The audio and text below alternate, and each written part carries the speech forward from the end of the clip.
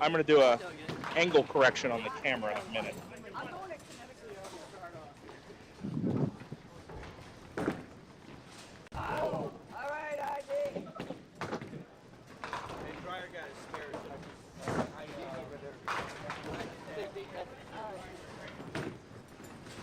We'll take that 9.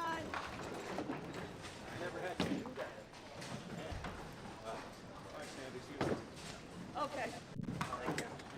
All right.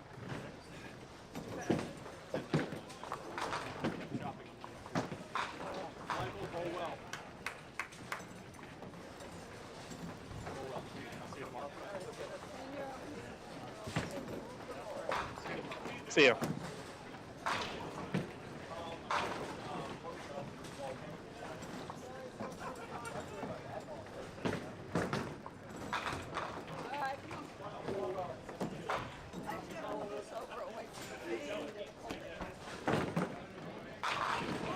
Nice start from Steiner Sr. I'll get replays going here in a minute while I get caught up. I believe I heard that Steve Dreyer started with a spare. Steiner Jr. will go with 9. Let me double check if I have the scores right. Be right back.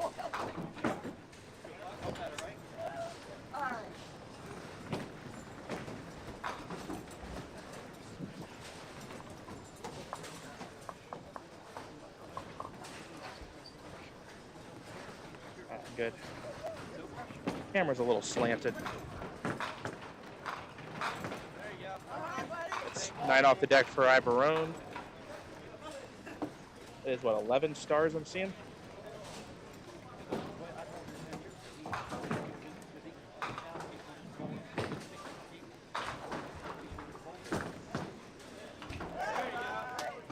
Get the Tom Lloyd view. A moment, I'm going to have to fix that in a minute. See what I mean?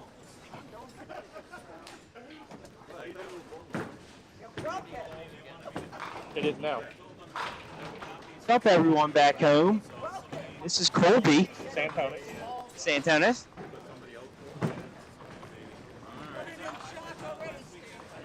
Nick Lloyd will not be your alternate today.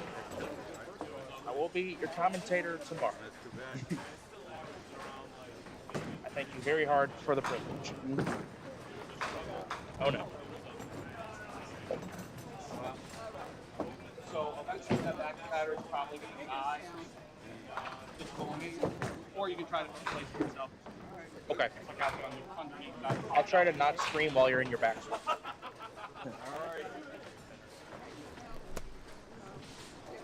I will need to do I'm going to do it in a second. I need to do an angle correction. It's a little slanted. Pitched down a little bit. I know it is.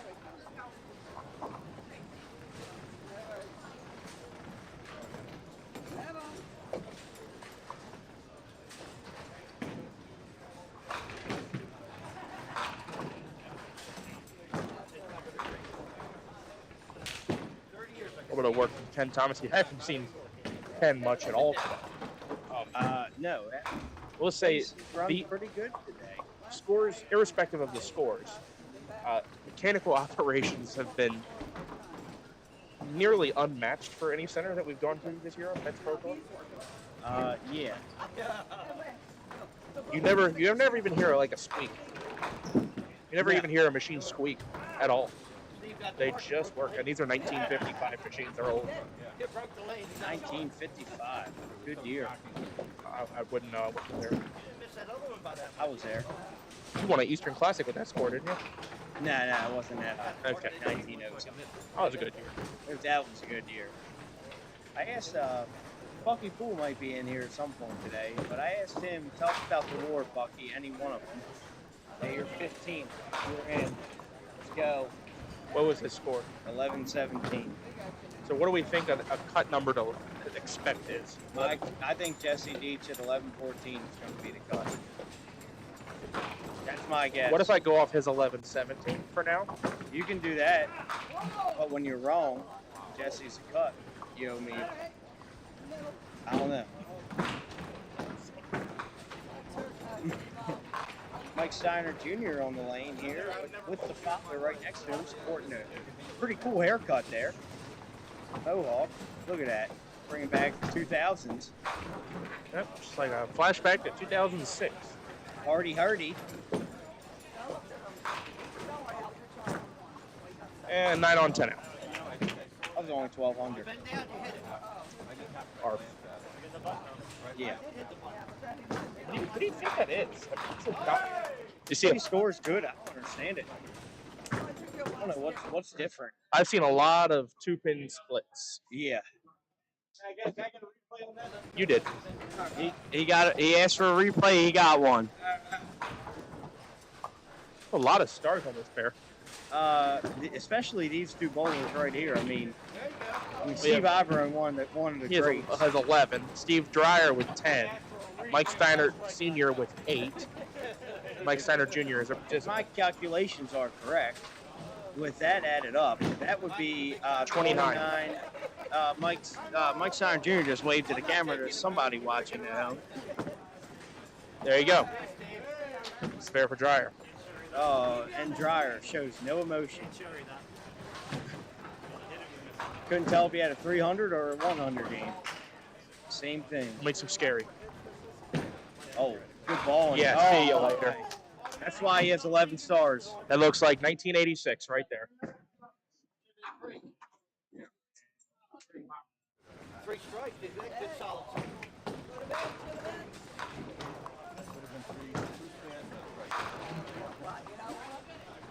Yeah, 8 stars for Steiner Sr. That's 29 between the 3 of them.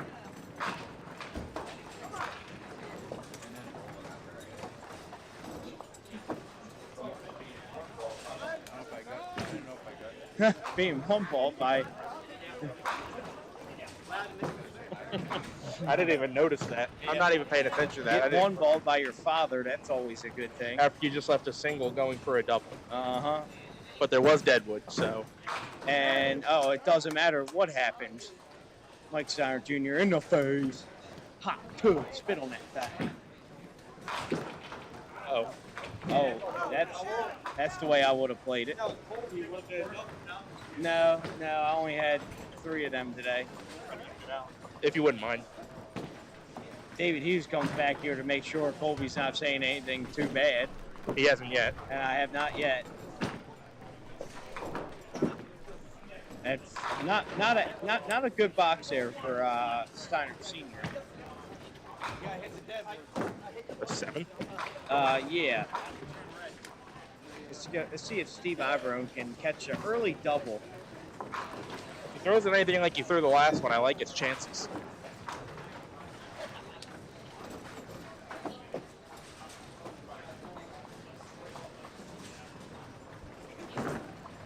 Oh, a little out there. Okay, it's a little half and half action here. Guy still counting.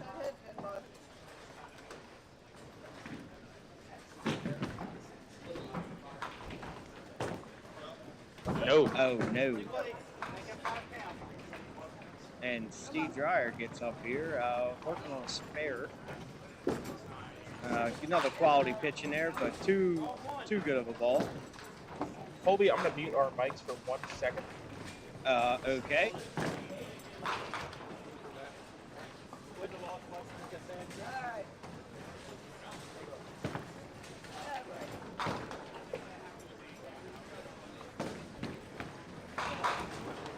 Steve Dreyer through the hole. 8 count on the spare. And I missed what Ivorone had out. Ivorone got 6 out. The head pin, sadly. And Dreyer gets. Oh, about that for the 10.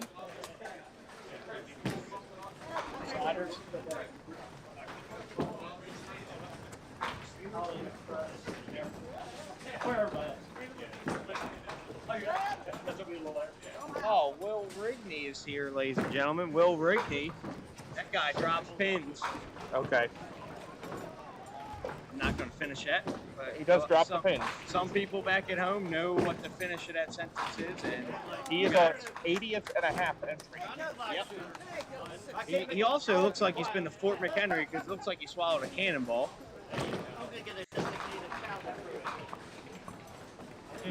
Phil Ball for Steiner Jr. That's Oh my. He struck. We'll give him a replay even though his shoulders were in the way. He got it. We can't even see the strike. Your shoulders and your body's in the way.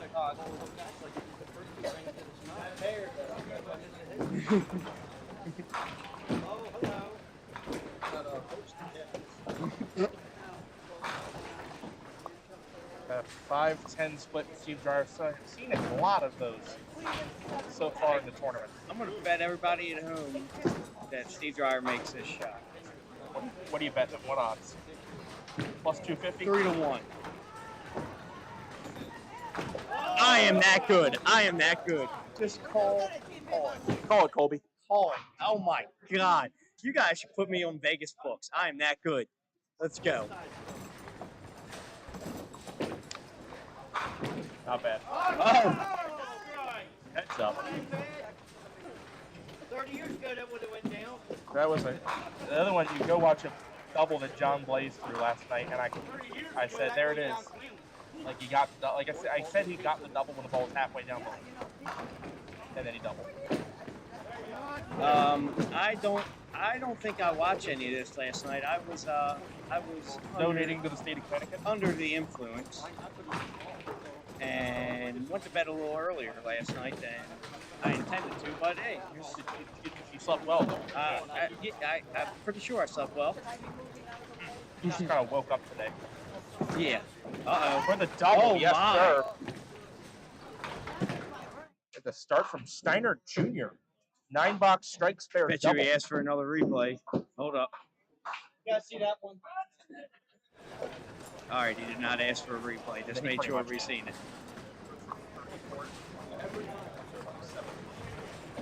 What? Oh, Oh my! And a quality pitch from the senior. it's just a 20-box though. So Colby, while you're sitting here, let's hash this out. If I presume that a number that a bowler wants to get over to be safe is 11-17, let's presume that, okay? Okay. We divide that out by 8 games. Pretty safe. You can get 20. 139. 139 would be the par. So anyone that shoots over 139 this game is over par. Yeah.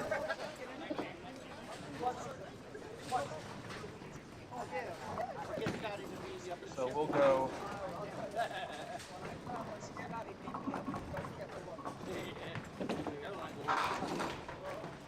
Take your time up.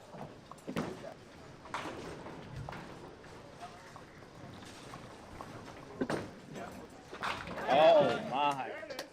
Fair for Ivorone.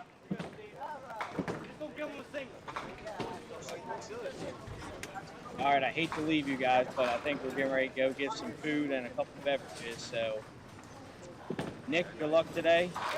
Tough luck on the lanes, but you'll have them. I love you all. How nice. You'll have those. You have them a lot.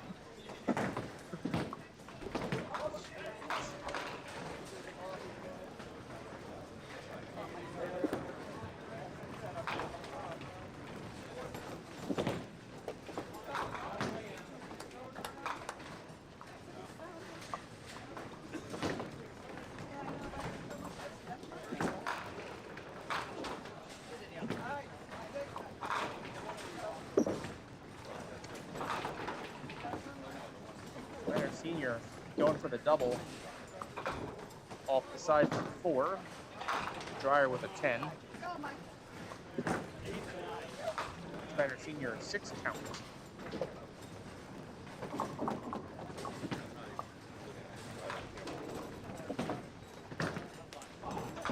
And he'll collect 9. 6 on, 9 counts for 81 with the 6. All right, Steiner Jr. for the triple. 69 plus in the 4th. And we get the Taylor Swift, 22. 71 in the 4th. Hope you all can hear me all right. I think it's looking like my volume is good. I think I'm good. I'm trying a different position for my mic this shift, so let me know if it's not working. I know I tend to get kind of loud sometimes, so loud, not loud enough, all the things. So let me know. You're on your lane now.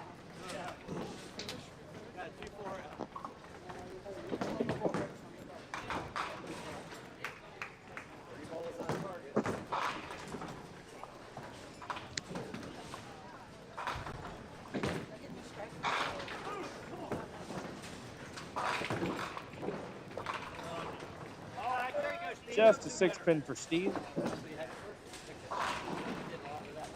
He's on an open. Steve Ivorone coming up, working on a spare.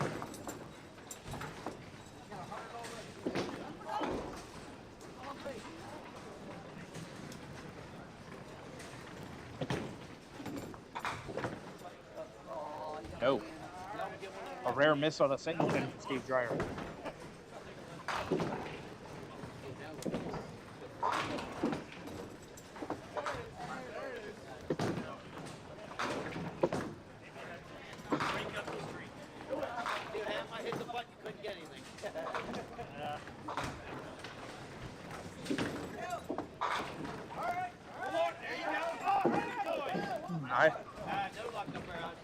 Ivorone off the side for 9. Leaves the head pin.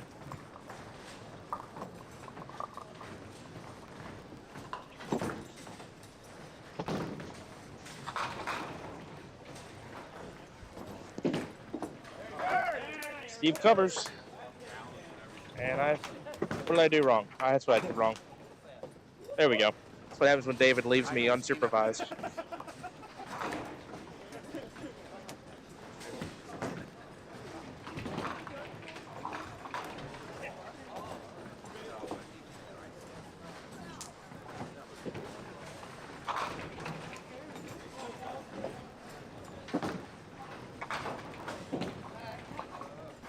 Steiner Jr. off the side, 6 count, head pin and triangle.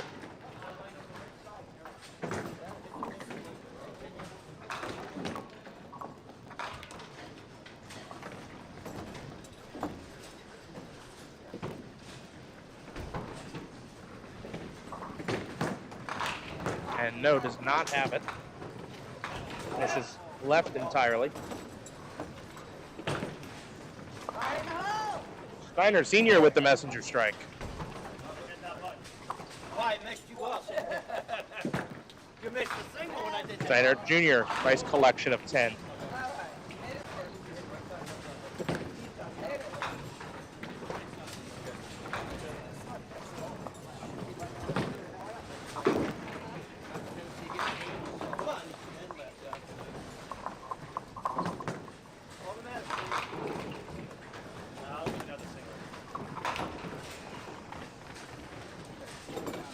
I think that sounds good now.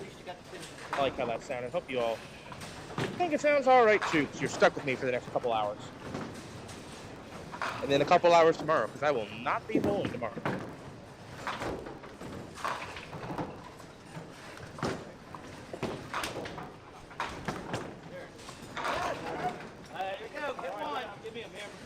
Ivorone a baby split.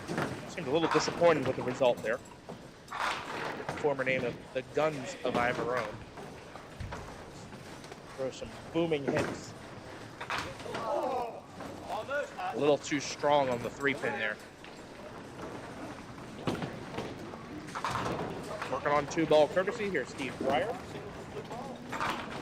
He's in there. Does he get the 5 off the wall? He does not. All right, come on now. Steve will collect for 10.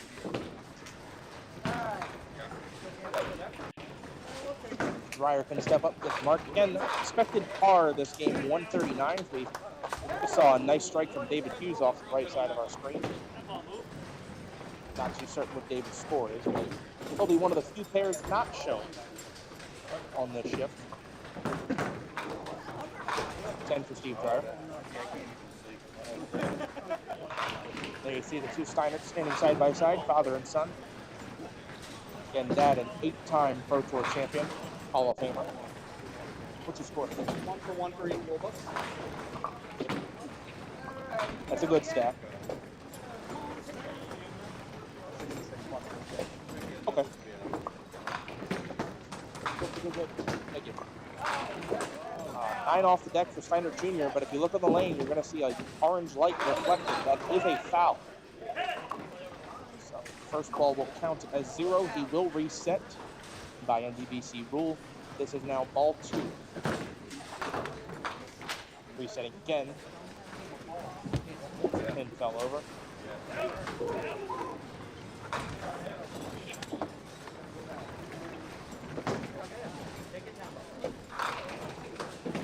Some of that alcohol from the hell when I hit it. That ball was going backwards.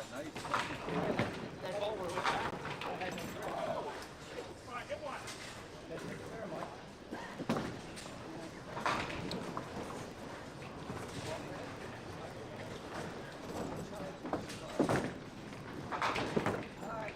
Off the side for 5 on the second ball. It's going to be a testing third ball here for Steiner Jr. He's can't let it frazzle him. Be a little off-putting when you get a foul, especially his first ball being 9 off the deck and it was a spare break. This is by no means an easy shot. That's a phenomenal 10. All things considered, a phenomenal 10. Gives him 120 in the 8th. For the double. Zigzag for Steiner Senior.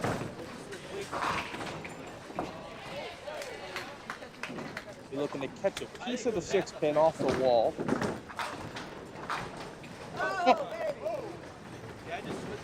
Did exactly what he was supposed to do, just didn't get the carry. 9 on the strike for 100 through the 7th.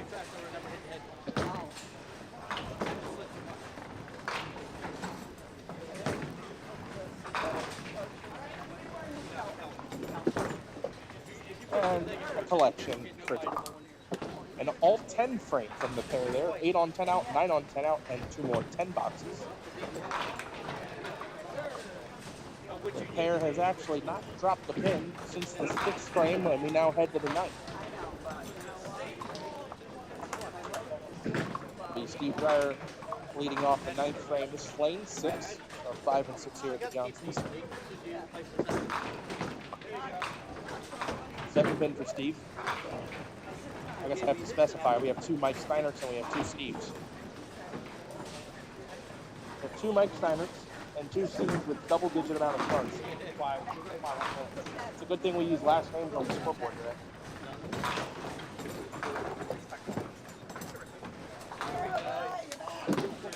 This is my show.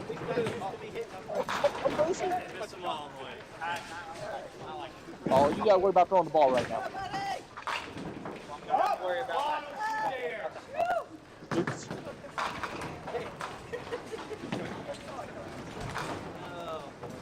You did distract me quite well. Missing a ball on 5.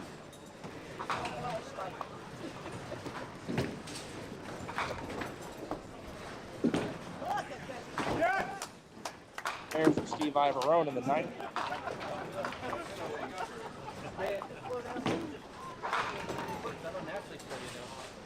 That was a ball of no confidence.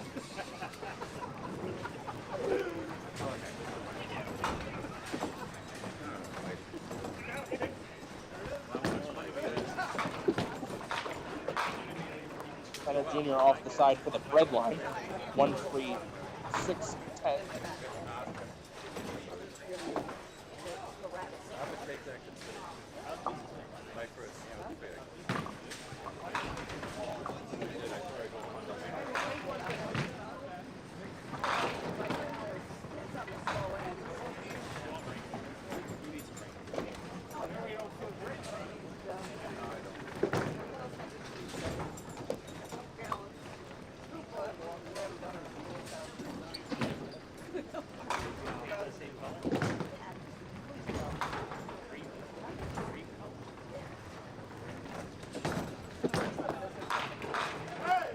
Nice recovery ball. Steiner Jr. spares it up.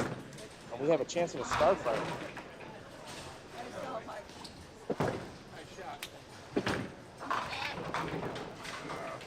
Steiner Sr. off the side for 6 as well. We'll have to see if he can bring it in. Now, I'm going to have to ask David in a minute if we had any star frames last shift. But if you all watch last shift and you know how many star frames we had, please drop it in the comments. I would love to know. We had 1 star frame last night out of 80 frames. Get over there. Ah, no sir.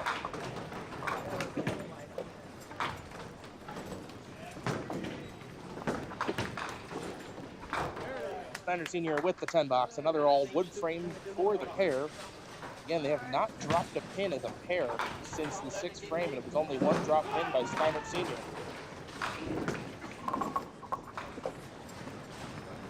All right, here's Steve Ivarone in the top of the 10th.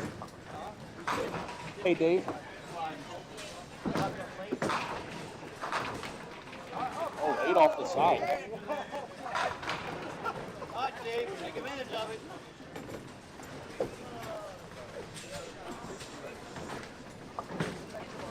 Any star frames last shift? 4? So we're at 5 total now. Ivarone's got it.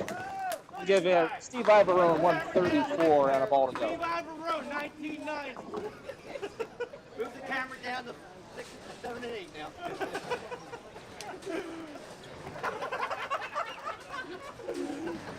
In front of the camera. Steve, no stranger to TV. So that's the point they're making there as he finishes out 8 spare 8 for a opening 142 over par. I'm walking out.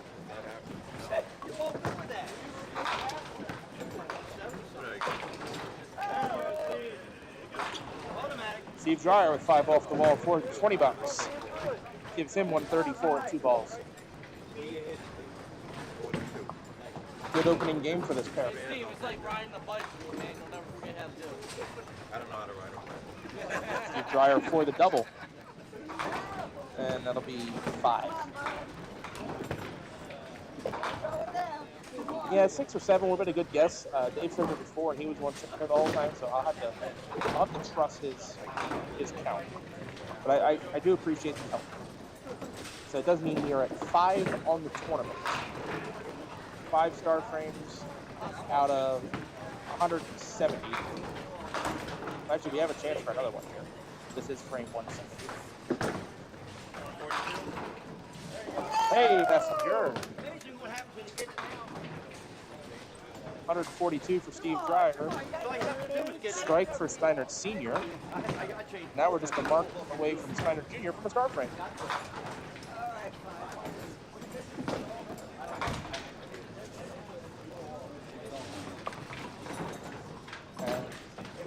Steiner Jr. may go, so we're waiting on a reset on lane 6. If he does fire. Oh, he can see. That's one good thing about it. It looks like the ball's coming back, so we will have action resuming here in a second. He towels that off, I'll leave you with this. I'll throw a double for you just to piss you all off. Do it for the cameras. Think ahead of you. I might as well get 2 out of the middle for the outside. I'll be glad. Yeah. Sherman has been refilled. Mike Steiner Sr. for the double, got a chance. He's high and tight, catches a break. Leaves the 247. Can spare here for 140. This will be right over the pace.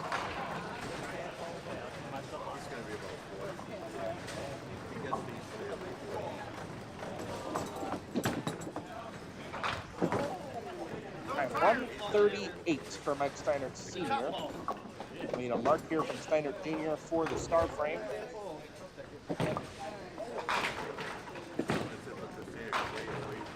Well, we have a chance. It is spinning back there. The question is if the 9 will go. It might. It will. We thank Mike Steiner Jr. for letting it spin on Duckpins Forever. You can get your own Let It Spin t-shirt at www.sparebreak.com. It's another way you can help support Duckpins Forever. You can super chat in the YouTube comments, click the coffee cup on the bottom left corner of the screen, or you can become a Duckpins Forever Pro member starting at $5 a month. Pro membership, $10 per month. Steiner Jr. off the mark. So our stat will be 5 out of 170 star frame percentage.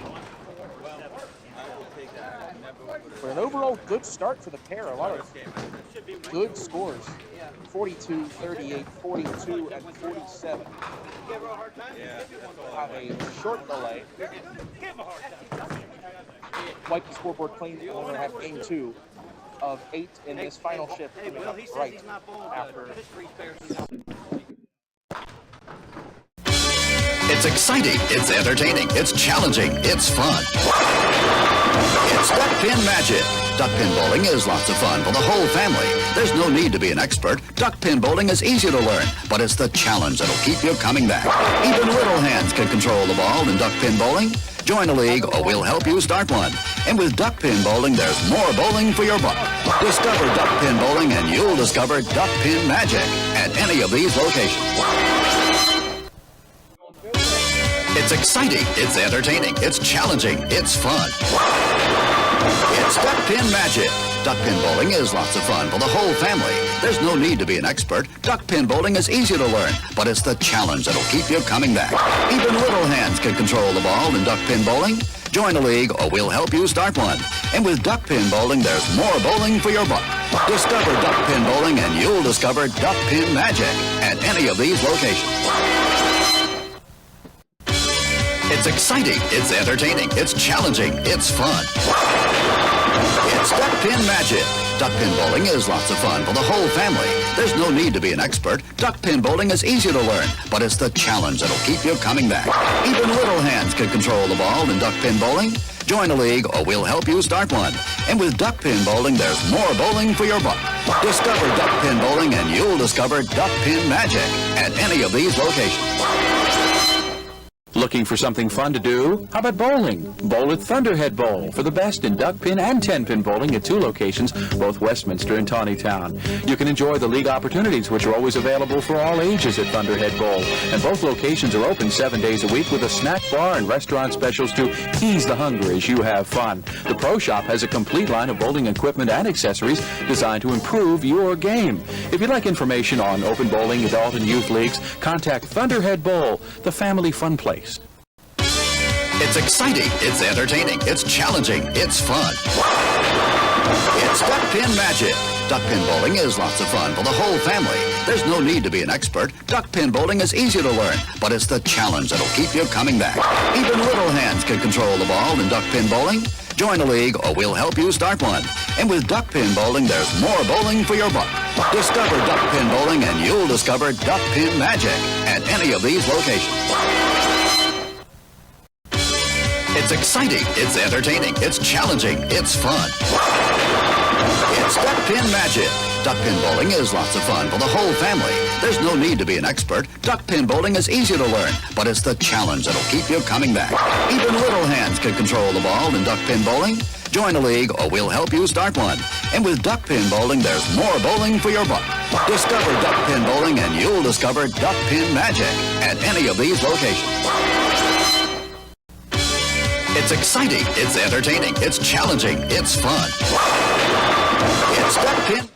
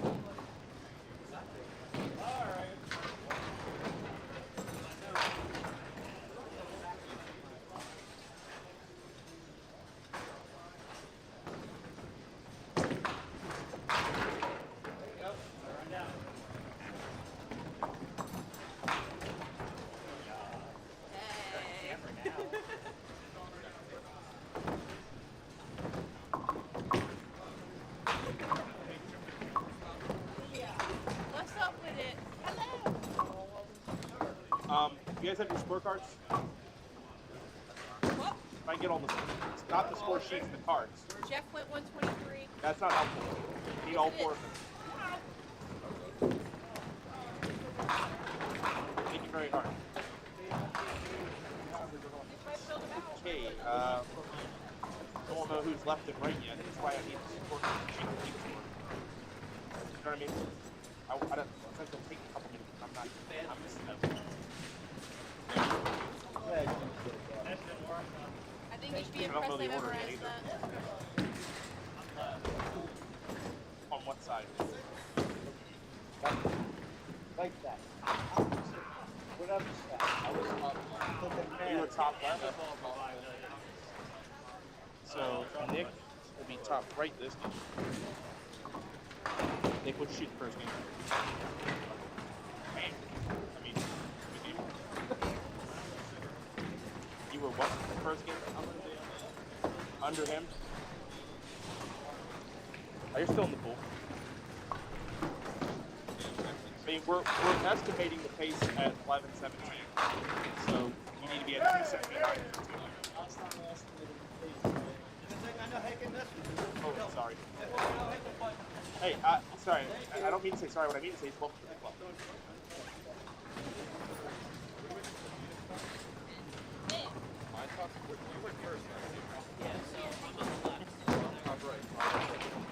Ryan Koopa's checking in from Highland Bowl.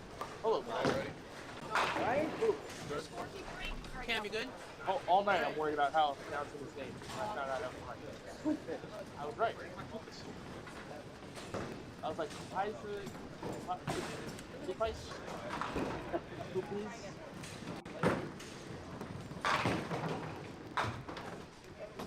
Alright, Nick Muscatelli going to be leading it off on the right lane. A total of 134. I think it's Cameron Jackson to start. Make sure my mic is on. My mic is on, that's good. Camera mic is on. There's no music playing in the background. I think we're ready to bowl. Here's the lefty launcher. Check it in.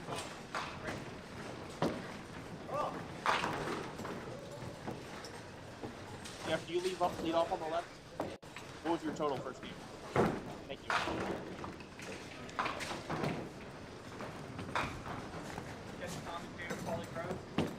David, you. Hopefully I'll be better at it. Wow.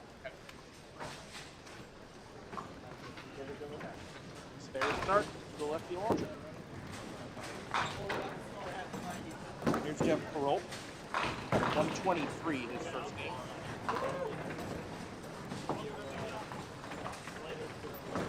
He's on lane 5. That is left of target.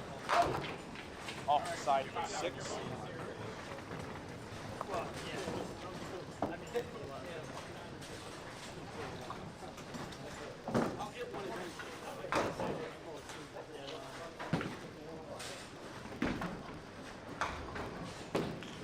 Working the desk so Ty Boogie can bowl. It's very nice of him. Open frame for Jeff.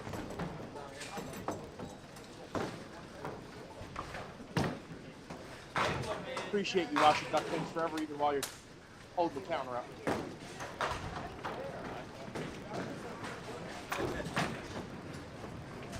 That'll be an opening 9 box for Mr. Jeffrey Perrault. The only thing I don't know is when Cameron Jackson had his first game. I'm going to go find that out right now as Kyle Holton steps up. All right, take it. More. Hey, hi. I need to know what Cameron had. 160. Cameron had a 160. Sweet. I can't get up. So welcome. I have a full pizza in me. That's a little hard. All right, Cameron Jackson actually had 160 to start his first game. Kyle Holt shooting a 2-4. He'll probably make it. There it is. He's got it. Never mind. Oh boy, maybe a long afternoon.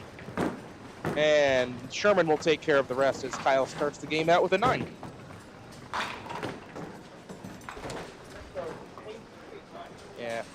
well, we're now batting 5 for 171 on star frames on camera so far in the tournament. And 4 of them were the past squad. We were 1 for 80 last night. That's right. 1 for 80. We went 4 for 80, which means we're averaging a star frame every 2 games. But 5 for 160 is not great. We're now 5 for 171,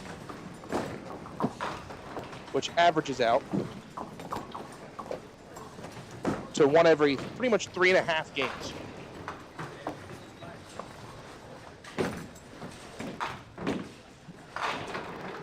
$7 to start for Cameron Jackson. He had 3 object pins and got 7.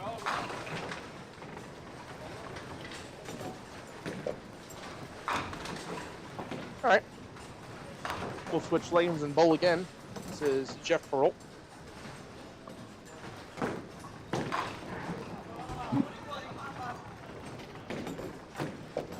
Jeff throwing old Paramounts, I believe. It is off the side again. 5 this time. He had 6 last time. This is the 1-3-6-10 bread line plus the 9-pin and back.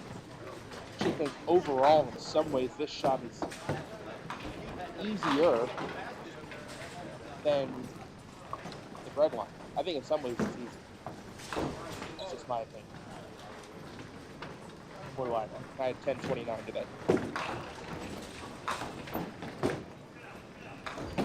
Now when the hook's left, open frame, watch the tape. Thank you, sir.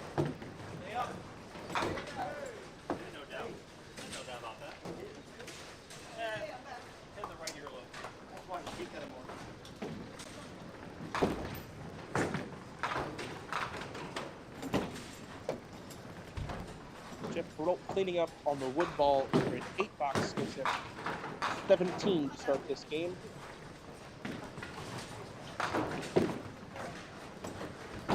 Now up steps a man who, if he did not make it into the Hall of Fame for superior performance, may make it into the Hall of Fame just for the mullet.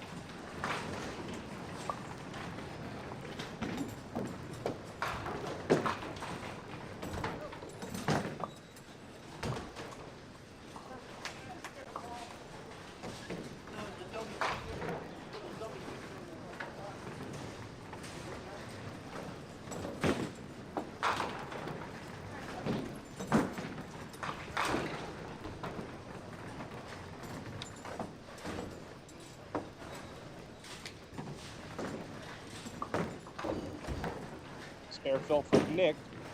Looks pretty good.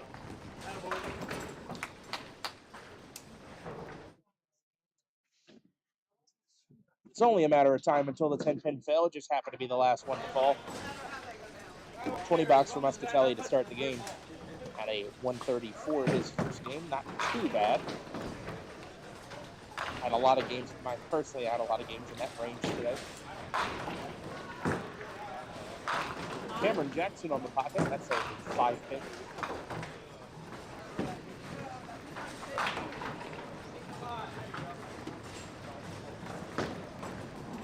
Appreciating the couple dozen screens that we're on right now. Shows 50 viewers. Typically more than one of you watching on a particular screen. We thank you all for watching. Fair for Cameron. Okay. Close out the second frame. It's going to be Kyle Holt.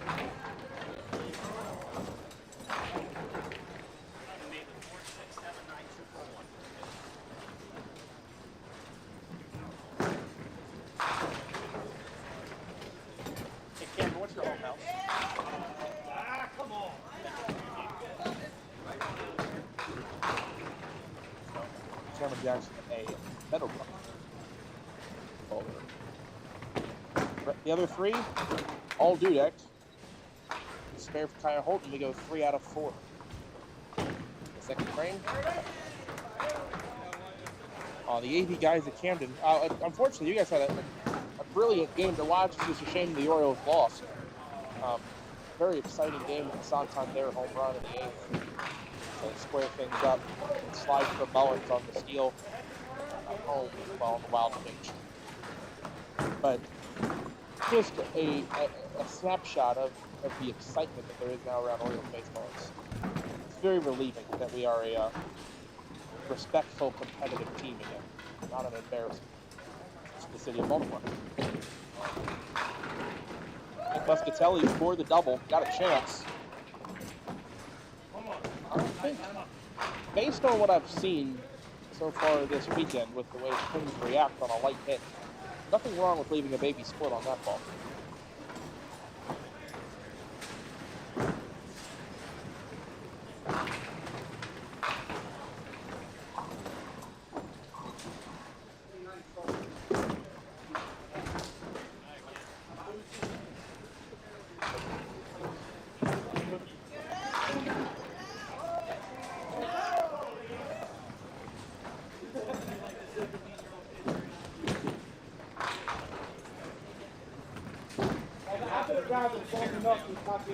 Eight on 10 out for Nick Muscatelli. Wishing he had that one back. Here's Jeff Peralt. That is going to be on the head pin. And Jeff leaves his favorite. It's a 10 minutes. Do you want to be seen? No, I just haven't seen it. Okay. Jeff Peralt with the 10 pin, his favorite. He's a bit of a 10 pin bowler himself.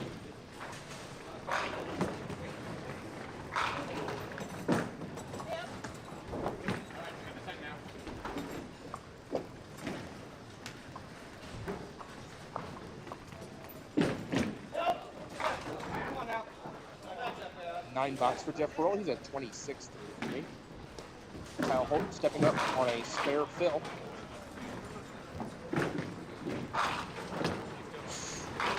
Did that plenty of times myself today. 9 off the deck.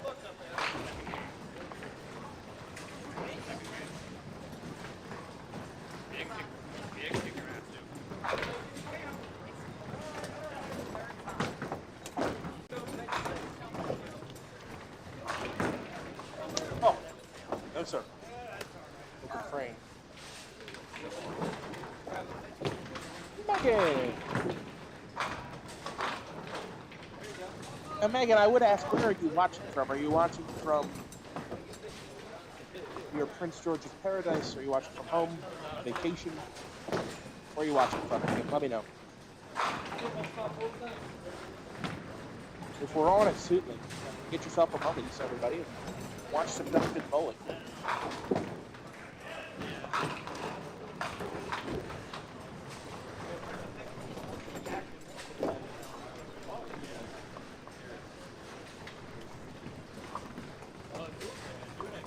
Six off the side on Cameron Jackson's Phil, shooting the 1-2-4-10.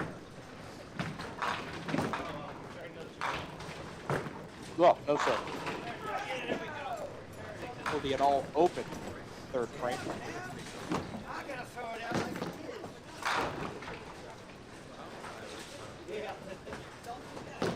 Is it strange I'm watching Duckpin in a Duckpin alley? Absolutely not. People do it all the time. We even had, I remember, Megan can vouch for this, when Duckpins Forever was on during the Youth Travel League bowling at Suitland Bowl. They would have it on at the bar, and the kids would be bowling and watching the adult tournament was going on simultaneously. And they enjoyed it.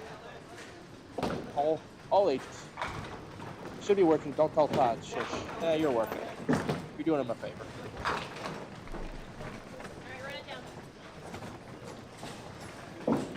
Jeff Peralt off the side for 7 to 1-3-6. Jeff has a ball with a late breaking right to left ball. So you have to avoid this ball from touching the head pin too high. You also don't want to try to play this on the crossover side because then you run the risk of missing everything left. Kind of throw it in the free pin. Oh.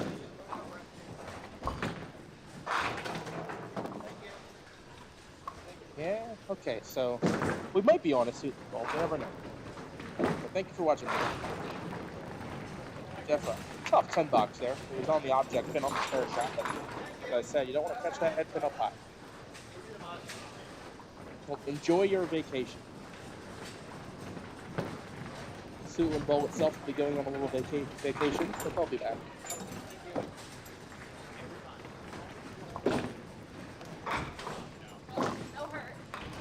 What would you like me to say about that ball? What do I say about that one? Okay. Hopefully I have something to say about this ball. Make it.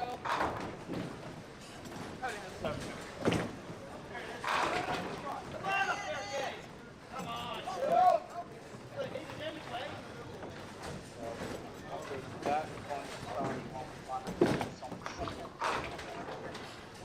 Okay.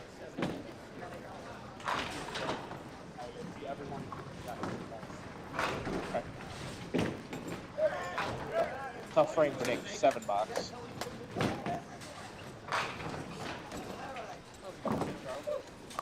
As of right now, I am not signed up, Zach.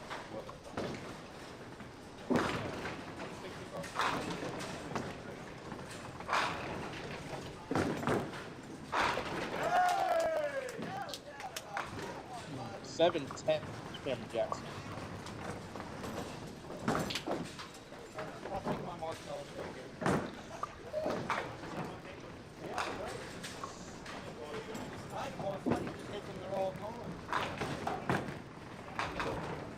Oh, it popped up.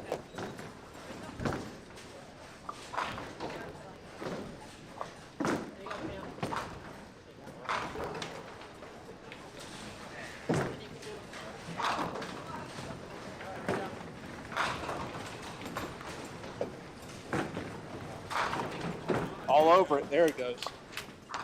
Messenger to the 10 pin. Kyle Holton. Folks in the back saying, nice count. Rulebook shot for Kyle.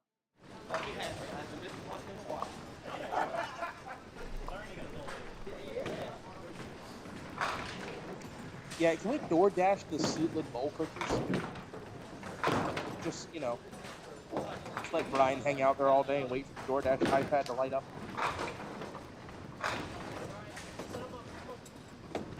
Fun, but one of the famous pieces of cuisine in Duckpin bowling, the cookies from Suitland Bowl cooked to order.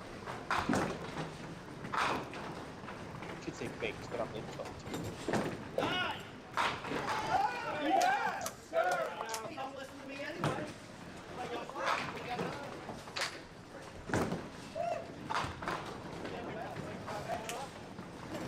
Last 2 boxes a bit of a struggle for Nick, but he's not doing too bad with 63 at the half. Catch a couple marks from the back half and get to that 140 number. If Perot yet to mark in the game, that may change. He's 4-7. That should be his good side. His ball breaks right to left.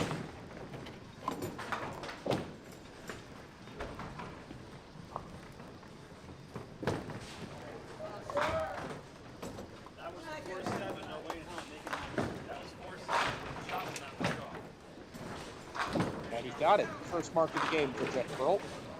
A 4-7 conversion in the 5th.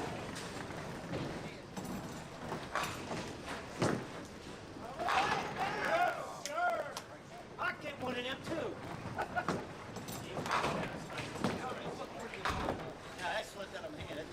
With a double. High and tight. Oh, that's tough. I'm actually going to replay that first ball. Very unfortunate that on that mix, neither pin went. Between the 4 and the 3.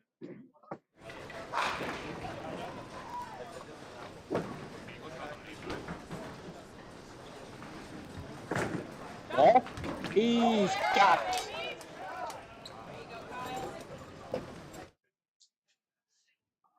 Can't do it much better than that. I always love seeing a left-handed Rhode Islander clap after they throw a ball, but normally it's nice when they hit the pin.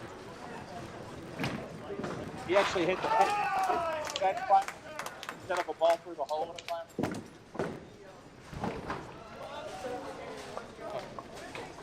Some slow Shermans here on 5 and 6. Don't forget a little nervous because they're on TV. I did not get it on a replay. Sorry. open, square, strike. Okay.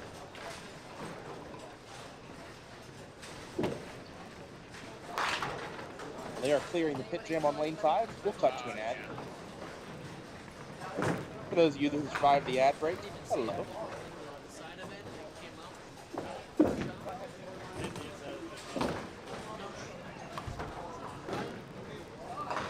Pit jam is being cleared on lane 5 as we speak. Sherman reactivated. And we play on. Close out the 5th frame with Cameron Jackson on lane 5. He's going to be waiting for traffic to his left. That's why I see him not firing right away.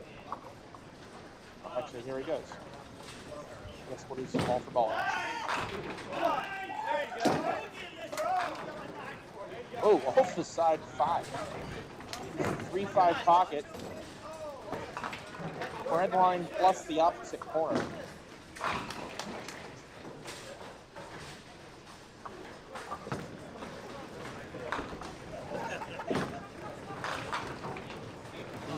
Takes the 1-2, 4-10, leaves the 7. I'm told Mike Steiner Jr. off to our right is working on a 4-bagger. He'll be stepping up here in a moment. It's on lane 8 to go for a 5-bagger.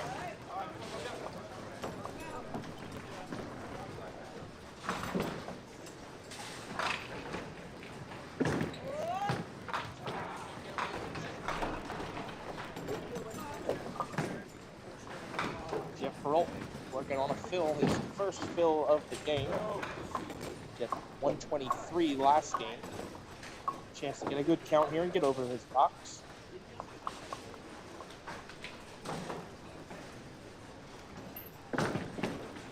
He's in there. 5-bagger off to our right from Mike Steiner Jr.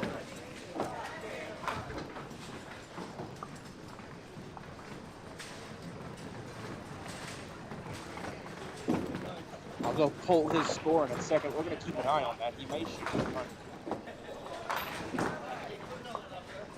No. Ball ran on him in the last couple feet.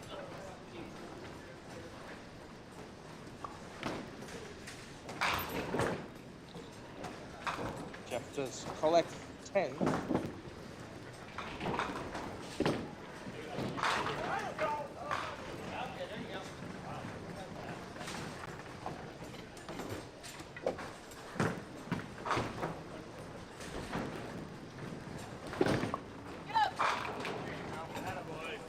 See ya.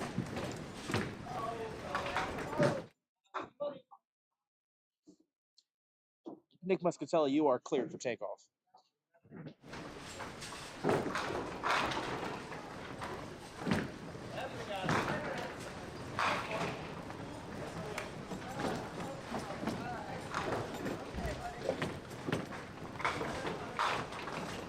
So, Mike Steiner Jr. at 157 plus in the 7th. He's on a double.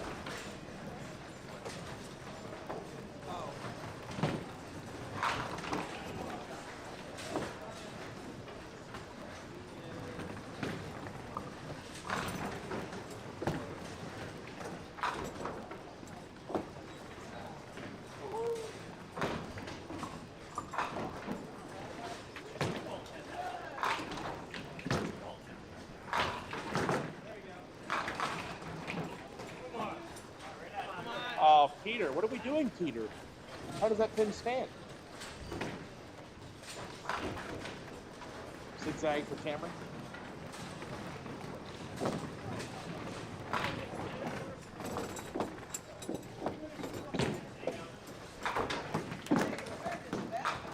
Good try. That ball was cute, Nick. It was a cute ball.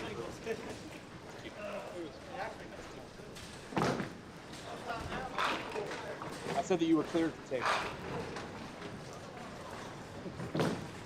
Pin just went up in the air. Cameron, I believe, took 9.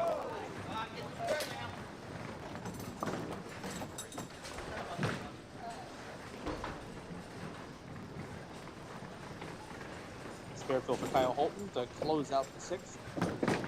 It's in there. And he'll get them all. There's the strike.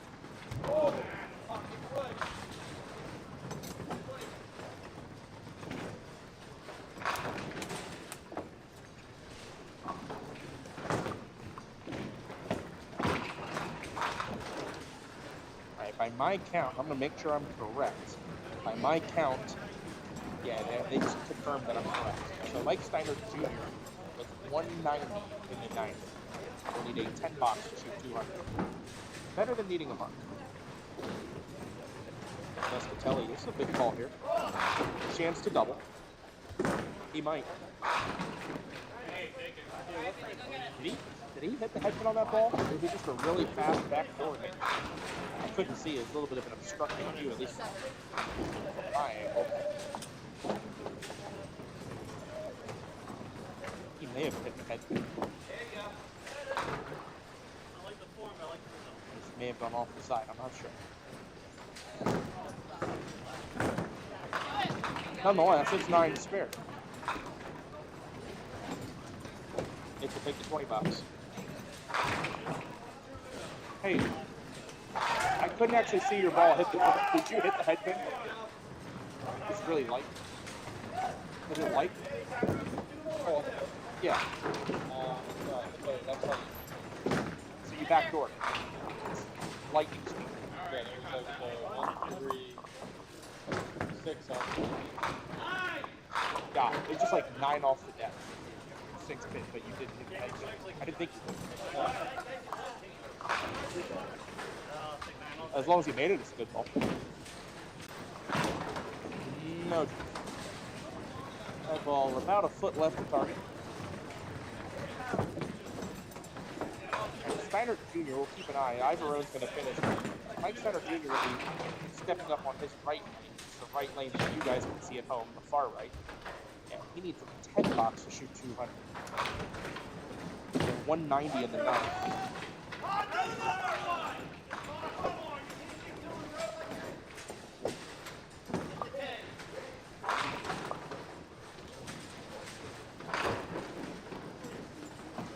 I would wonder how many 200s lifetime Mike Steiner Jr. has.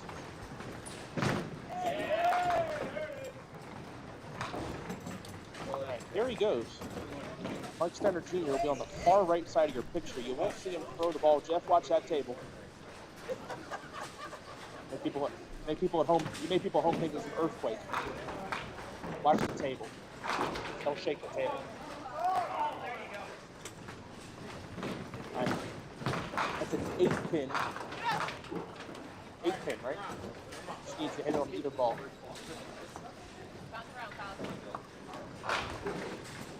Kyle Holton through the schnoz for 2.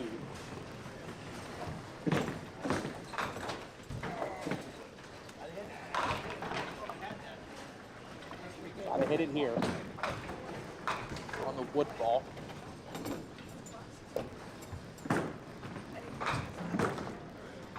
He's got it. 200 even for Mike Steiner Jr. Back of a 5-back.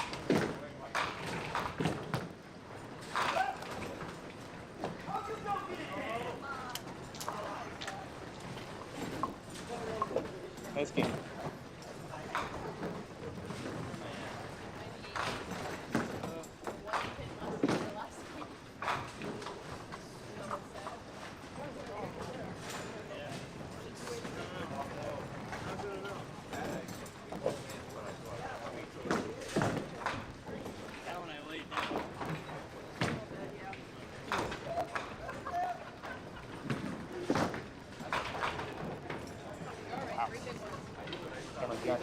Cleaning up 2 more on the third ball for an 8 box. Some low scoring for Jeff and Cameron in this game. Kyle and Nick doing okay, but a little bit of work to do to finish this game out well. To catch another mark or 2.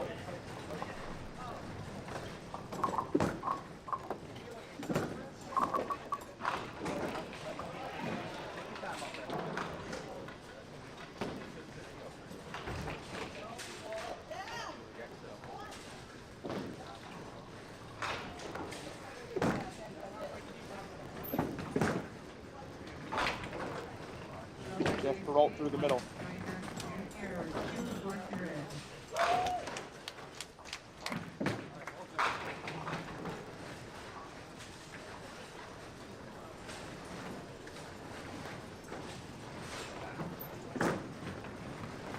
Jeff Perot, what an attempt. Takes 4 of the 5, leaves a 3. I think he thought he had it. Don't blame him. Jeff Perot to 10 box.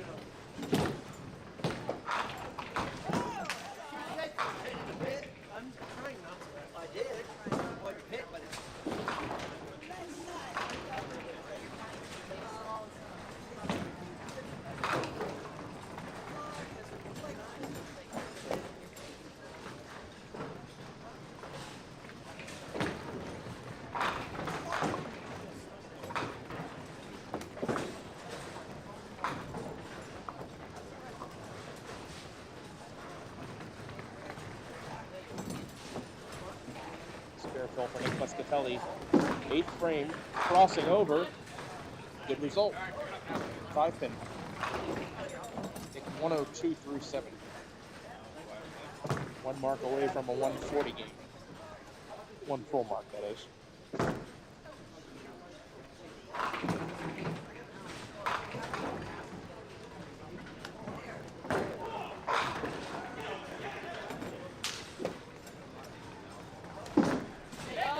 Muscatelli all over it. Gives him 112 less than the 8, now a full mark away from 150.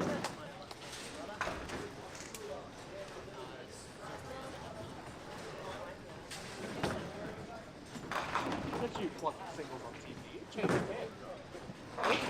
What's happened to you? A whole new look on life.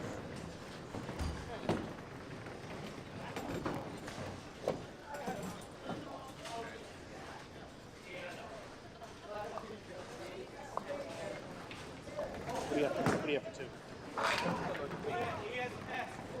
For 2? Got it.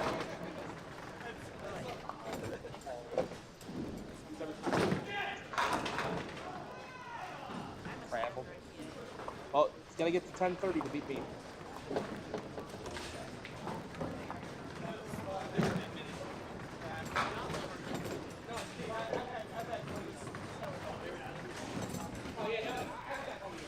Okay.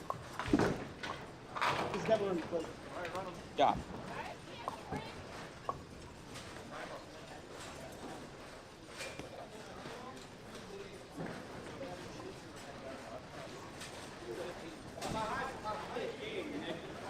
Okay.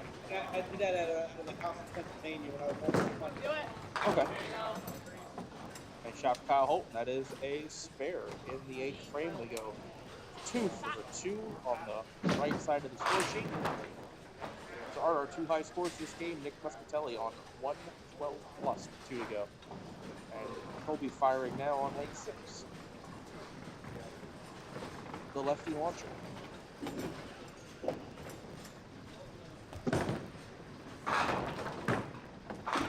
Nick throwing a nice safety pitch. Leaves a 1-3. Okay, it's kind of quiet here, my bad. Leaves a 1-3-6. Uchi. He's just shooting the layup. He knows what he's doing.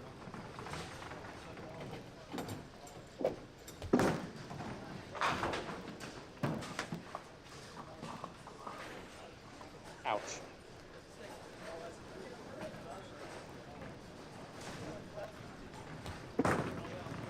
Well, either way, it is good count, good wood. 129 through the 9th. He is a mark away from 140 game.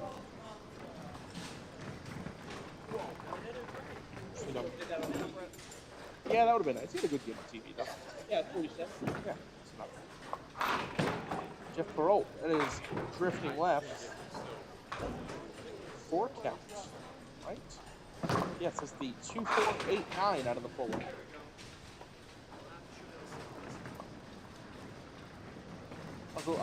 It got a little quiet here when I mentioned that you threw a safety pitch and then you were laying up. Looks back there. Sorry, my voice kicked. But then you got shafted a bit on the spare shot there. That's what you get for trying to smash the pocket on the second ball.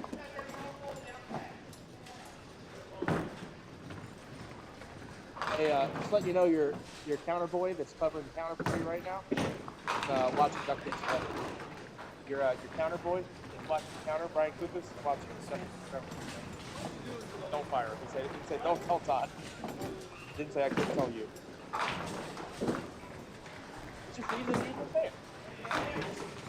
He's a fan. If the machine shouldn't break down, he shouldn't have nothing to do. Just sit there and watch him.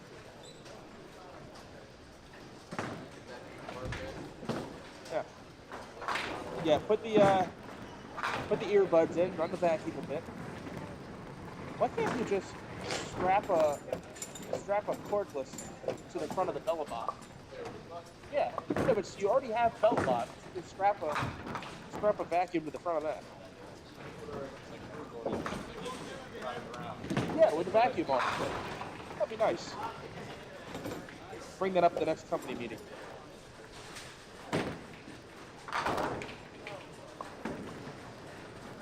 I missed Jeff's 90. What'd you have? In the 90. He has 93. Thank you very much. Go with 10 then.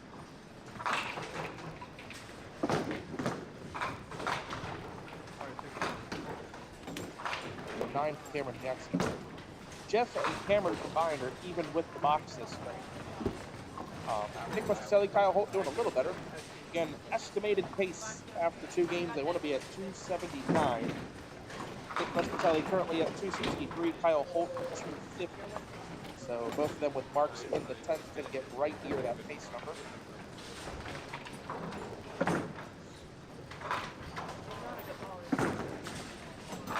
Oh no, Jeff rolled through the middle. Well thrown ball just crept up high on him. I think the adjustment may want to be if he can flatten that release out a little bit to play the lane straighter here. Johnson, as the weekend goes on, the lanes are going to start to dry out a little bit.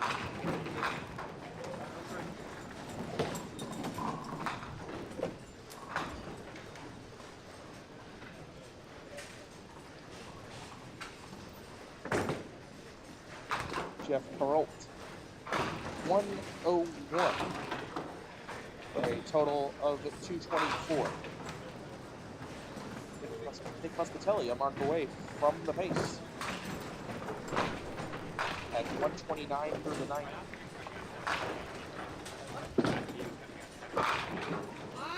$5K. Wow. Threw a messenger at it twice off 2 balls.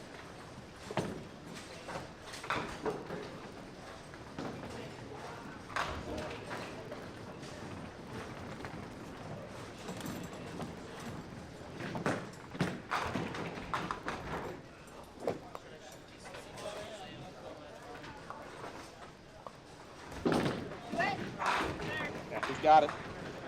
I don't know if he knew he had it. I think once the reset light came on right about now,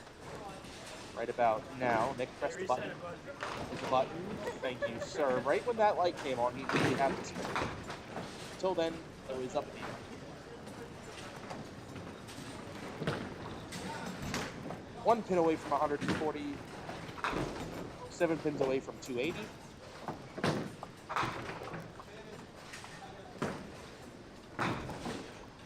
Smart decision to take his time on the fill shot. Out in the Atlantic, 7 on for an even 280 for 2. It's not the safety pitch of all safety pitches, but. Bowling? Yeah, of course.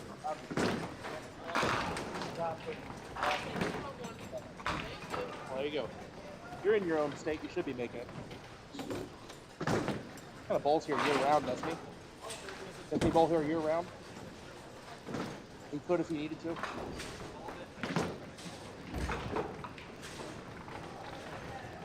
Cameron Jackson shooting a single 8. He covers with a little bit of a celebration. He needs 3 on this fill shot to get to triple digits. Thankfully, he did start out with a 160, so this isn't going to hurt as bad as it could. And a nice finish. 19 in the 10th. Shoot, 106. Gets him to 266, about a mark behind the 279 pace.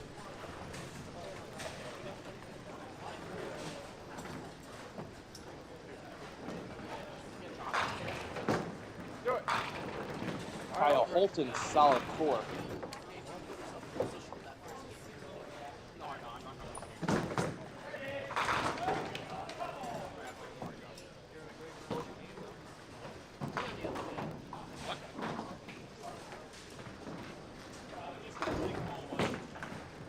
Got it. Kyle Holton will get a fill at 132 and a ball to go. 260 total. And a strike here to get to 270. He finds the reset button.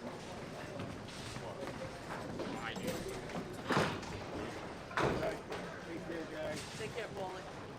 Thank you.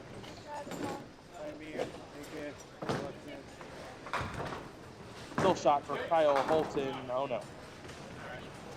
Shoots 134. Total of 262 is not too bad. Just a little bit of work to do. Final scores are all there for you. Take a quick look at them. We're going to take a pause. We'll be right back. Game 3, at the end of Game 3, we will have Duckpin Trivia. Stay tuned for that. In the meantime, we all hope you enjoy. Got the winter blues? Tired of sitting around the house watching reruns on the tube? Get in on the action and go Duckpin bowling. Grab your family and grab your friends and find out how much fun and excitement you could have Duckpin bowling. Be a part of the action and head for your local Duckpin bowling establishment. There are plenty of lanes available and you won't know how much fun you're missing until you give it a try. Duckpin bowling, the cure for the winter blues. It's exciting, it's entertaining, it's challenging, it's fun. It's Duckpin Magic. Duckpin bowling is lots of fun for the whole family. There's no need to be an expert. Duckpin bowling is easy to learn, but it's the challenge that'll keep you coming back. Even little hands can control the ball in duckpin bowling. Join a league or we'll help you start one. And with duckpin bowling, there's more bowling for your buck. Discover duckpin bowling and you'll discover Duckpin Magic at any of these locations. It's exciting, it's entertaining, it's challenging, it's fun. It's Duckpin Magic. Duckpin bowling is lots of fun for the whole family. There's no need to be an expert. Duckpin bowling is easy to learn, but it's the challenge that'll keep you coming back. Even little hands can control the ball in duckpin bowling. Join a league or we'll help you start one. And with duckpin bowling, there's more bowling for your buck. Discover duckpin bowling and you'll discover Duckpin Magic at any of these locations. It's exciting, it's entertaining, it's challenging, it's fun. It's Duckpin Magic. Duckpin bowling is lots of fun for the whole family. There's no need to be an expert. Duckpin bowling is easy to learn, but it's the challenge that'll keep you coming back. Even little hands can control the ball in duckpin bowling. Join a league or we'll help you start one. And with duckpin bowling, there's more bowling for your buck. Discover duckpin bowling and you'll discover Duckpin Magic at any of these locations. Hello, we'd like to clear up some misconceptions about duckpin bowling at Fairlanes. This is a duck. This is a duck pin. Note the absence of webbed feet. This is a flock of ducks.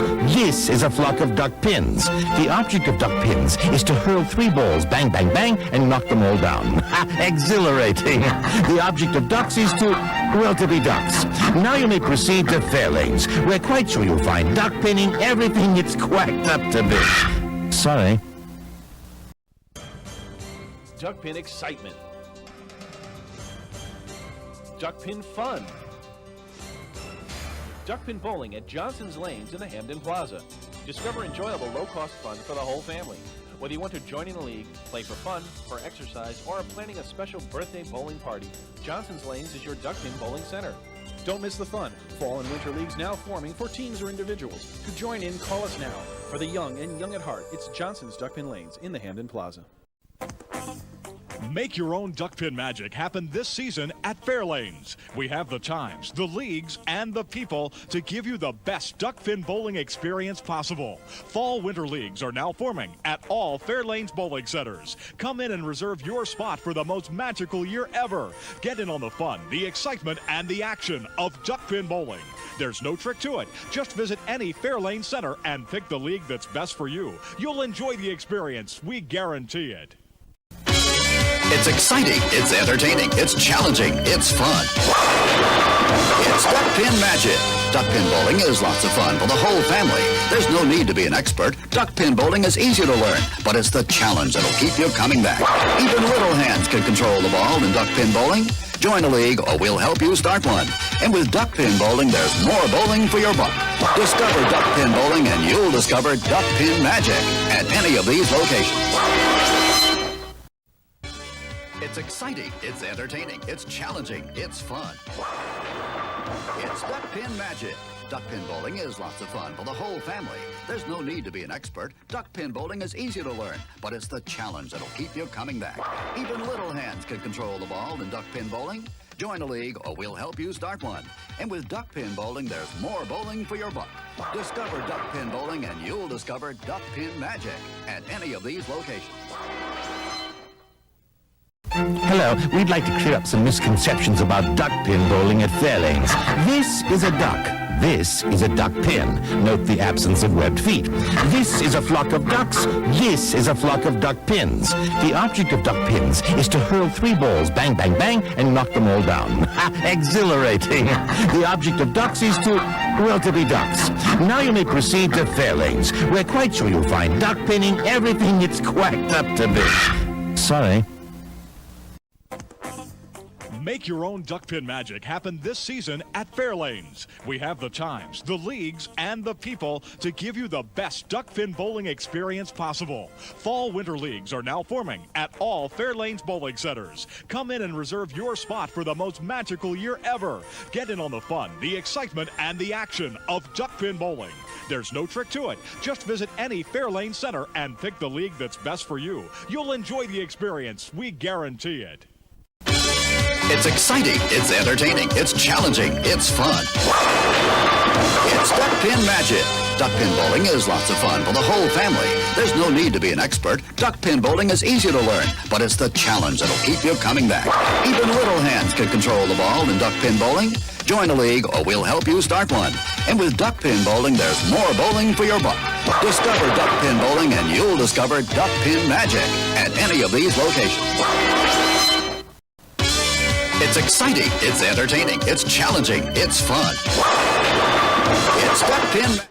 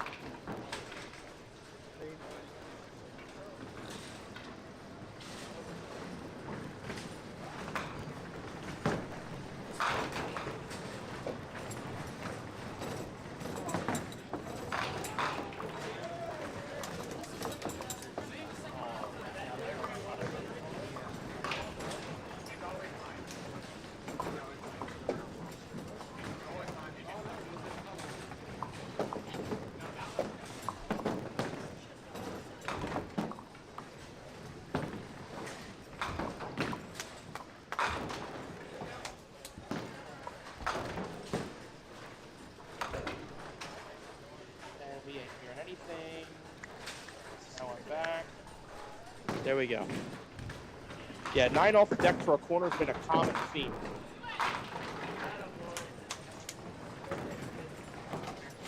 No. You gotta make it. You have to make it.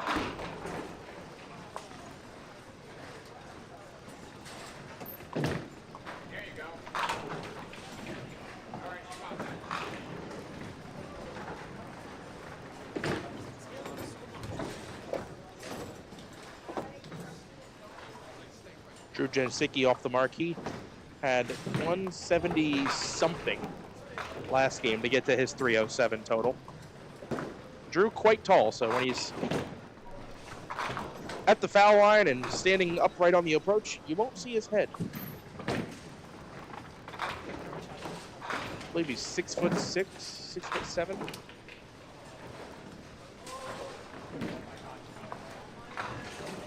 All right. Now to Ryan Warren.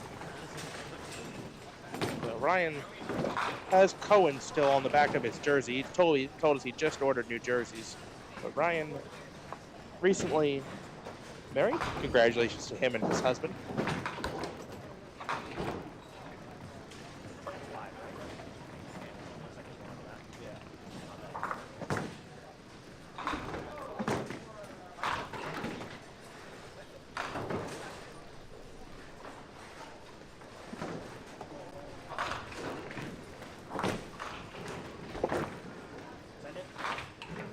Open frame for Ryan.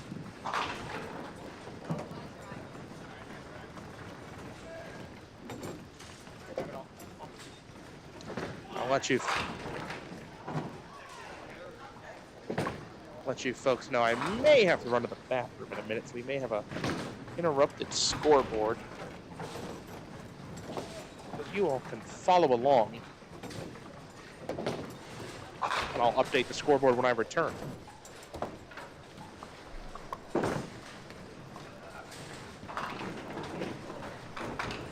2-1 for Charles.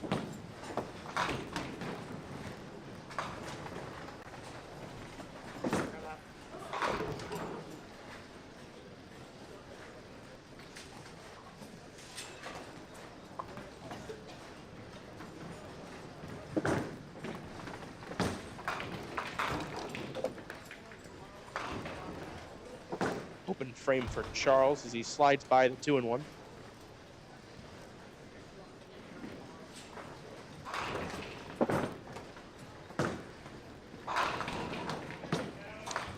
Charles with a 9. Here comes John Cohen. Well, John and I just talked about it. Common theme has been 9 off the deck for a corner pin. And there's another one. The other corner this time, he went 9 off the deck for the 7 pin in the first frame.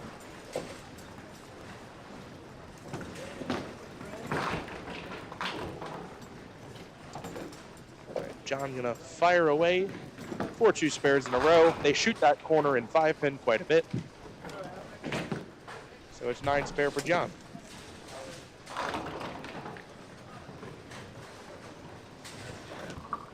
I do need to go. You need to go back.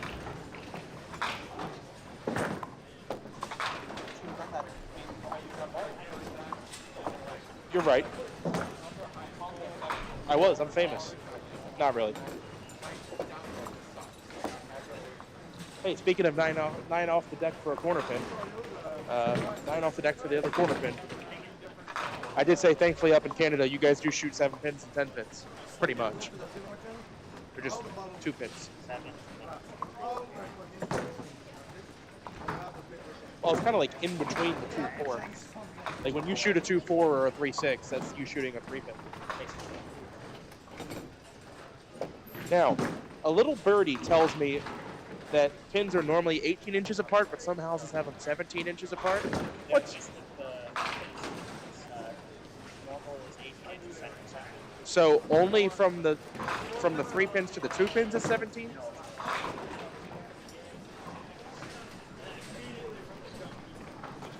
Yeah. Oh, they only moved them laterally. That was to increase scoring.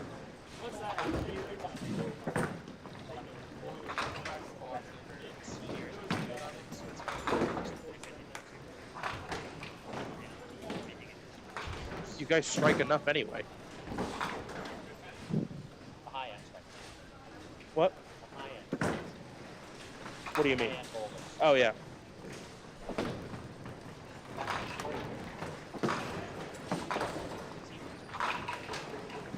All right.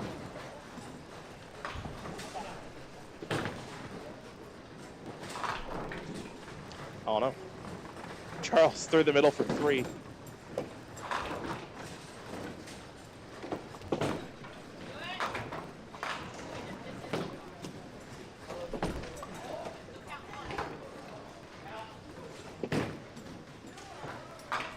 Oh, Charles, nice attempt. It leaves the 2-4 behind.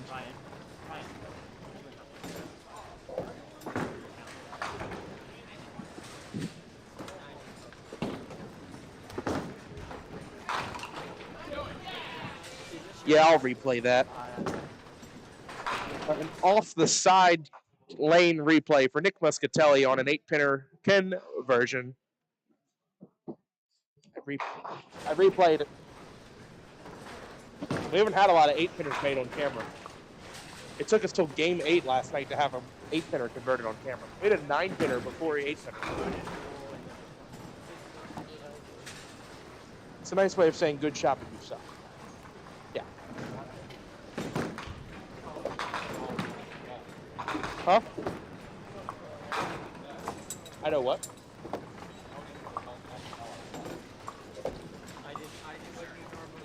Sorry, my bad. My bad.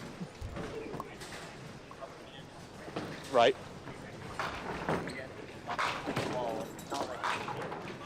So, let me ask this.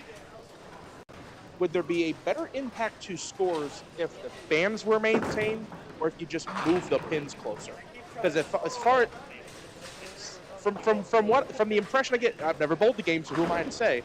But if you've got fresh bands, it's going to score better than if you have unmaintained bands and you move the corners closer. Some broken in. So it's pretty much the same with how these pins are. That you right out of the box they can be a little goofy, but once they've gotten about a month or 2 on them is when they're like they can really fly around.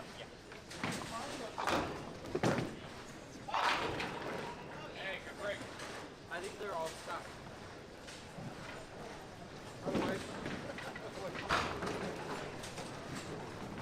Hey Drew, that was a spare, right? 9 spare? Yeah. Okay. Right.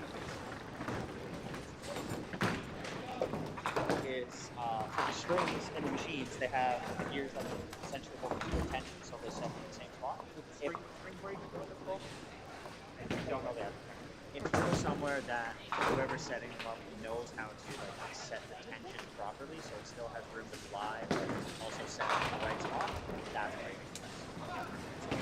So there is string pins that are maintenance still that has to be done for the sake of scores. Because people act like it's a set it and forget it kind of thing, but there is a little bit of work that has to go into it.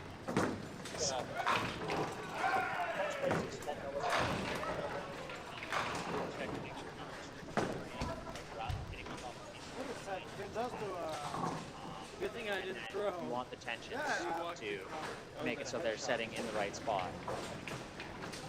Some people set them too tight, some people set them too loose. So if they're too tight, is it harder to convert aces, or what makes it harder? Aces is too hard to convert in general. You're basically banking on a kickback. It's no different than here, for the most part. So if the strings are tighter, do you leave more of them? Find that the tighter strings, they don't spread out as much, so a lot of stuff will just end up going straight back. You need it to spread out. Sure. Now, if I could ask, what I see a comment, right, that you're throwing. What kind of size and weight is that? Mine are 5-inch 3-9. And is that the same first ball you would throw in 5-pin? Okay. Now, does it tend to be that people don't throw 312 because you want more deflection? 312 is still fairly, well, I guess most of them fairly new now, but no, there's not a lot of 5-pin ball companies make a ball that's 312. Because you don't need that much weight. The most common is 7-8. Because you want the deflection, right? Okay. That makes sense. Well, I'll tell you what, while we're having a quick mechanical delay here, I'm going to cut to a commercial break. I'm going to run to the bathroom. and I'll be back.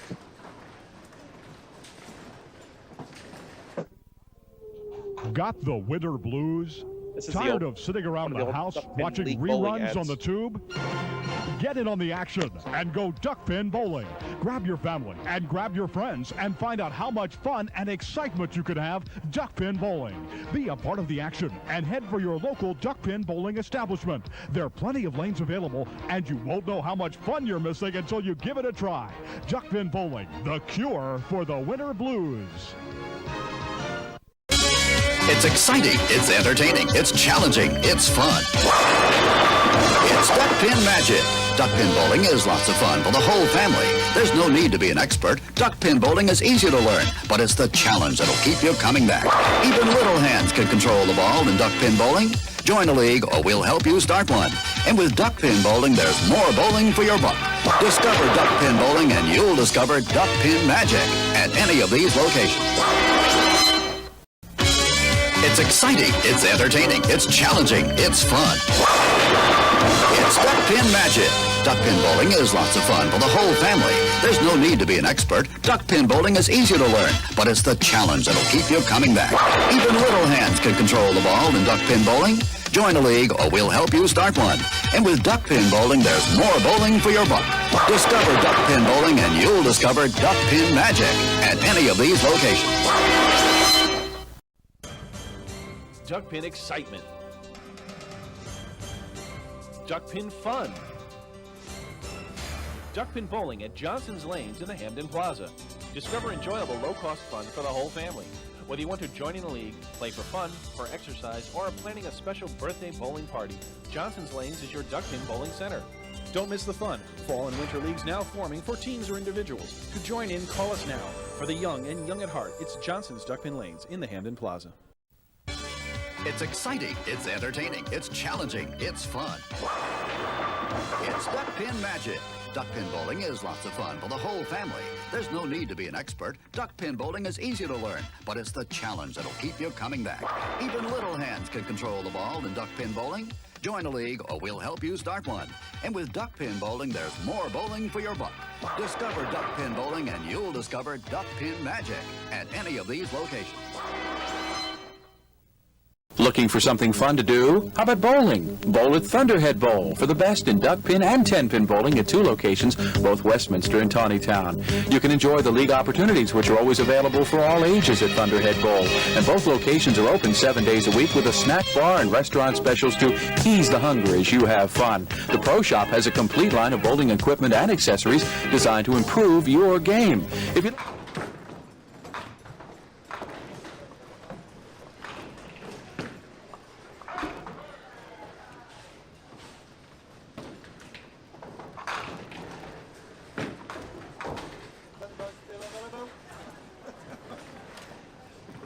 All right, everybody, I'm going to get caught up on score here.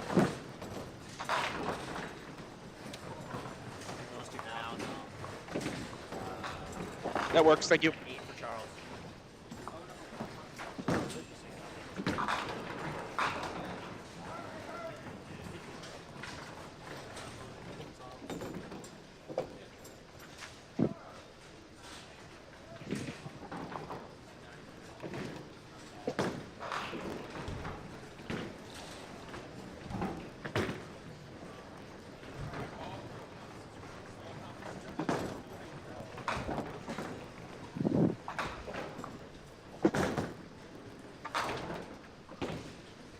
How about that? We have the 5-pin channel in the chat. I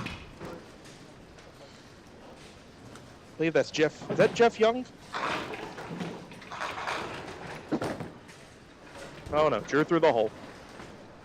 The 4 on and chasing the hole.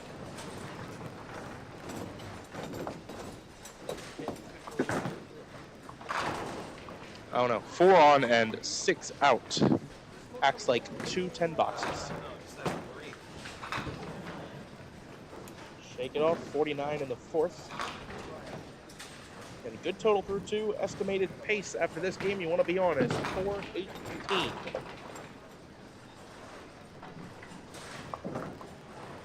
Although I may have to look around. I may raise that slightly depending on how this shift is scoring. Oh, 5-7 for Charles. Doesn't matter the ball speed. Everybody's been leaving 2-pin splits this week, and there's been quite a few of them. Muscatelli with the spare. Oh, right side of our screen. Charles going to slide it over. No.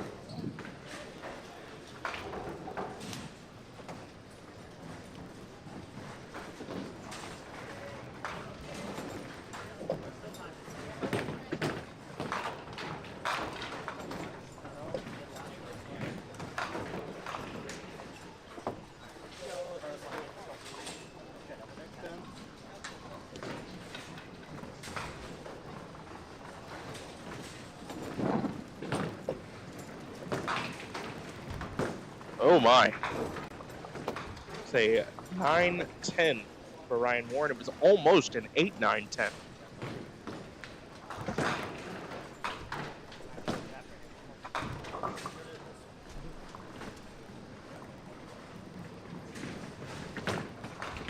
Sorry about the occasional vibrations from the camera. The camera is on top of a table, and sometimes that table gets bumped, and it will cause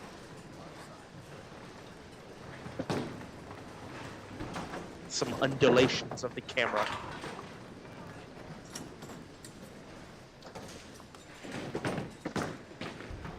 A nice 1-1 from Ryan Warren. Unfortunately, has not marked yet in this game at 47 in the fifth.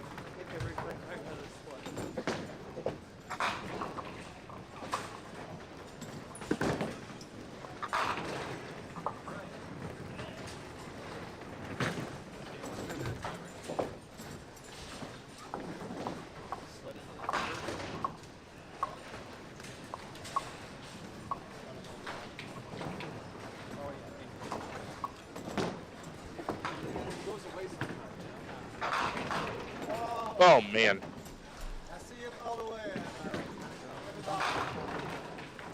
Watch it again, folks. It's about as close to perfect as it can be.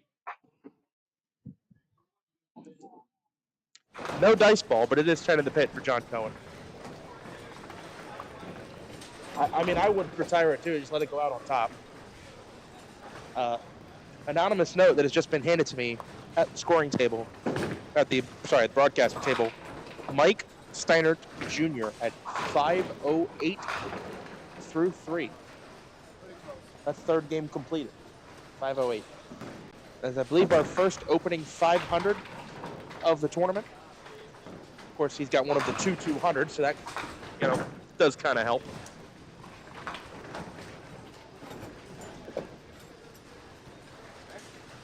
Spare for Charles, as he shows us on the screen. Here's Ryan looking to get on the board himself. Nearly successful.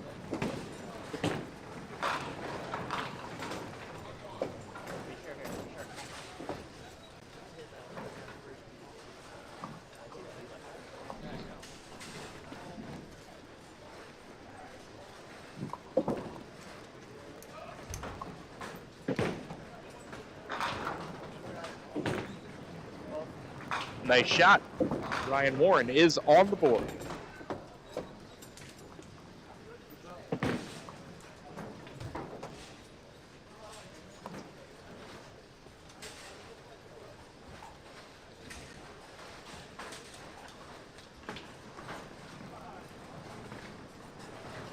All right, John Cohen looking to drop it in there again for the double. It's got a chance. It's got more than a chance. It's going to happen. It is the double. It's another 10 in the pit. And watch out, folks, because when he gets dialed in, the scores go on the board quite quick. They're gone. With assist from the gutter belt, that was 10 in the pit. And more excitingly, Drew Jensicki has a chance to step up, throw a mark, and give us a star frame, which we have not had yet this game, and we haven't had one yet this shift. So, as it stands, we bowled 2 games in this shift, plus 3 games, which means this is the 186th frame of qualifying, and we've had 5 star frames out of 185. Not a great ratio. Drew hoping to make it 6 here. He's hoping to catch a double of his own. Would love to see star frame number 6. Unfortunate. Through the middle for 6. Spoke too soon. It's tough because I know the one, Neb's weekend is during the Dudek Pro Tour, I think. It's a weekend after. Okay. I'll have to see. It's one of those things that I got to come up with one time and do it, but yes. So I've heard. And do I bring 5 pins forever? Can we rename for a weekend? We don't have no bad sunnies, but we have the spare brake shirt. It's got 5 pins on it. Yeah. We'll see if we can get the duck pins forever through customs. Yeah. I mean, again, it would not be hard for Dave to modify this scoreboard to work for 5 pins. It can be done. Yeah. Okay.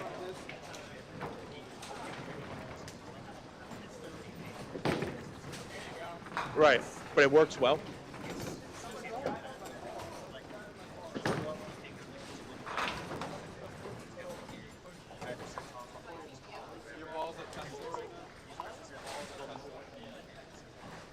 How about that? And they have the convertible machines, right?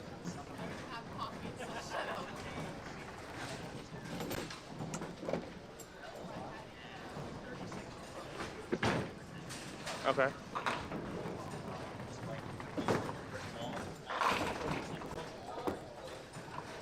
Oh, so they run well. Everything's about efficiency. 2 count for Charles. He deuced on the right side. Watch out. That was almost in the hole.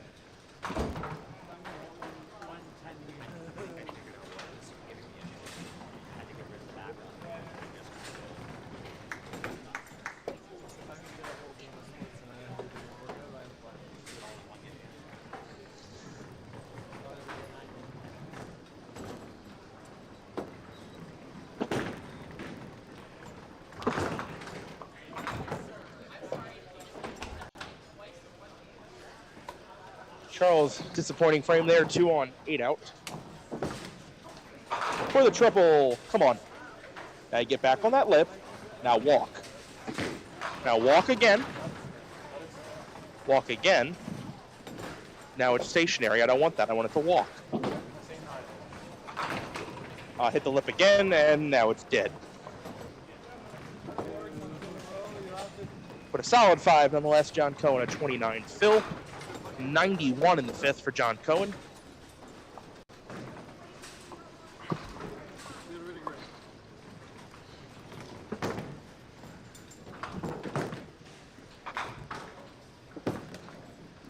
As you expect, he covers.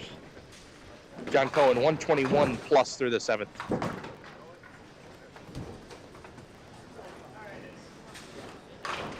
I appreciate you letting it spin. No. There's no automatic cycling in this game, so I want to visit it.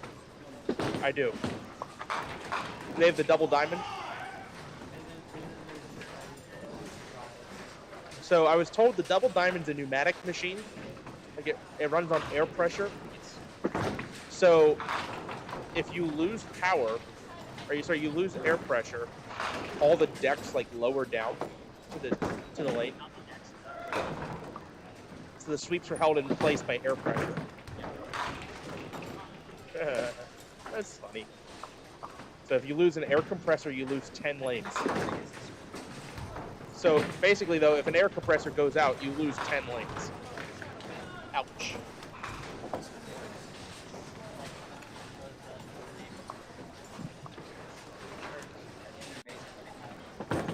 Free fall.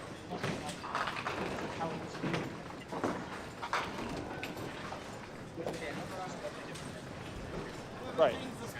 thing is, though, back then with the rubber bands on a wood pin, those wood pins could probably last a lot longer than like a wood duck pin. Yeah.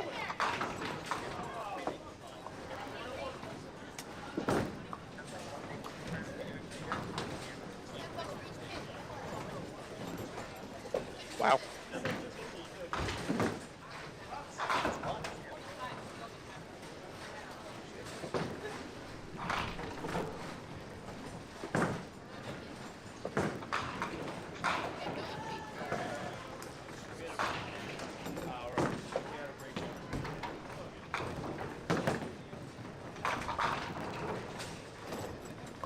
Solid 7-pin.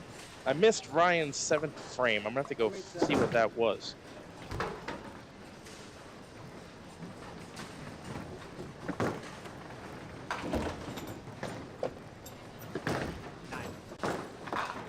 What did he have on? Got it. And then a 9 out, 73. And then a spare. Got it. Thank you, John. That's fine.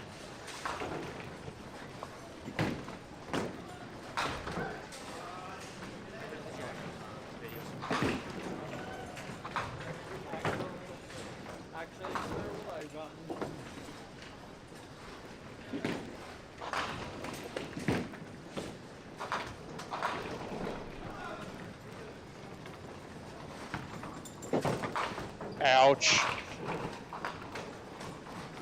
1-5 only, the worst sound in duckpin bowling. It never gets any better.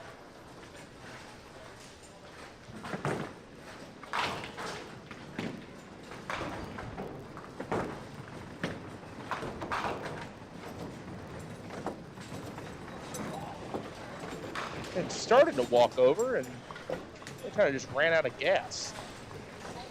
Now it's walking the wrong direction.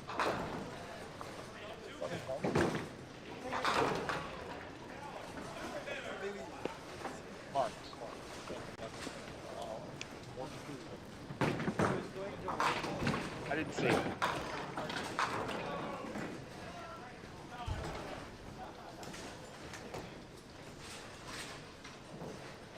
Wood ball for John Cohen. Of course he made it. Why not?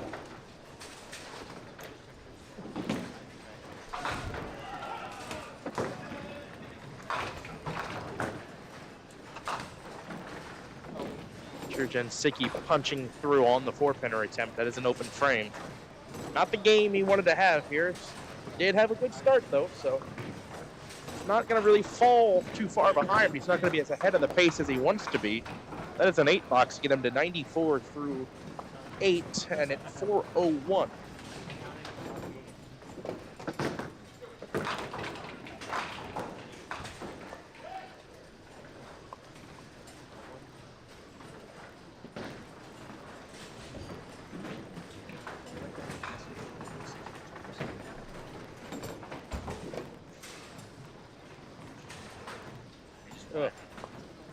Did you have any hit the when you go H? Did you have any hit the back wall? Come back. There are still to this day rules in the duck. There's a rule in the duck pin playing rules that if a pin rebounds off a pin buoy and comes back onto the lane, it counts. Also, there's a rule stating that if you send a pin up into the machine and it knocks a pin out of the next rack and it comes down and knocks other pins down, that counts. It counts because you can't tell which pin is which.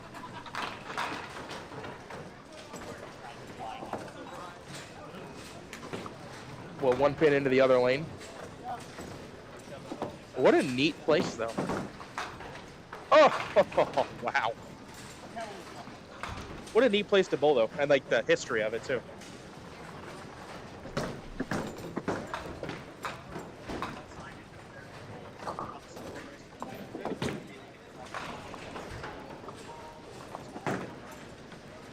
What a weird way of scoring.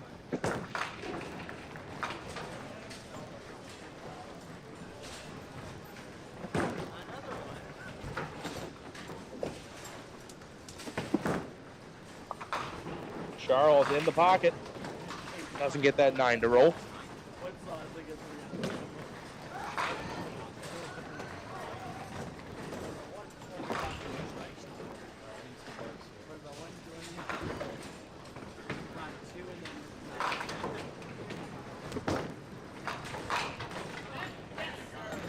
Nice rebound. Nick Muscatelli had 7 marks to start the game, left a 7-10 in the 8th. Went back with a strike on the 9s.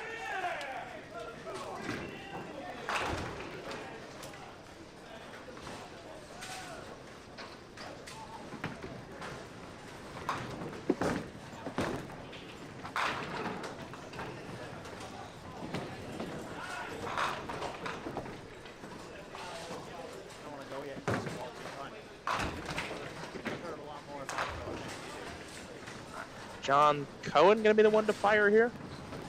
I believe we are waiting on traffic to the left.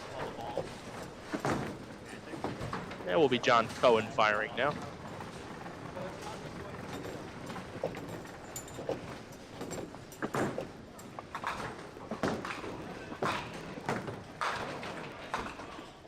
What? Yeah. John, my thought is the same. Yeah, a lot of those this weekend too. 5-7s, 5-10s, 7-8s, 9-10s. If you were lucky, 8-9. But a lot of 5-7s and 5-10s. The ball didn't look that bad, just didn't finish. Oh, they've already modified it for 5-10. I just haven't seen it in use yet. Like if I gave John an H right now, it's not going to score it. Yeah, I didn't think so. All right. And 5-pin, that would be 13. Duckpin will give him 9.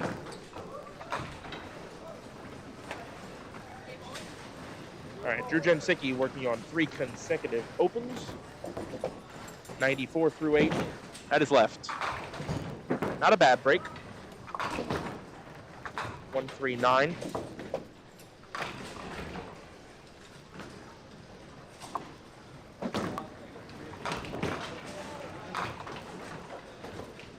I love to see it. We saw someone go 3 in a row earlier for 148. Are you in the pool? 132. Well, you're just hanging on then.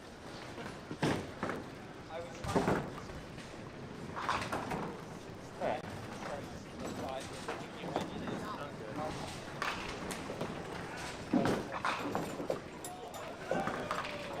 Charles in there for the strike.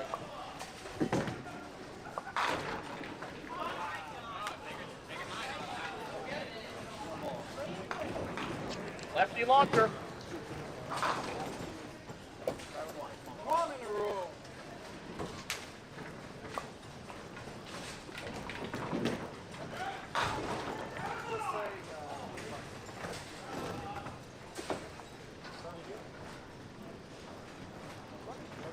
All right, Ryan Warren needs a double and 9 to stay in 128.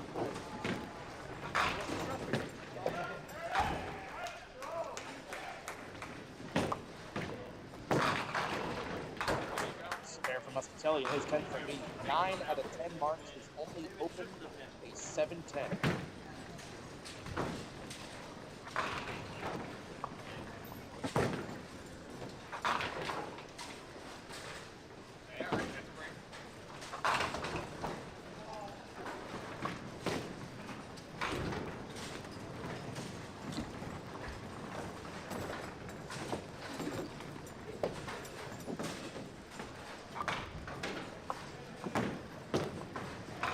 False start, offense, number 5. 5-yard penalty.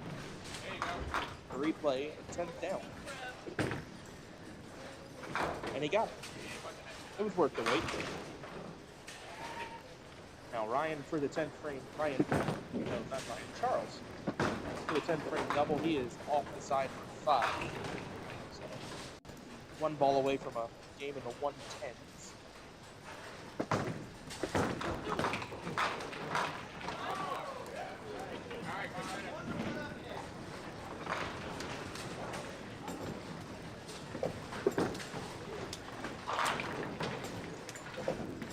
.57 on the fill for Ryan. He finishes with 117.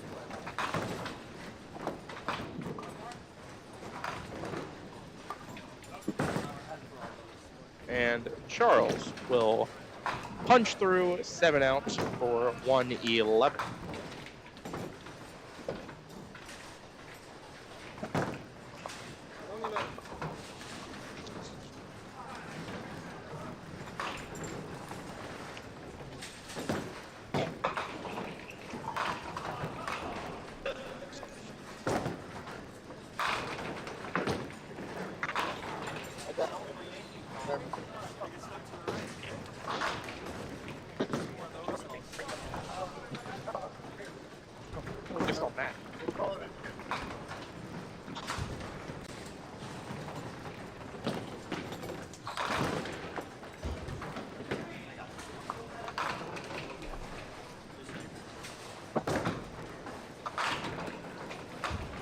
4-pin for Drew Jensicki. Huh? For who? Okay, I didn't see the strike. Thank you. Priorities.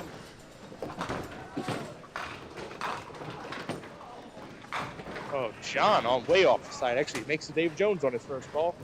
He leaves the tee.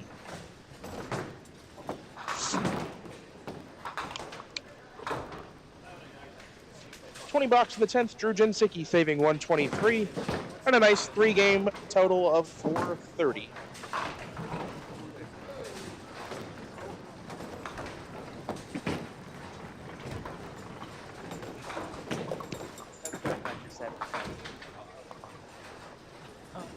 Don't throw the ball that good.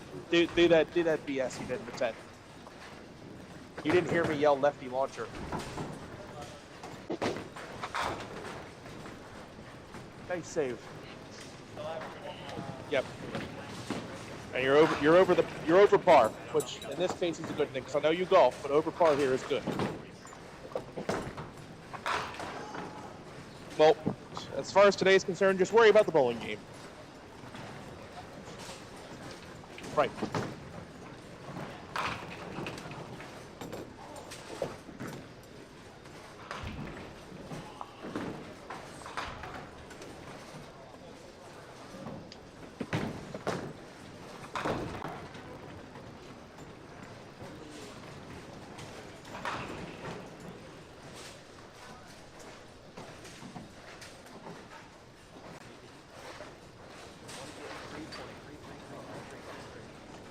All right, there are your scores. For game 3, Charles at 368, Ryan 378, Drew 430, Jonathan 416. We will take a quick pause. The camera is going to move to 1 and 2 with the game in progress, and we'll be right back.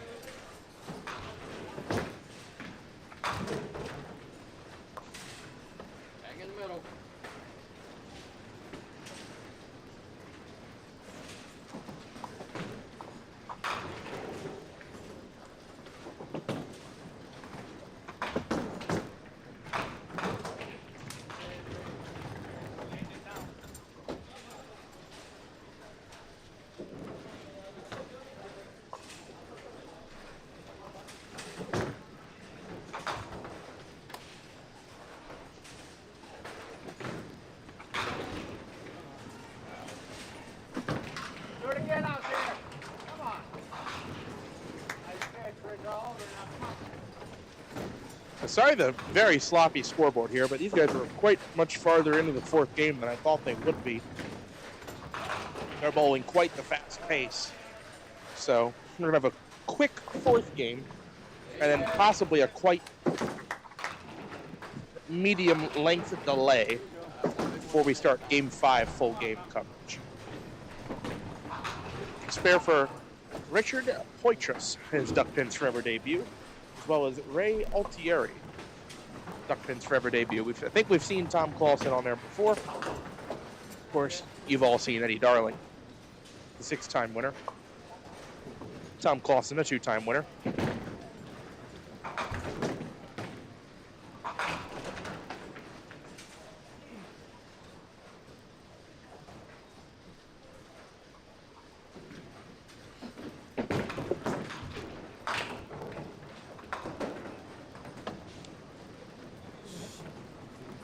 Not the result Tom was looking for here in the 10th. Does get 9 out.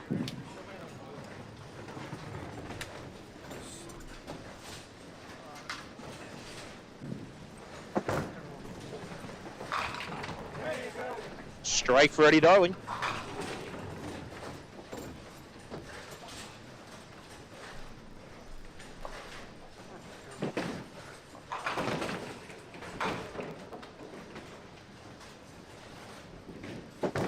For the double. He is fast Eddie. Hey, Eddie Darling with a chance to win the Dave Jones t-shirt. Reminder, if he makes this for a spare, he wins the t-shirt from spare break. Does he have it? No, it was a great effort though. Eddie finishing with 130, 4-game total of 539.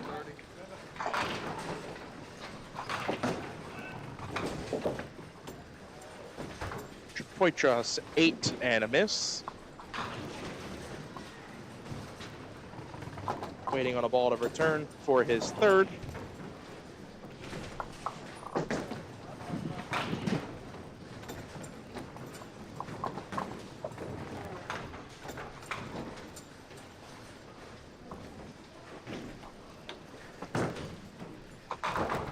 Deuce for Ray Altieri. Hopefully I'm saying that name right. Altieri? Altieri. Might be Altieri. 9 out for Richard. He finishes with 119, 4-game total of 476. He is behind the pace a little bit.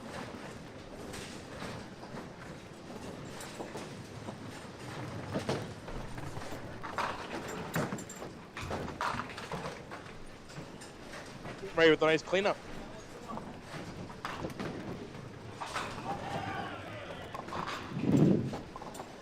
$10 cleanup, and that is just like that, the end of game 4.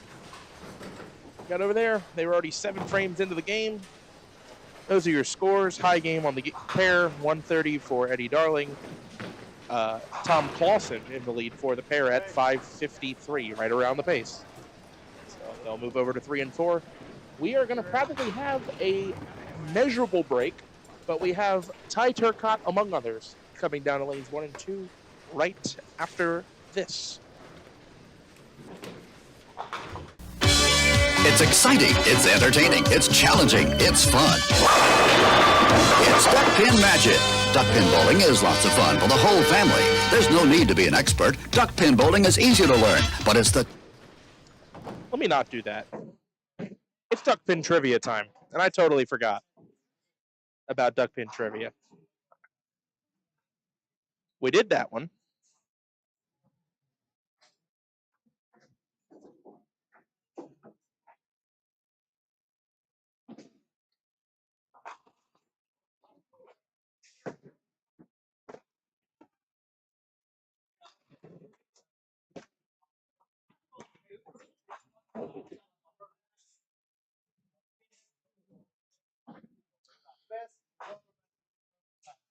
Duckpin trivia question. I think this is the one we're using. I don't think David used this one last shift. If he did, tell me. I don't know.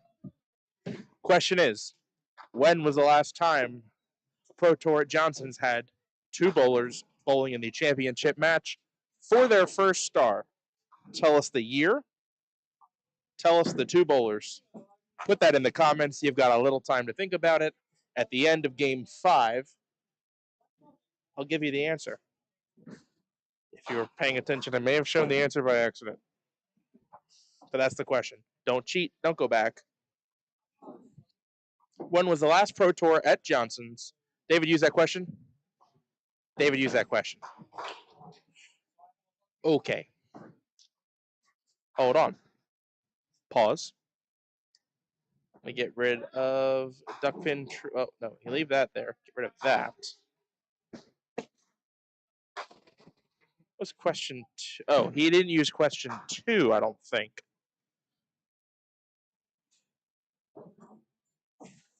Who was the first bowler to reach 10 Pro Tour stars? I don't think that's the one. I think that's the one we hadn't used yet.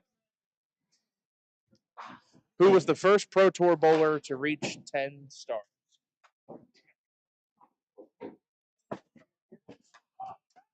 Who knows? Put your guesses in the comments.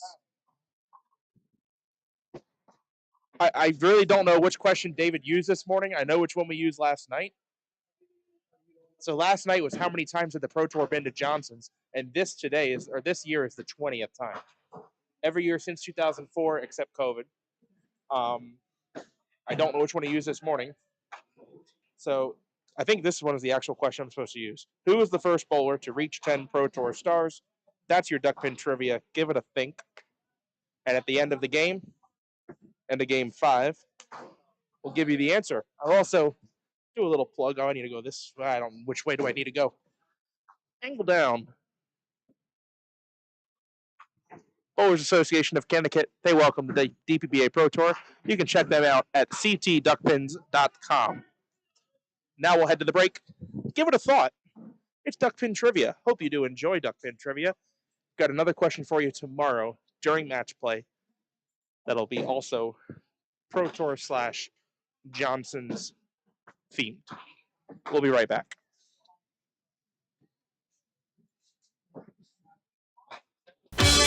It's exciting, it's entertaining, it's challenging, it's fun. It's Duckpin Magic. Duckpin bowling is lots of fun for the whole family. There's no need to be an expert. Duckpin bowling is easy to learn, but it's the challenge that'll keep you coming back.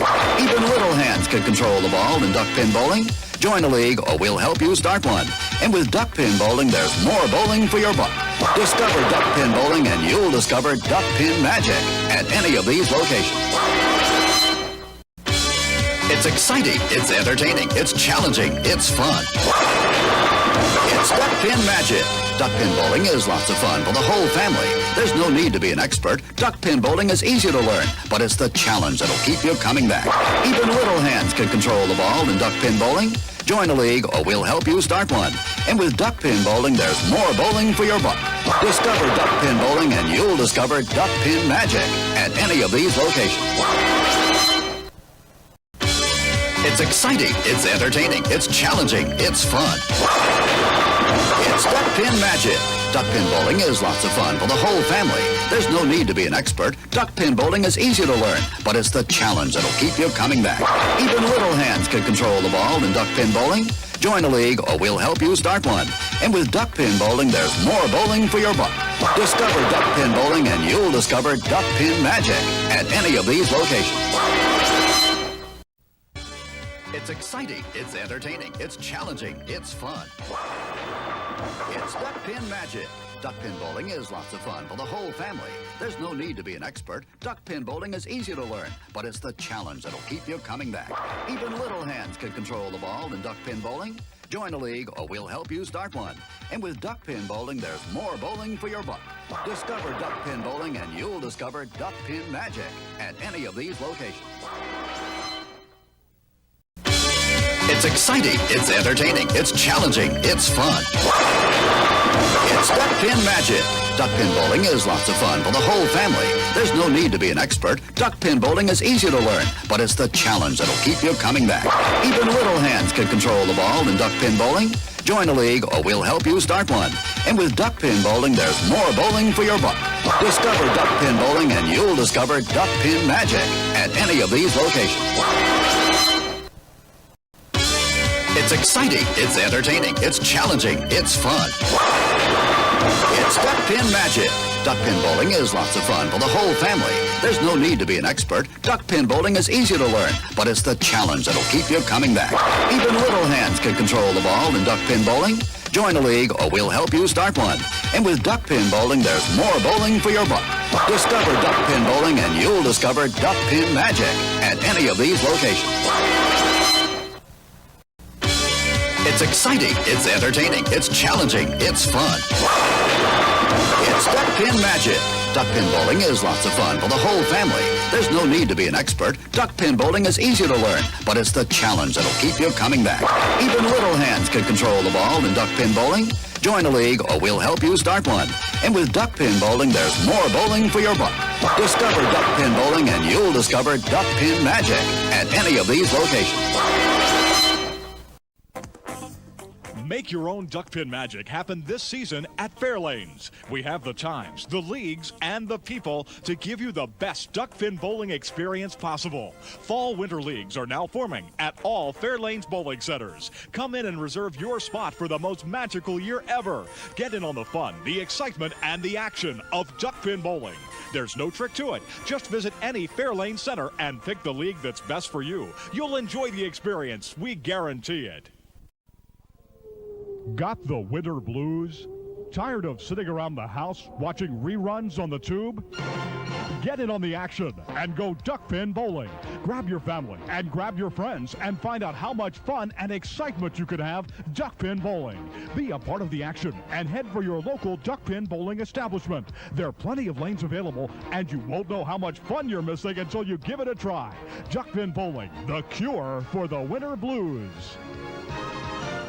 Hello, we'd like to clear up some misconceptions about duckpin bowling at Fairlanes. This is a duck. This is a duck pin. Note the absence of webbed feet. This is a flock of ducks. This is a flock of duck pins. The object of duck pins is to hurl 3 balls, bang, bang, bang, and knock them all down. Exhilarating. The object of ducks is to, well, to be ducks. Now you may proceed to Fairlanes. We're quite sure you'll find duck pinning everything it's quacked up to be. Sorry. It's exciting, it's entertaining, it's challenging, it's fun. It's Duckpin Magic. Duckpin bowling is lots of fun for the whole family. There's no need to be an expert. Duckpin bowling is easy to learn, but it's the challenge that'll keep you coming back. Even little hands can control the ball in duckpin bowling. Join a league or we'll help you start one. And with duckpin bowling, there's more bowling for your buck. Discover duckpin bowling and you'll discover Duckpin Magic at any of these locations. It's exciting, it's entertaining, it's challenging, it's fun. It's Duckpin Magic. Duckpin bowling is lots of fun for the whole family. There's no need to be an expert. Duckpin bowling is easy to learn, but it's the challenge that'll keep you coming back. Even little hands can control the ball in duckpin bowling. Join a league or we'll help you start one. And with duckpin bowling, there's more bowling for your buck. Discover duckpin bowling and you'll discover Duckpin Magic at any of these locations. Looking for something fun to do? How about bowling? Bowl at Thunderhead Bowl for the best in duckpin and 10-pin bowling at 2 locations, both Westminster and Tawnytown. You can enjoy the league opportunities, which are always available for all ages at Thunderhead Bowl. And both locations are open 7 days a week with a snack bar and restaurant specials to ease the hunger as you have fun. The Pro Shop has a complete line of bowling equipment and accessories designed to improve your game. If you'd like information on open bowling, adult and youth leagues, contact Thunderhead Bowl, the family fun place. It's exciting, it's entertaining, it's challenging, it's fun. It's Duckpin Magic. Duckpin bowling is lots of fun for the whole family. There's no need to be an expert. Duckpin bowling is easy to learn, but it's the challenge that'll keep you coming back. Even little hands can control the ball in duckpin bowling. Join a league or we'll help you start one. And with duckpin bowling, there's more bowling for your buck. Discover duckpin bowling and you'll discover Duckpin Magic at any of these locations. Duckpin excitement. Duckpin fun. Duckpin bowling at Johnson's Lanes in the Hamden Plaza. Discover enjoyable low-cost fun for the whole family. Whether you want to join in a league, play for fun, for exercise, or are planning a special birthday bowling party, Johnson's Lanes is your Duckpin bowling center. Don't miss the fun. Fall and winter leagues now forming for teams or individuals. To join in, call us now. For the young and young at heart, it's Johnson's Duckpin Lanes in the Hamden Plaza. Hello, we'd like to clear up some misconceptions about duckpin bowling at Fairlanes. This is a duck. This is a duck pin. Note the absence of webbed feet. This is a flock of ducks. This is a flock of duck pins. The object of duck pins is to hurl 3 balls, bang, bang, bang, and knock them all down. Exhilarating. The object of ducks is to, well, to be ducks.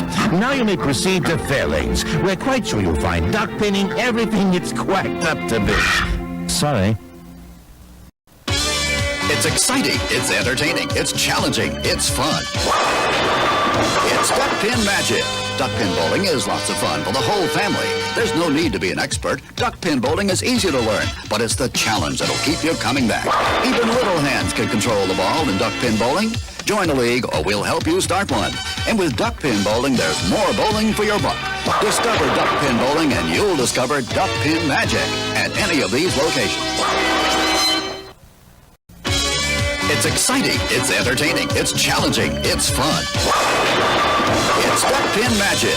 Duckpin bowling is lots of fun for the whole family. There's no need to be an expert. Duckpin bowling is easy to learn, but it's the challenge that'll keep you coming back.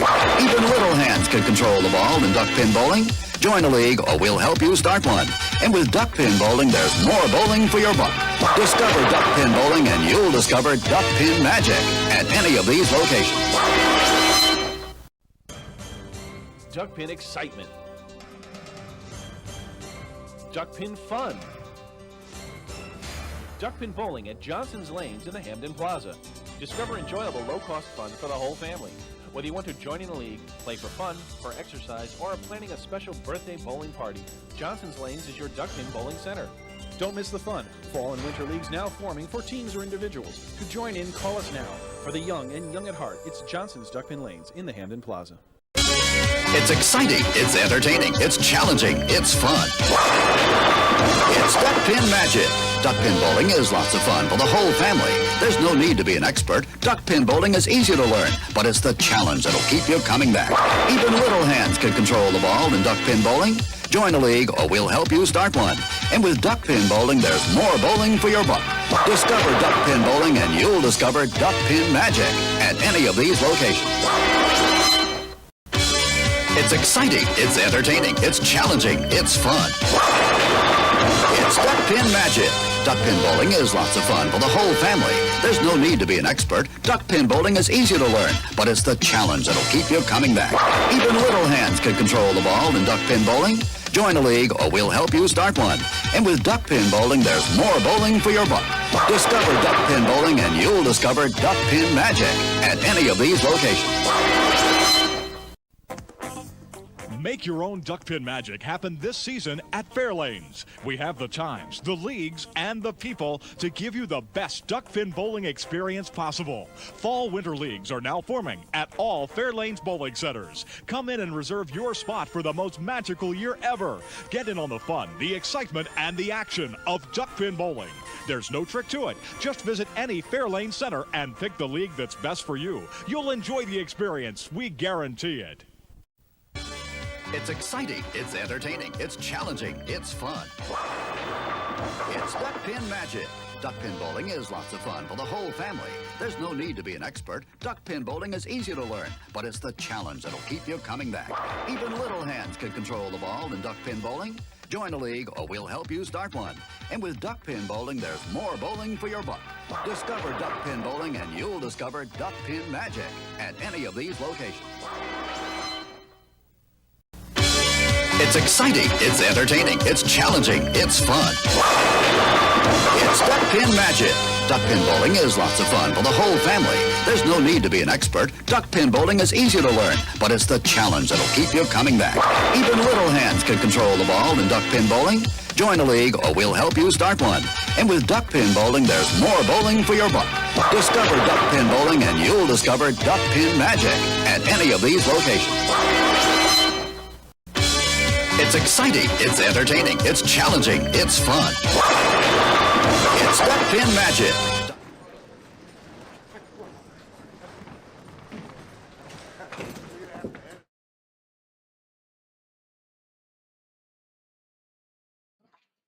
Now you can hear me. I'm back. We're good. Hi.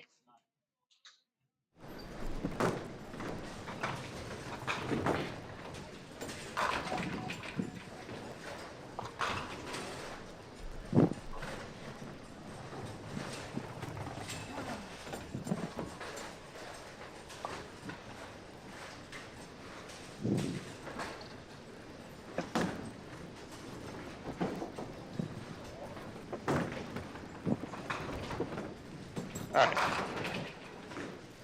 Get scores wiped out.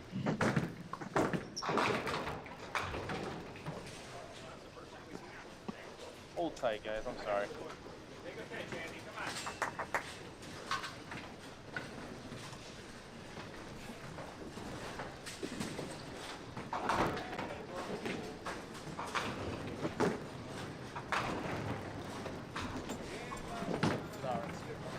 Oh, the flash. Is that my prize? No. Alright, I gotta go get scorecards. But at least the stuff at the bottom is caught up. We'll get a scoreboard up here in a moment.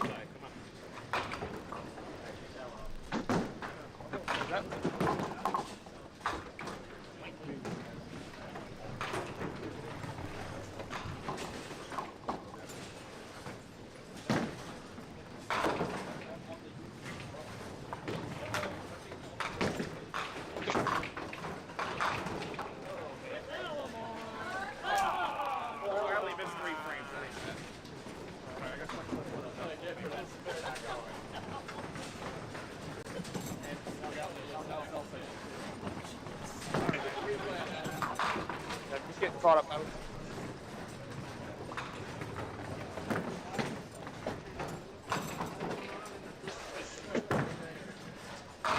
Okay.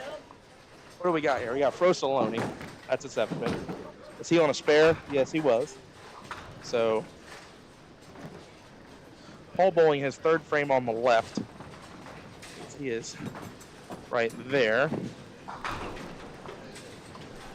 Paul had 10 spare. 9. Whoa. 9. He missed. And then he got, drum roll please, 9 out. All right, folks. Same ball. Same result. Same ball, same result. Godek. He has strike, spare, 7. Andy's up right now.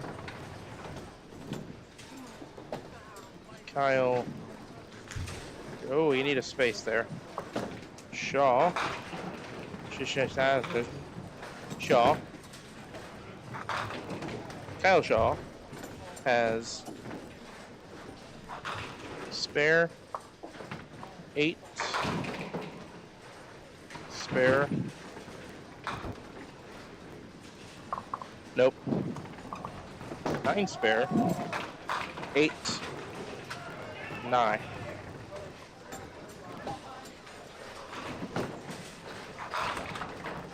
And then a strike in the fourth, as you all just saw. The Ty Turcotte is spare, 7, 10, strike.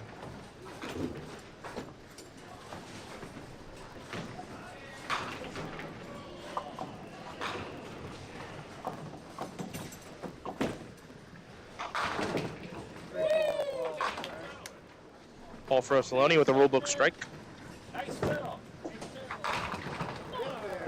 Ty going for the double there, didn't get it. All right, now you'll get some pinfalls.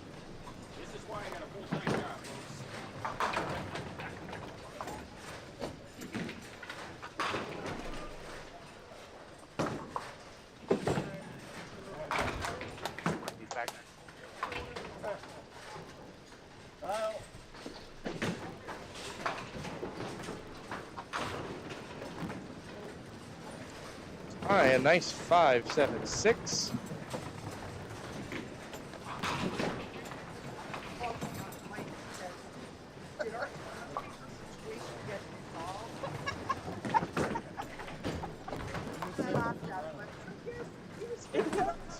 It worked. I was stuck.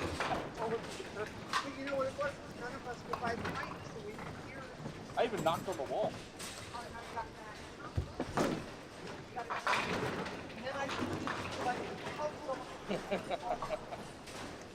Oh, we figured it out.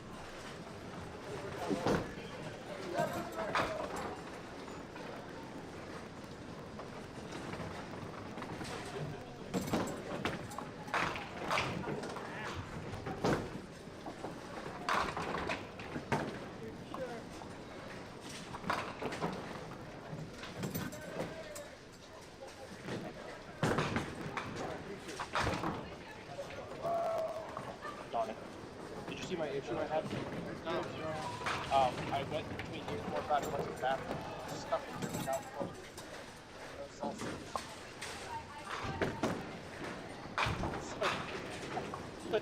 Jack. Just now, Ken just called up to the counter. Did we get our situation resolved? We're good. We're fine. Way to clash up the street, Nick. I'm sorry. I got stuck in the bathroom between games 4 and 5 without toilet paper and no cell signal. So I'm in the YouTube chat telling people to call the bowling alley. Yeah. Right, Andy. I really don't got a choice. 4-pinner. That's a nice shot. Genuinely a nice shot. I think I have everybody's names and we can have their scores right. They're just in the wrong order, but that's okay. Split for Ty Turcat on the high and tight.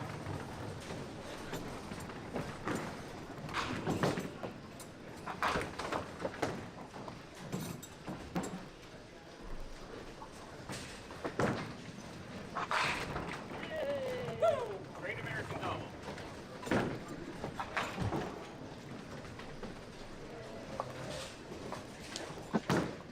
Nice strike to call, Prosoloni.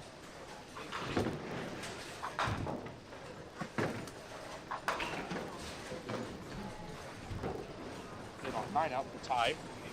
Yeah, I actually have everybody. I have them backward. But yeah, sorry. You guys know who they are. You know where they are.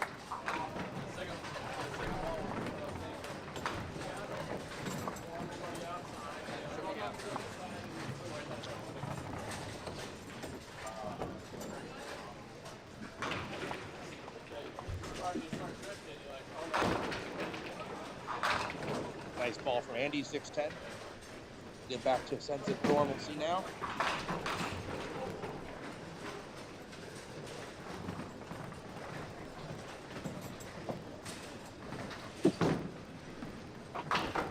We got Andy shooting the 6'10" for his second consecutive mark. Nope. Through ball courtesy. However, with no Deadwood, Kyle's gonna let Andy go next. Finish out. Andy bought me a drink earlier from the snack bar here at John. Do appreciate that, Andy. Appreciate that contribution. Kyle Shaw for the double. It's a double. Wow. It is not a double. It should have been a double. It's a 5.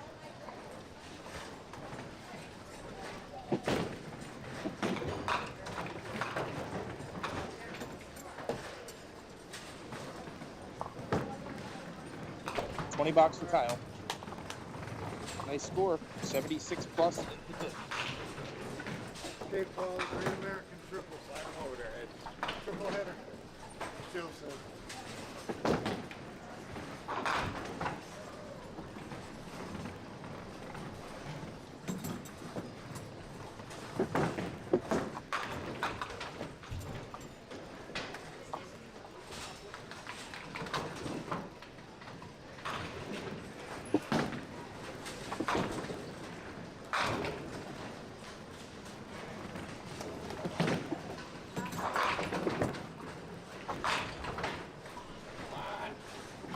Two and one for Ty Turcott, leaves the 3-4-6.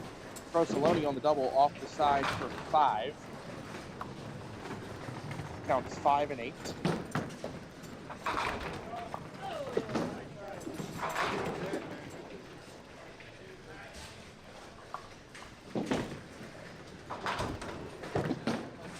Kyle did not break the middle. I watched him leave a 5-pin. Am I wrong? Rush my first ball.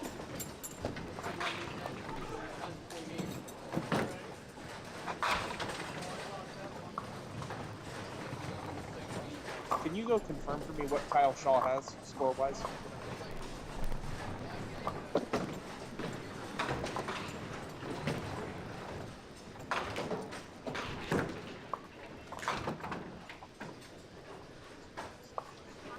$73 in the 5th.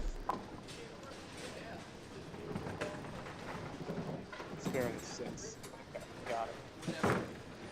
So I'm missing a frame then for somebody.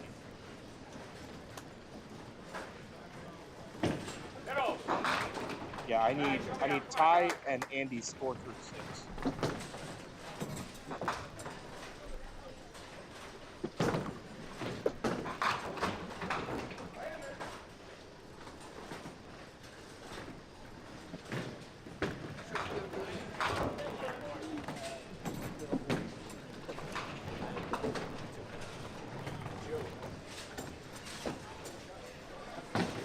What do you have in the 6th? Spare? Maybe I could have ripped the middle over there. I might have shot.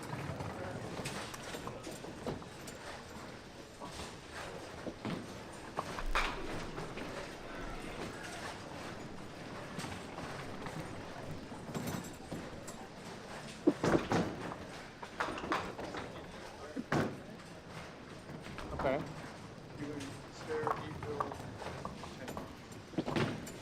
And then this is his 7th now. Right, this is his 7th now. Okay, and then I would need ties 4 through 6.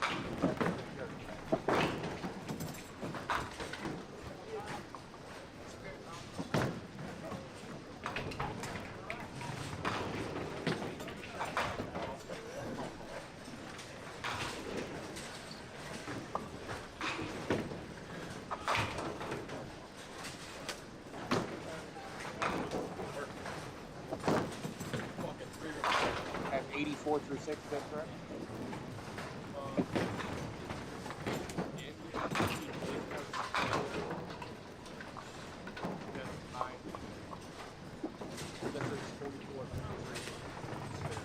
Okay.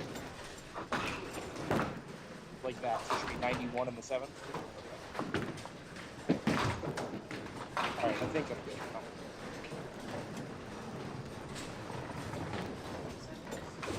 I think I'm good.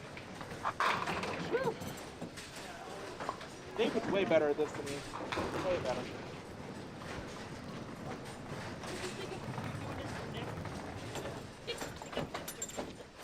Thank you, John. And that shot from Promotional. One of the best names in duckpin bowling with a pretty great shot. Paul Promotional. What do you do?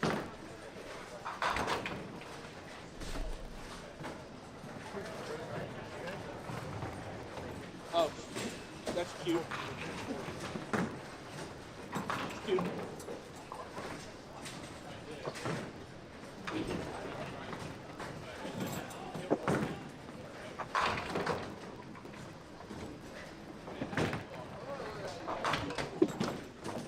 I want to replay this strike on lane 4. Watch the mix on lane 4. Yeah, pin hit that wall and come back. Ow.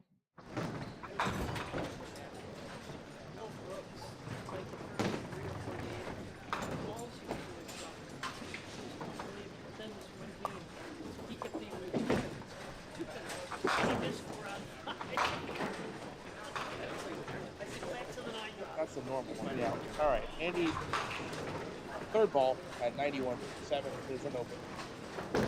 Will be a 9 box. 100 through the 8.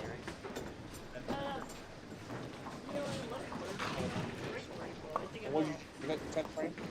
What'd you shoot? What's your total?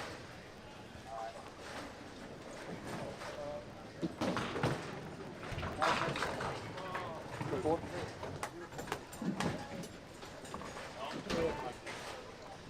Good.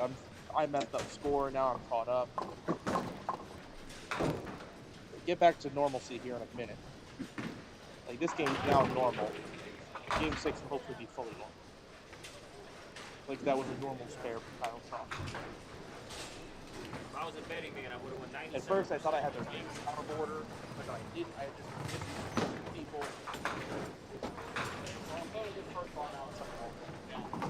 I'm dropping 9 drop. You leave corners? Yeah, 9 drop corners are very prevalent. And it's one of those, it's just never catching, right? It's just, I'm not throwing for that. okay. I'm throwing a better line 7 So are you done 4 games yet? Okay, so what do you have through 4? Okay. Probably going to be down for about 50 the rest of the way. Easy, yeah, easy. Easier said than done. All I had it last game, I ended up with 120. Right. Strike for Ty Turcotte in the 8th. And a spare for Promotional. 3 out of 4 in that box. Andy Godek, the only one open. No team frames yet, no star frames yet on this shift. So, he is. My messenger is broken. I can't respond.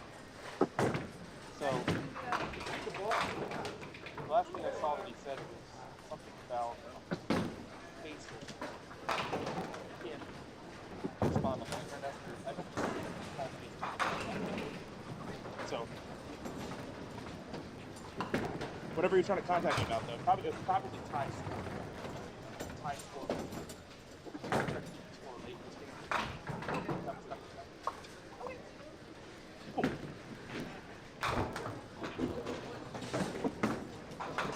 Give us another 9 spare for now. Okay, thank you. Yeah.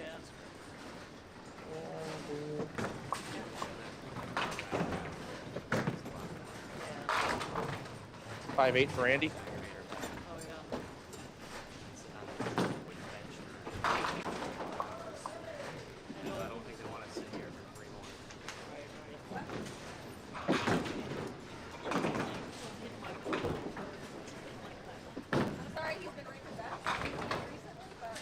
Spare for Andy in the 9th.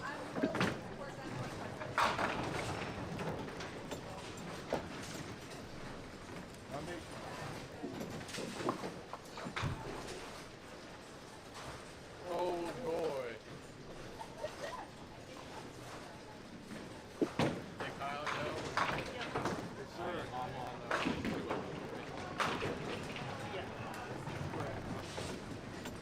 Double up,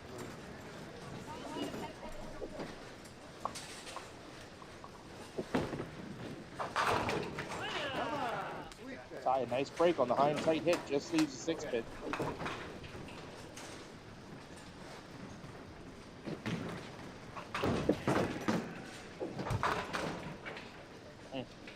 He rushed that one. Did not take a chance to set himself and leak that one wide right. That one got it.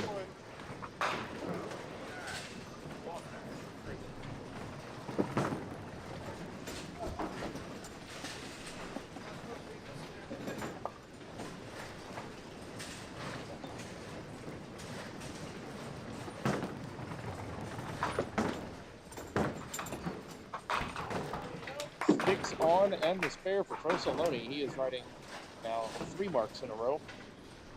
Had a middle rib. There's an off the side 5 count really after the double he threw in the 4th and 5th. So he is scoring well here. Chance to get a good count. Shoot 150.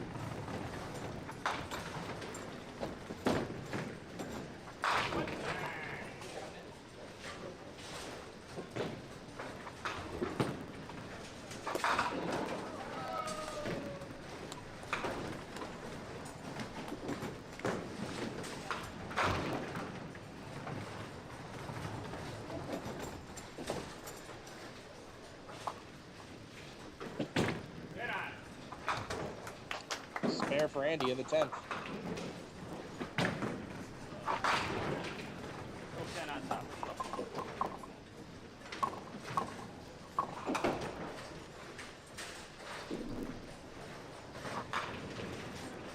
Here comes his fill ball for a potential 139. It will be 138 for Andy Quebec. Total of 611 for 5.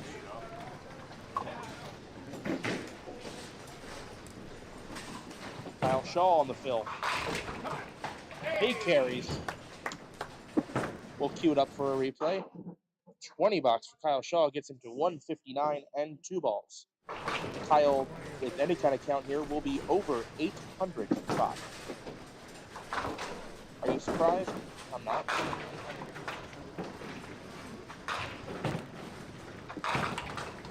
Oh, give him another one. Oh, there's a 9-10 instead. Kyle will be in the 160s, already at 167. Would be an 804 total.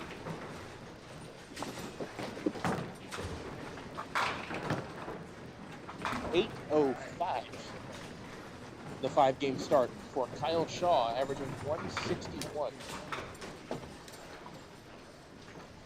Good shape, bro.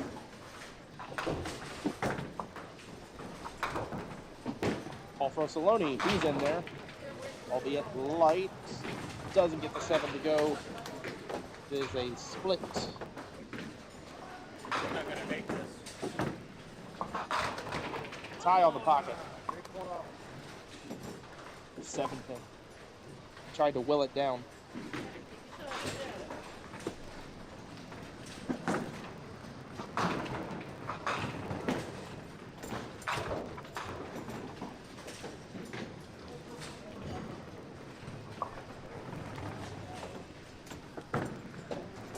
Tie covers. It's going to be 132 and a ball for Ty Turcotte. He is at 7:08. He is ahead of the pace. Rosaloni picks up 10, a nice 152.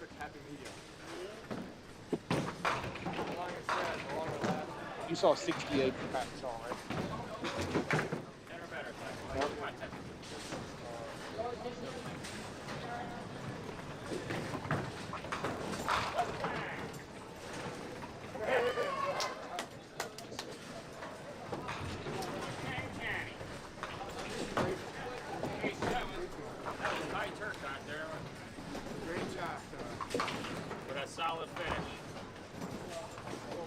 I think I got it right now. Michelle Hall is correct.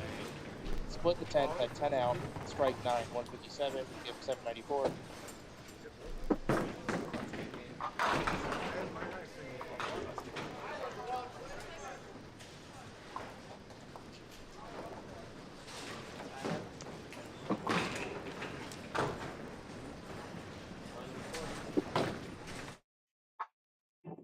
I am not on my game today. Mr. President. All over the place. I'm good. How are you? Normally I'm better than this. Normally. Not when I have to do scoreboard and whatever, but it also doesn't help that there's no visual reinforcement of what the scores are. Normally if we were broadcasting 2 pairs away, yes, the TV would score on it. Like, telescore or something. Here I literally have to guess. Easier said than done. Just pay attention, he says. All right. We're going to turn the camera back around for a second. I'm going to wipe the scoreboard clean. I'm going to update our ticker at the bottom. Going to be going into game 6 out of 8. And our cut estimate will be 837. What you want to be at for 6 games to be in the running. All right. We're going to take a quick break. I'll be ready this time, hopefully, to start game 6 correctly. Be right back. Oh, hey, never mind. Remember that question that I asked before I went to the bathroom and got stuck in there? Who was the first bowler to reach 10 Pro Tour stars? Think about it. Ready? The answer is Peter Pierce. He won his 10th star at Wamazet in 1989. So a couple of you got it correct. Of course, Pam Zorian got it right. I think she did. Yeah, she said Pierce right away. Yep. It's Peter Pierce, 1989. That is your final Duckpin trivia question of the day. Gonna have one more coming to you tomorrow. The hint. I'll give you a hint as to the topic. Johnson's Sunday. Johnson's Sunday. So this one, the theme of this question is it's Pro Tour, and it's to do with 10 stars. And last month, Steve Dreyer just won his 10th star. So that was the theme for that question. We had Johnson's history. We had first star Johnson's. So tomorrow, topics are Johnson's Sunday. Can look forward to Duckpin trivia tomorrow, somewhere around between games 2 and 3. We'll ask the question at the end of game 2. You'll have all game 3 to think about it or do your research. And at the end of game 3, we will reveal the answer. In the meantime, we're going to leave you with those amazing ads. I know you love them.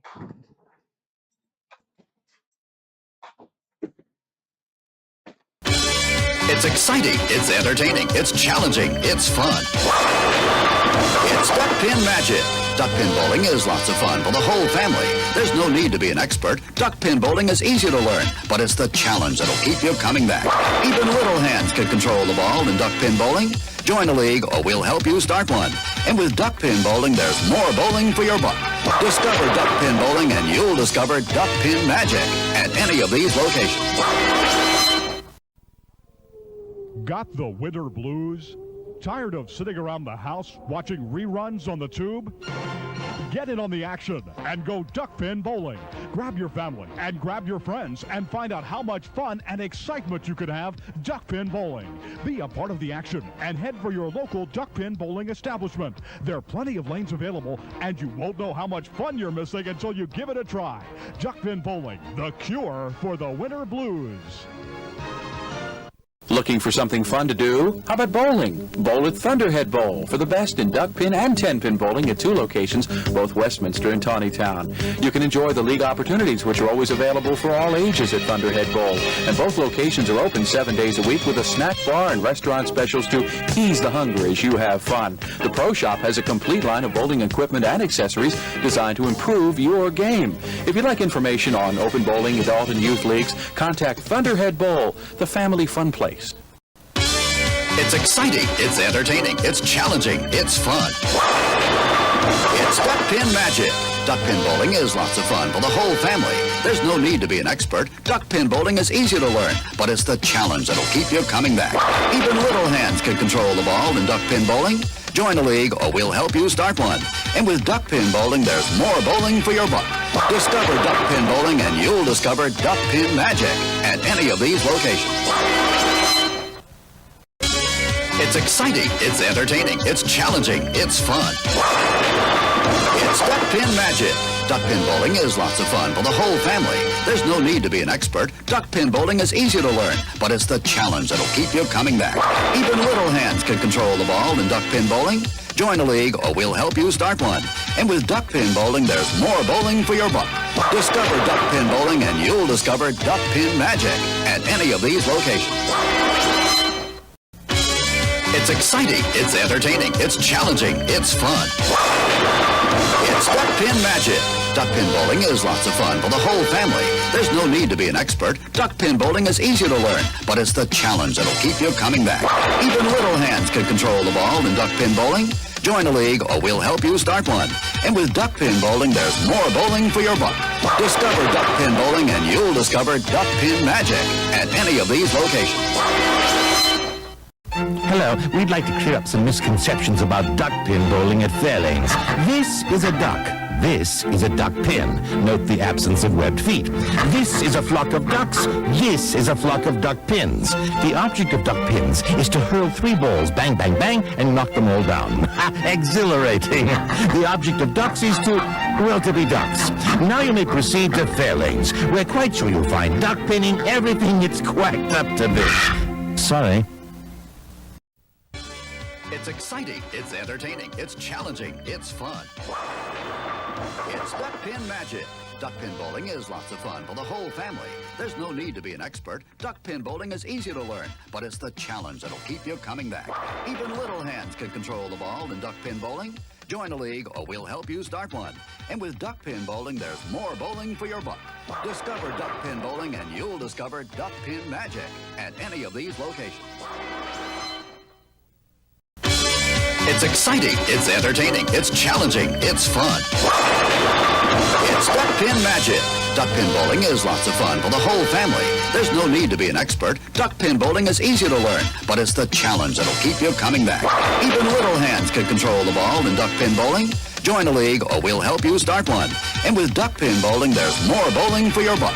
Discover Duckpin Bowling and you'll discover Duckpin Magic at any of these locations. It's exciting, it's entertaining, it's challenging, it's fun. It's Duckpin Magic. Duckpin bowling is lots of fun for the whole family. There's no need to be an expert. Duckpin bowling is easy to learn, but it's the challenge that'll keep you coming back. Even little hands can control the ball in duckpin bowling. Join a league or we'll help you start one. And with Duckpin Bowling, there's more bowling for your buck. Discover Duckpin Bowling and you'll discover Duckpin Magic at any of these locations.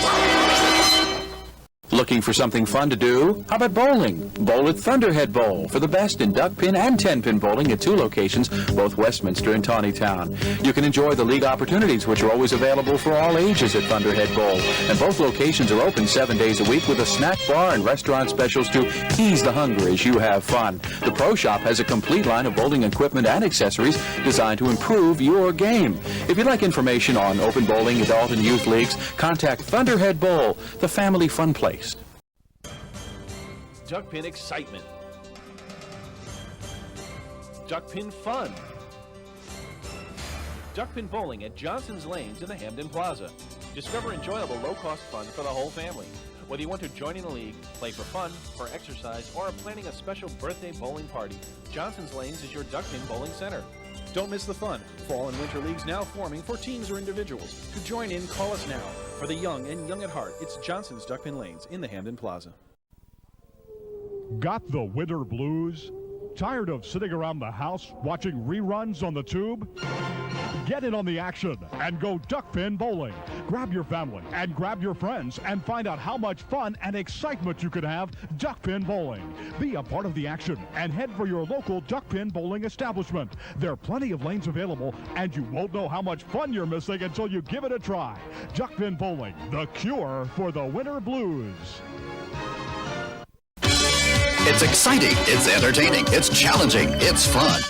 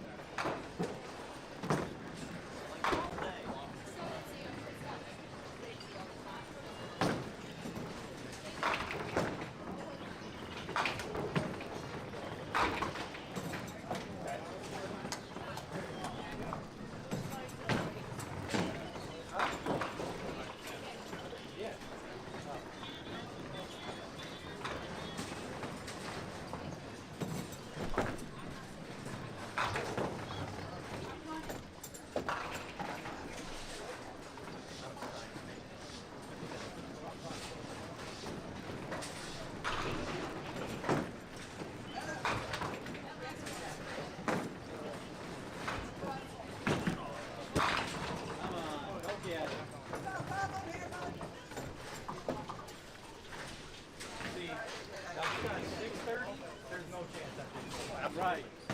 Absolutely. Oh yeah, I got 630 that's playing all day.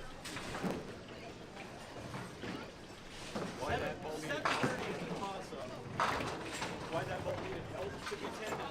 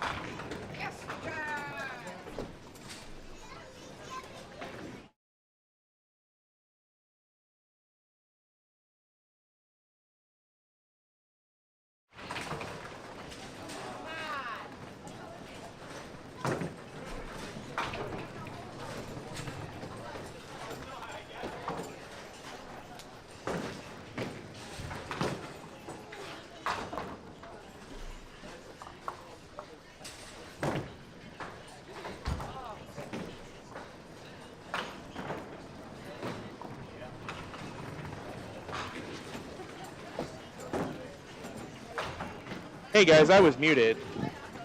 Sorry about that.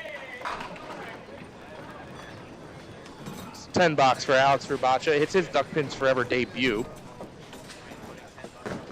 Everything's going Jimmy Mulvihill's way right now. So, as I was saying, while you guys couldn't hear me, Jimmy 8:38 for 5. The expected pace through 6, 8:37. Jimmy has over 700 for his best 4 games right now, including his last 2 being a 185 and 188. He needs 162 in this game to shoot 1,000 for 6. Be a 6 count on his strike. John Zekas, home field advantage. He is the nephew of the owner, Sandy Thomas.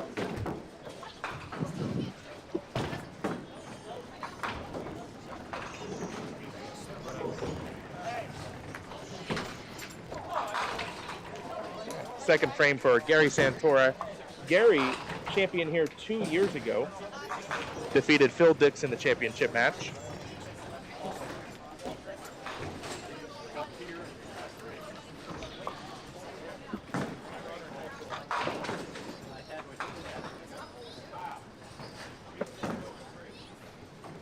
Oh, wow. Jimmy Mulvihill needs 105 this game to beat his 8-game qualifying score from last month. That is disgusting.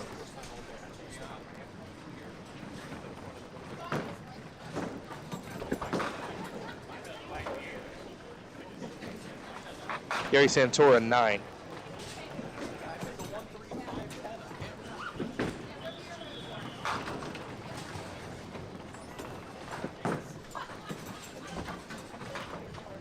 Seven off the side for Alex. Leaves the 1-2-4. Still looking for that first career mark on Duckpins Forever.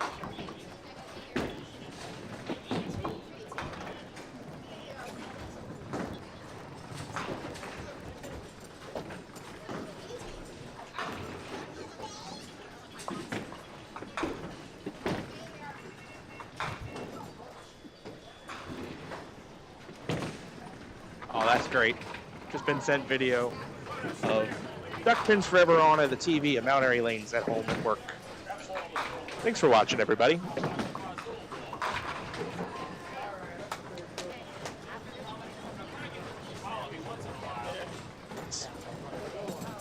Seven off the side for John Zekas on his spare.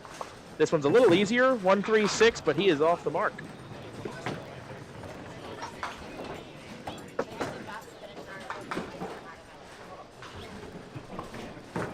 John Zekas to 10.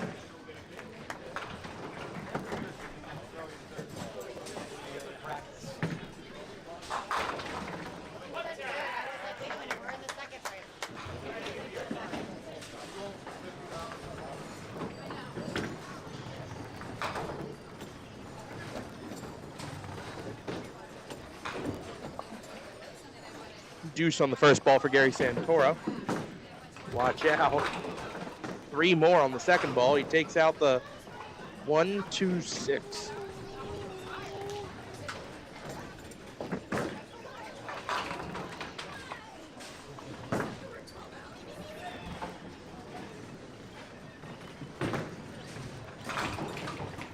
It's a fantastic 9 box from Gary.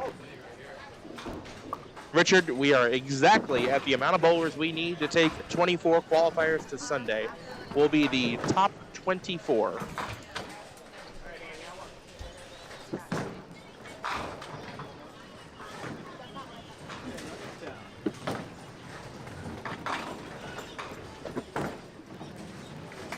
Jimmy Mulvihill off the side on his first ball of the third.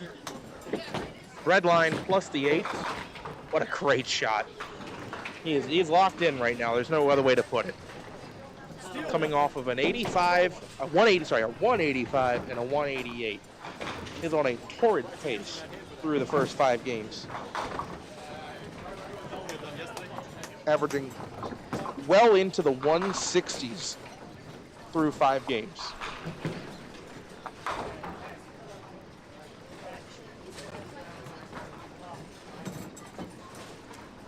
And now John Zegas waiting for traffic to his left.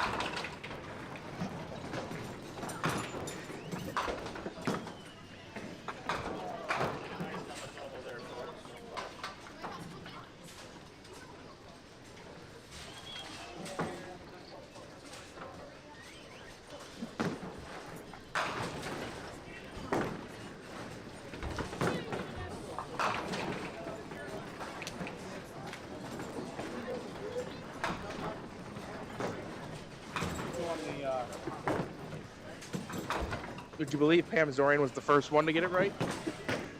Bell Johnson got the one. Okay. It was actually fine. They had the year as well.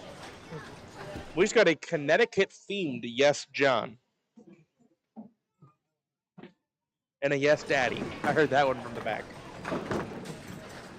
And always nice to have a Duckpins Forever debut. We have a Duckpins Forever debut right now. There you go. I'm talking about.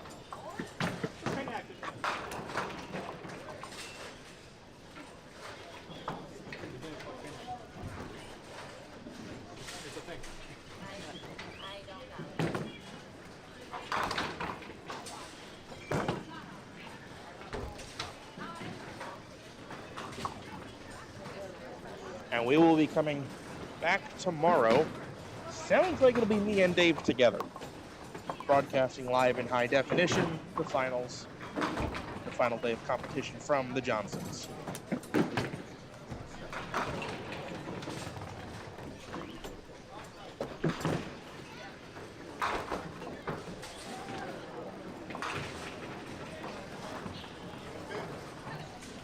All right. Fourth frame for Jimmy Mulvihill now on lane number 2. 32 plus in the third. Make it 42, my God. I mean, that ball is in there. Watch this ball go off the deck. Very little deflection at all. That ball running over the 9-pin as it goes off the deck. Phenomenal hit from Jimmy Mulvihill. Dialed in. Gary Santora going for 5 off the wall, leaves the 5.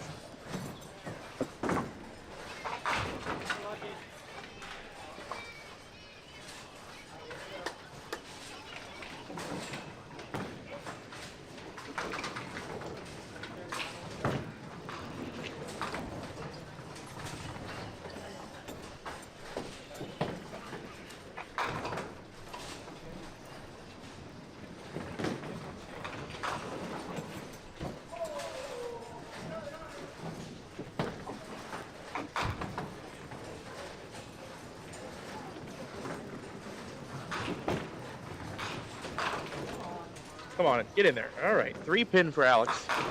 Alex, again, looking for that first ever mark on Duckpins Forever.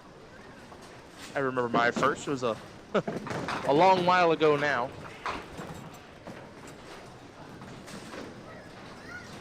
And it's nice as the months and whatever go on, the tournaments go on, there's more and more history that we're adding with Duckpins Forever. And there it is. First career spare on Duckpins Forever, Mr. Alex Rubacha.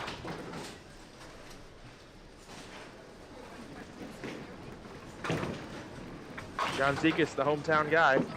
Again, nephew of the owner, Sandy Thomas, John Zekas, going for the double.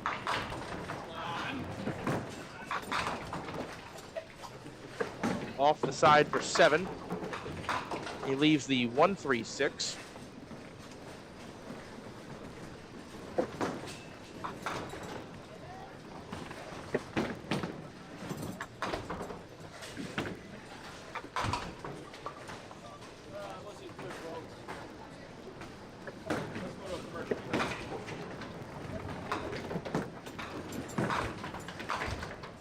No, what? What? Watch this on replay. How does that not go? I'm confused, John Zekas. Help me explain.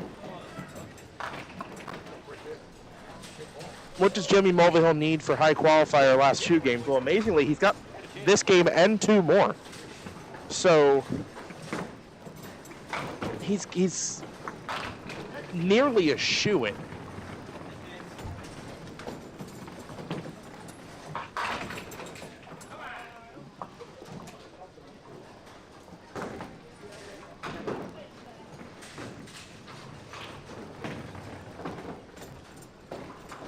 Eight fill for Gary on his spare, leaves a 2-6 split, does not convert. And that, unfortunately, that missed 3-pinner from John Zekas denied us the star frame. Nice shot from Gary for 10. We have not had a star frame yet on the shift.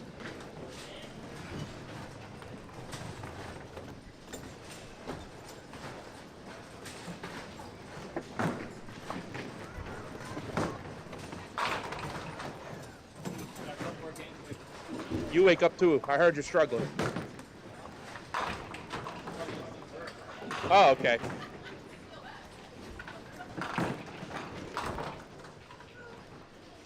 Mulvihill 9 count on the strike. 10 pin still there. Off the pocket 9-10. He'll clean up 1-1. A very modest 71 half given how he's been scoring.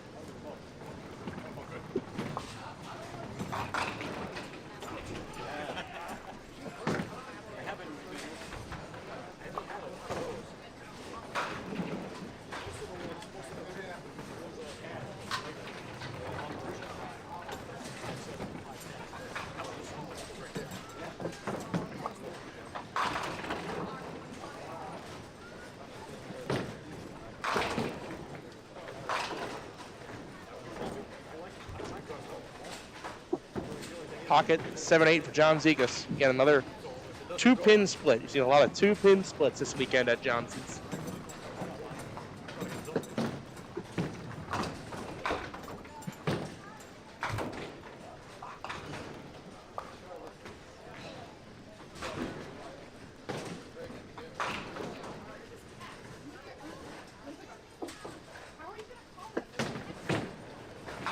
$10 for John, 65 at the half.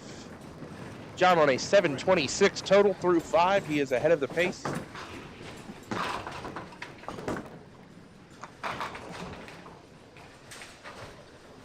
$7 drop for Alex, maybe 8. 7 it is.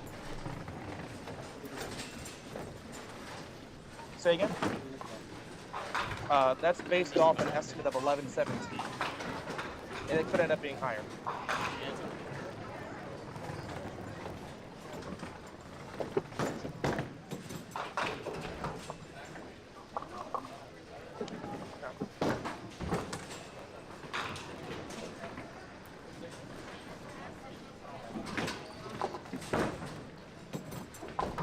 Well, your score is good, and that's what matters.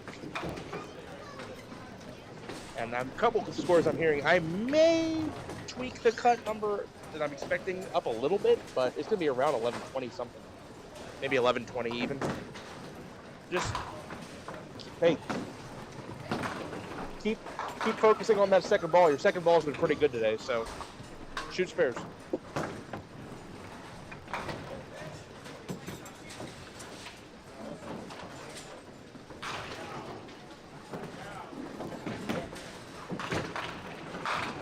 Duh, Jimmy all over it.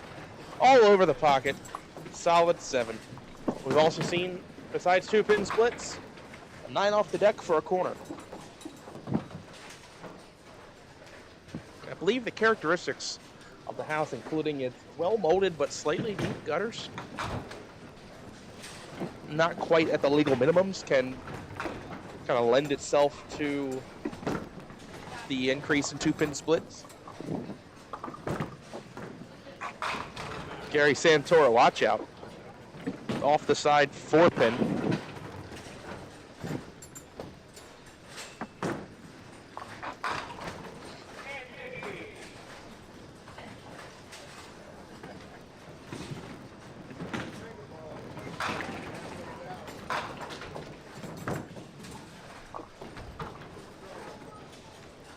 I wish I had a camera back here, Paul. That was pretty. That's pretty bad.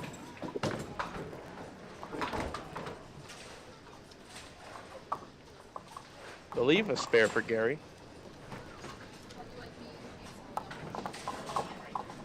It may have been a 10. Let me see. I might have been wrong. Let me pay attention. It was a 10 for Gary. I thought his reaction was a little subdued, and I was right.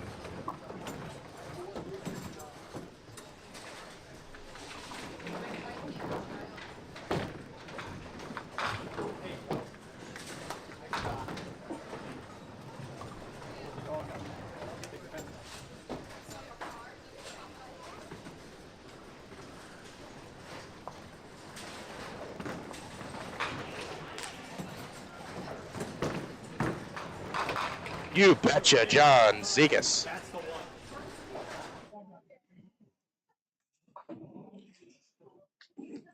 It's one of those sweet pitches right there.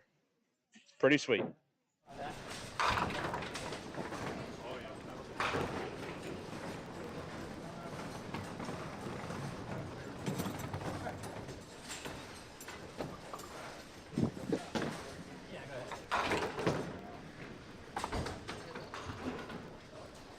Another 3 out of 4 of that frame. Missed single from Gary away from the star frame. 7th frame for Jimmy Mulvihill, working on 81 plus. 5-7.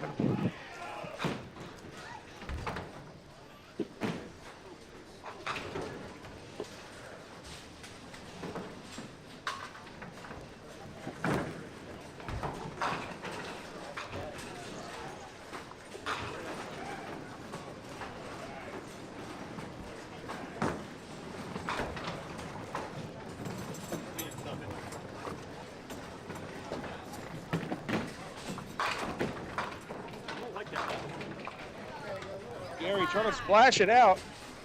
Got a lot of pins going over there at the 4-pin, but the 4-pin is not in the mood. Gary does need to start catching some marks, though. He's at 65 through 6 and only averaging right around 130 for 5 games. There's the mark. Gary typically a pretty good spare shooter. He did miss a single last frame, though.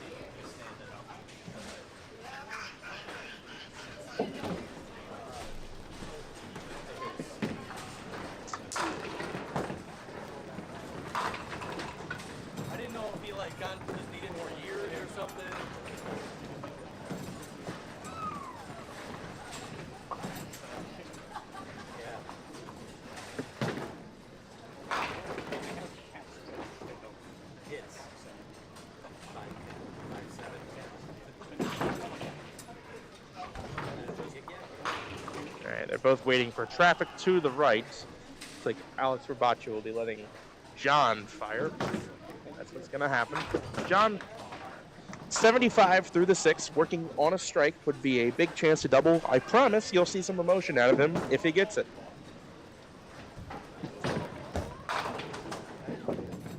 .610 is a pretty fair result for that ball.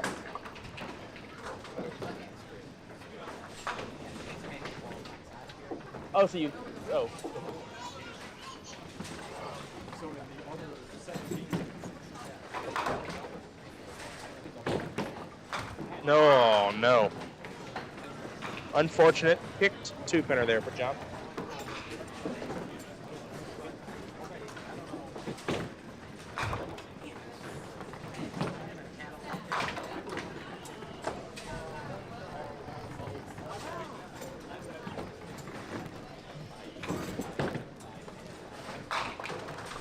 Seven off the side for Alex.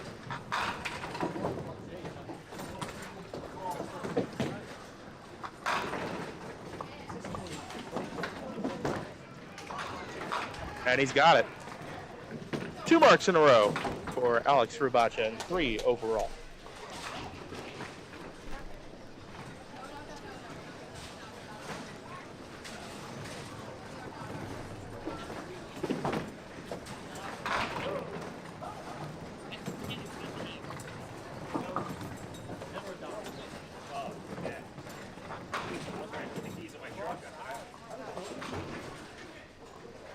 All right, Jimmy Mulvihill,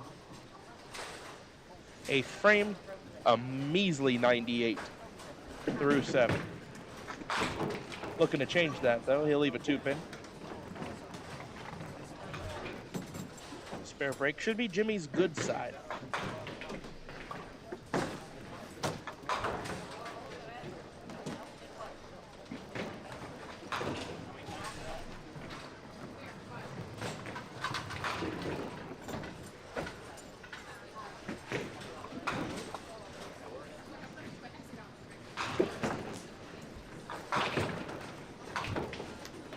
Spare for Jimmy. Get them to 108 plus in the 8th.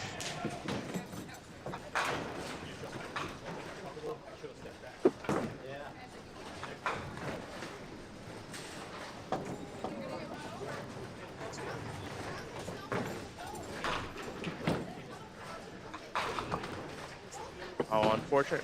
Gary, a deuce on a spare, 77 in the 7th.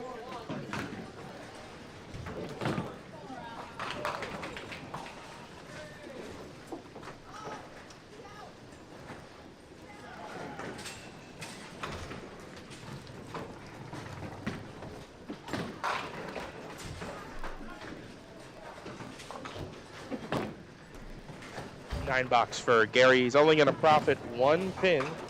The 2 on 9 out. It's a fill of 11 overall. 11 pins in count.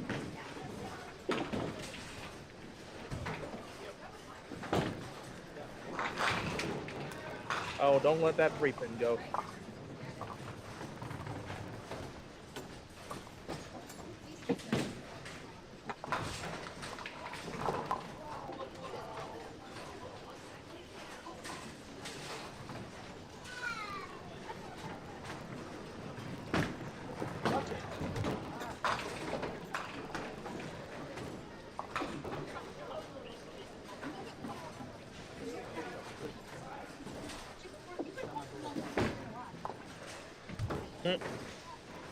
Alex, 7 on, 7 out, leaves that ugly 3-7-10 through the hole twice.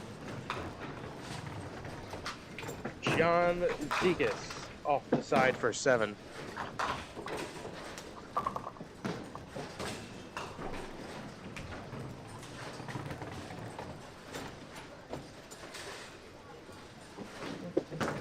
One, 3, 8. Got to catch that head pin up heavy, drive it back. Also play it off the wall.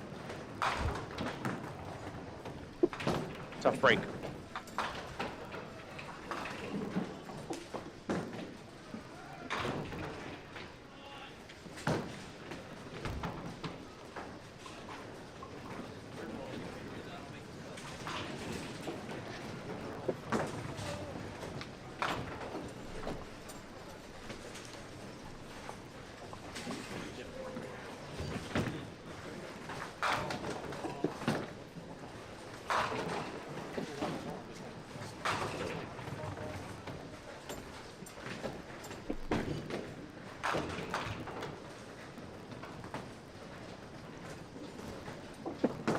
$80 entries in the tournament. There have been one 200 game this shift. It was a 200 even by Mike Steiner Jr. And that is 2 for the tournament. One this morning. The morning shift is a 206 by Paulie Groves.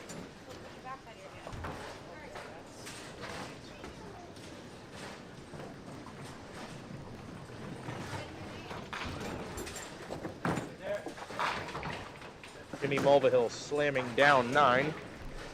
Leaves a 10 pin, which is a pin I believe he struggles with. Out of all the singles he shoots, I'm pretty sure it's his least favorite.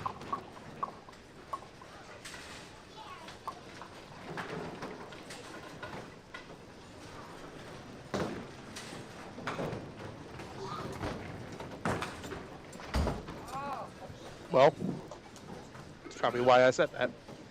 A sliding by on the 10 pin there.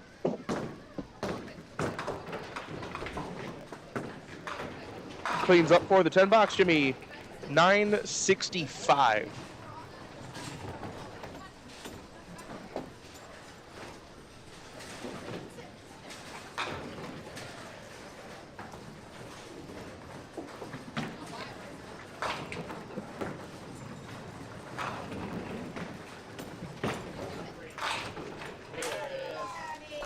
John Zekas with the strike.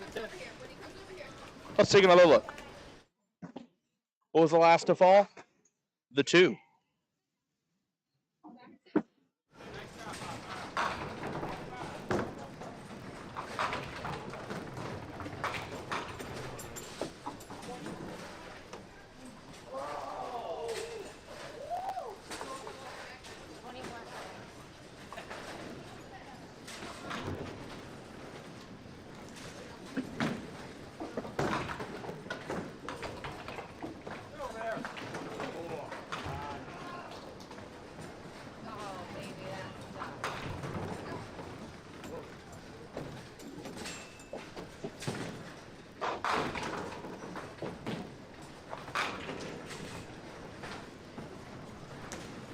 Of what? I do not know. 9 box for Rabacha. Hey, question for you.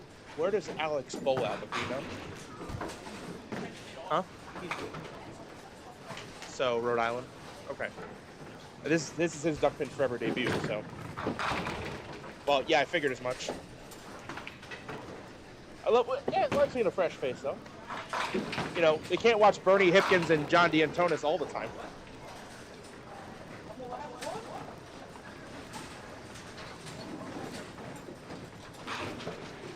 Way to get that 9 load in the 11s.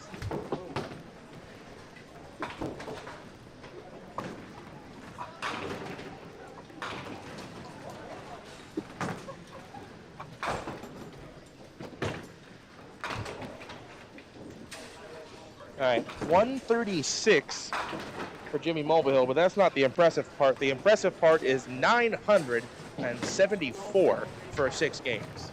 He is on fire.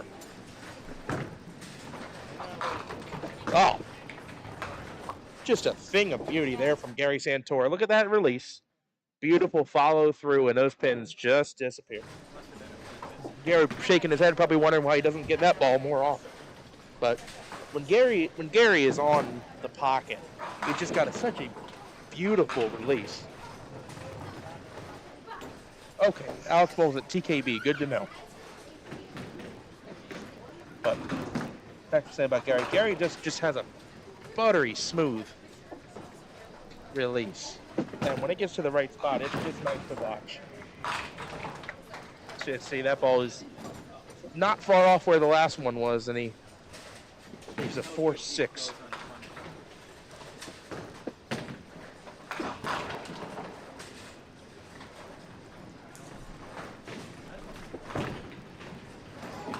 Gary Santora, 19 in the 10 to get to 114. Gary grew up as a Candlepin bowler, yes, and was on TV shows for Candlepin back in the day.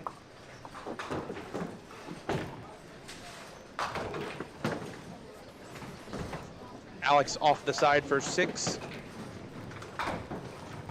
leaving the 1-2-7-8. Even if it's not the big score he was hoping for, we do welcome Alex to the Duckpins Forever spotlight. Oh, that's just painful. They put it right where he was supposed to, and it didn't go. But from Duckpins Forever to you, Alex, welcome to Duckpins Forever. Hope you enjoyed your game on TV. You shot 111. That is definitely a better debut than some that we've had. Now John Zekas for the 9th and 10th double. Watch the reaction if he gets it. Oh, he's throwing pins into 0. 5 pins solid. Watch the messenger go into lane 0.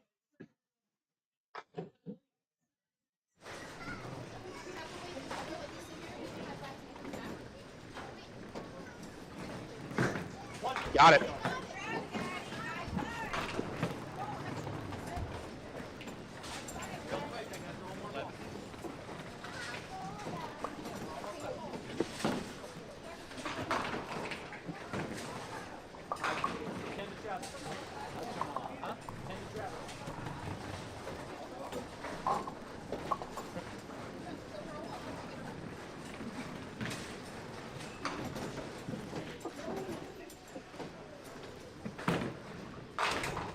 Five more. John Zekas finishing with 138, total of 864, which puts him 27 pins ahead of my expected cut pace. All right, we'll take a short break.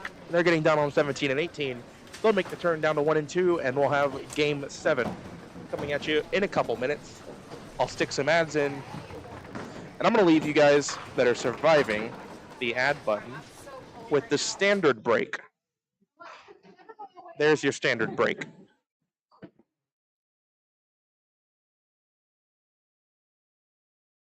And hey, while it's there on the screen, check out that Ko-Fi link, and that's how you make your donation to Duckpins Forever, or become a pro member for $10 a month to get access to the Duckpins Forever archives and get exclusive chat features. Click the join button on the YouTube page for more information.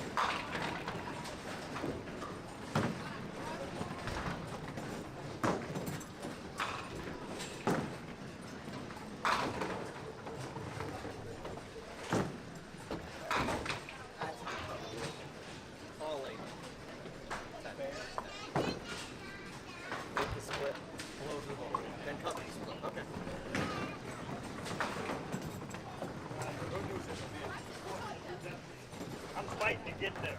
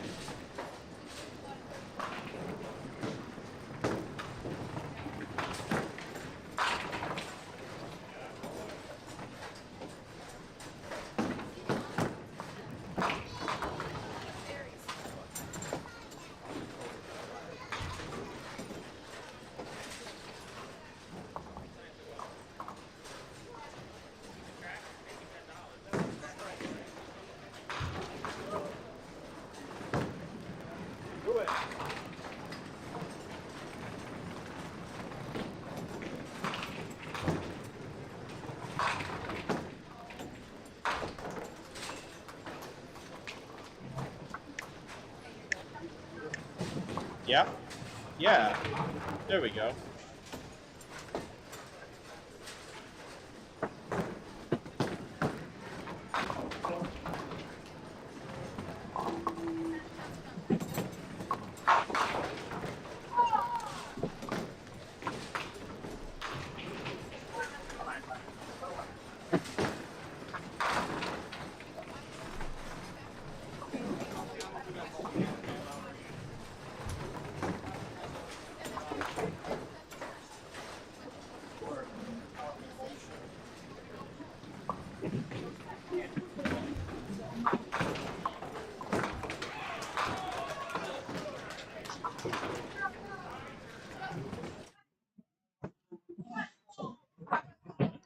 That is a 5-7-10 conversion on lane 5. Caught that in the corner of the screen. That was a strike from Sean, I believe.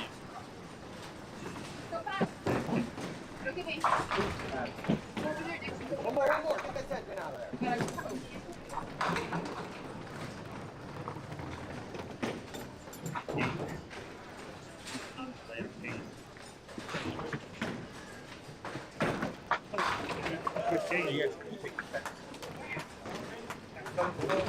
Yep. Alright, hope you all can hear me alright. I've switched over to the microphone that is on the laptop because the wireless mics are dying. That's how I would put it. On their way out. So, hope it sounds okay enough. This just in, ladies and gentlemen, Nick Floyd is going to be up for an Emmy for sportscast. First, you've got to argue if this is sport. Yes, next question. Now, what kind of do I have to dress? WWE is a sport. Do I have to dress up for this speech, or can I do what I do all the time and wear my nice shirt and whatever mismatched shorts, whatever? Just be yourself. Something that represents something. So everybody else.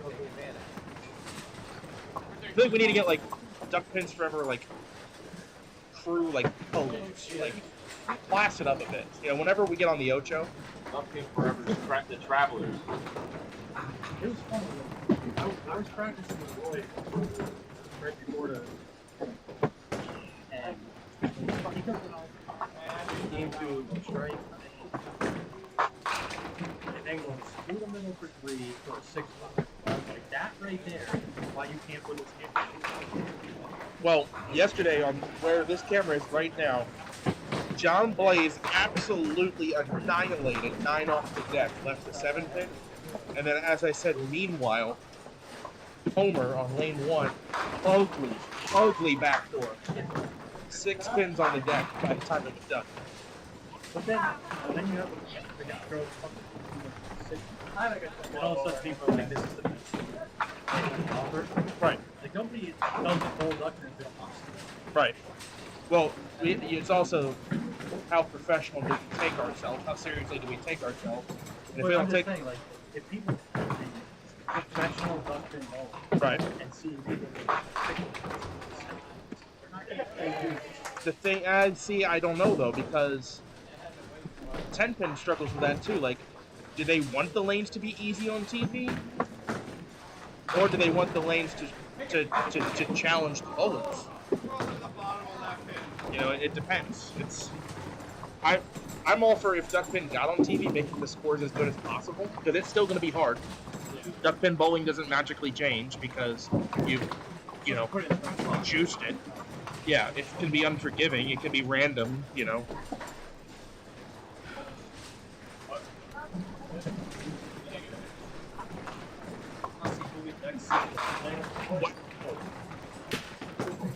I would say that's one of the most perfect balls for a double that I've seen all tournament.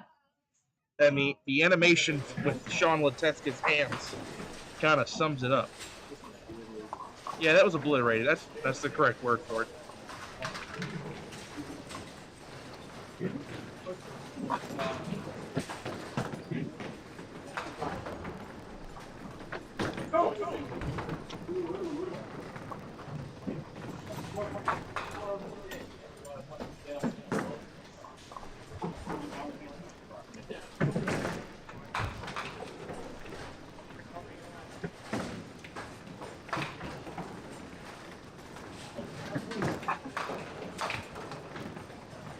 Now Dave went 3 through the middle. If he would have gone 4 through the middle, he would have had a chance to buy himself his own free T-shirt.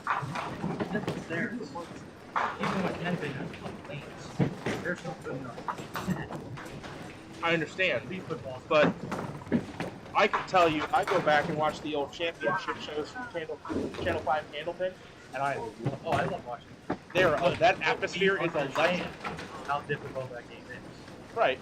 But you take somebody from California or something, you're gonna that's why are you guys so bad? So that's all in how you market the game, right?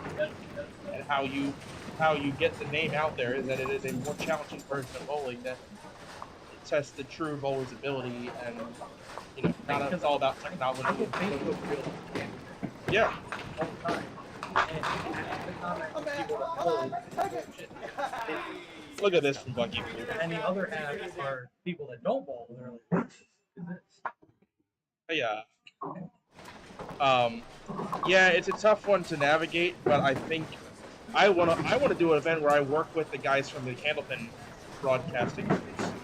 If we can ever network that to work together with them, because they've got some pretty nice equipment, some great broadcasters. It would be nice to be able to work with them. Sean Leteska on the double goes off the side for 7. Sean needing a big last 2 games. Needing about 305 or so. Decent counts on his 2 strikes, 7 and 8.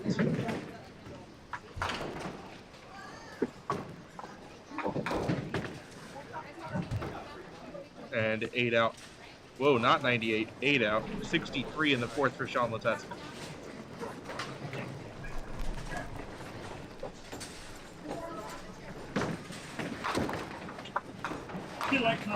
I replayed it. It was pretty awful.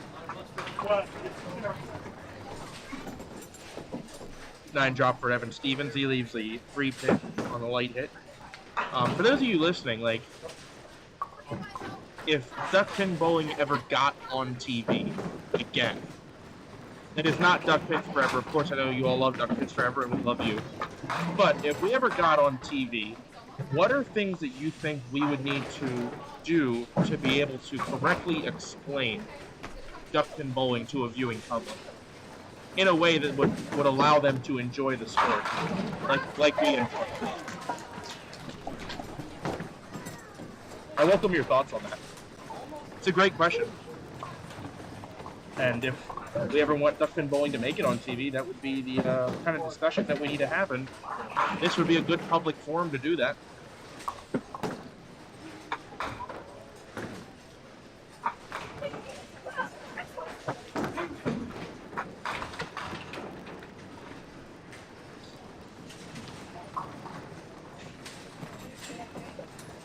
All right, Bucky Pool.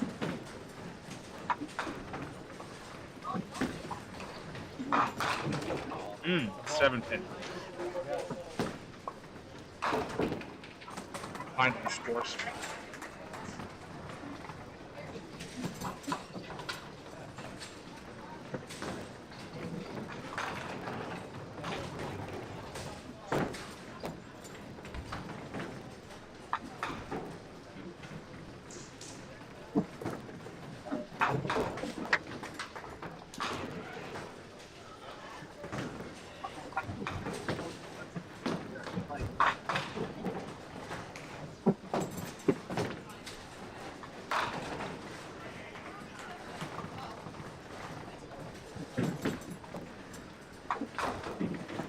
$10 for Bucky Pool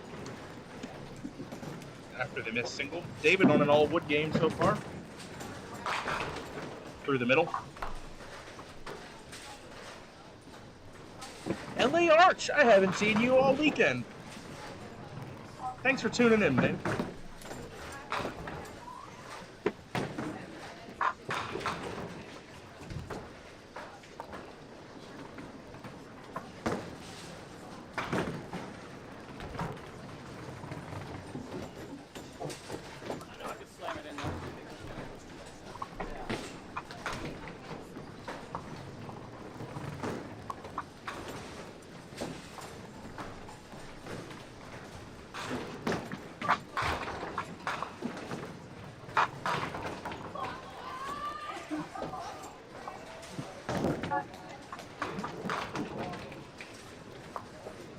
$2.78 split for Evan on his spare.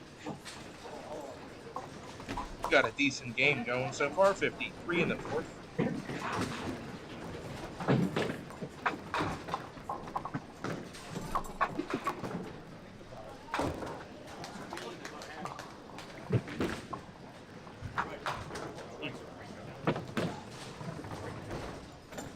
Playing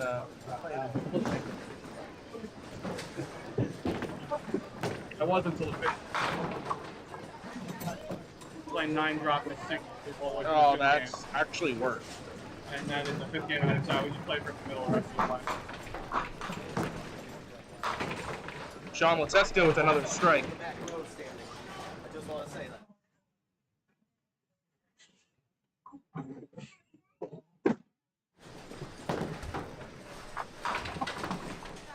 Bucky Pool now stepping up on lane 1. In case you couldn't read Bucky's shirt, it says Bucky Pool. It's a joke because obviously you can read his shirt. Big orange letters.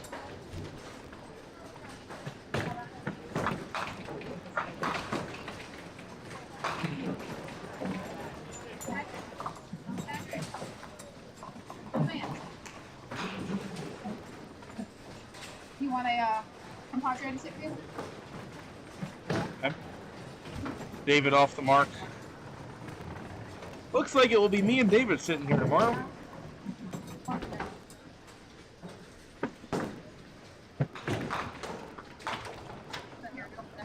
$9 for David. 47.5. Oh, the chicken wing.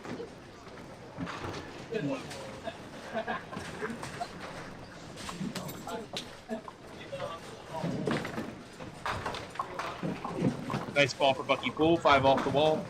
We get 2 strikes on the board in that frame. We move to the second half of the game. Sean Leteska at 73 plus, Bucky Pool 64 plus, Evan Stevens 62. David Hughes, 47.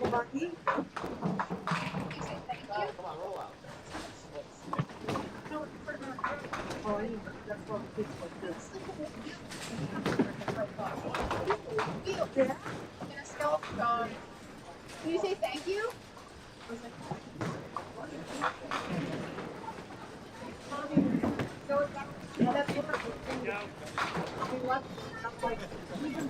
Spare for Evan Stevens.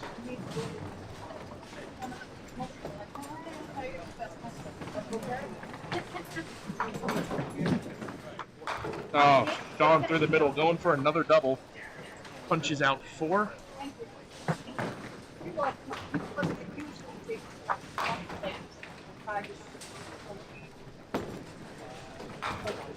Great attempt. Actually slides the 2 and 2 on it. Back on the ball.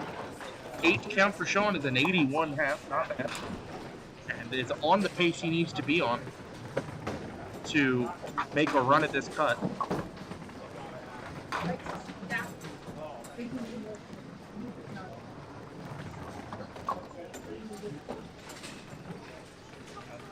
Wood ball for Sean. Well thrown for the 9 box. 90 through 6. Here's David. David Hughes, almost. Solid 9.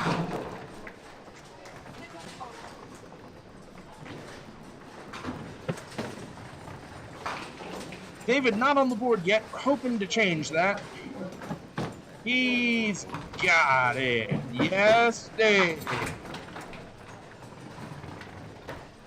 Celebrate, Dave? No? Okay. Right.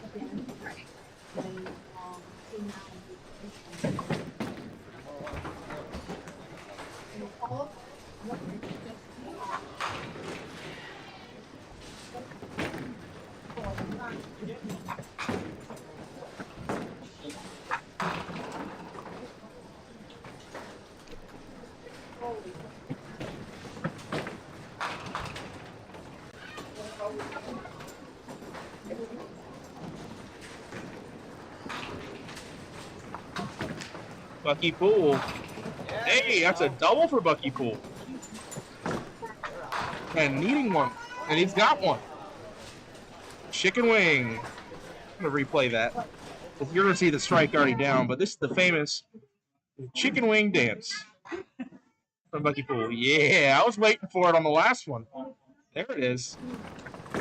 Broke it out for the double, only on special occasions. A right on time double, though. Right on time. Shot myself big time. Oh, don't do that. 99. Oh, don't do that. All right. Back to the top of the 7th. Sean Leteska at 90.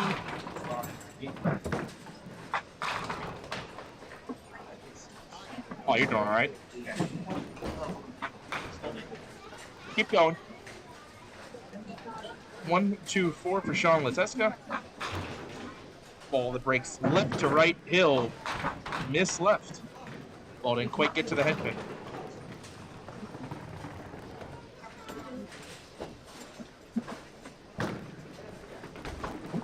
Sean a 9.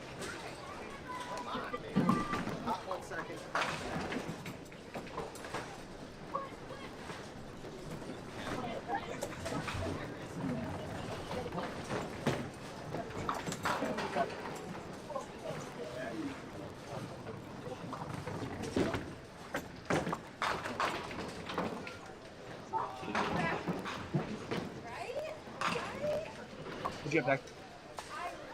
Heard a celebration. Yeah, I took it to training. My finished various people. Like 20 bucks. There you go. This quiet, that's slow. This is and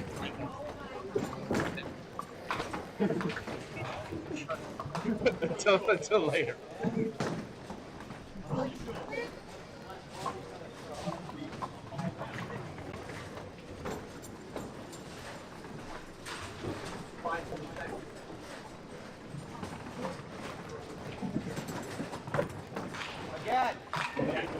Lucky Bucky pulled through the middle, no triple.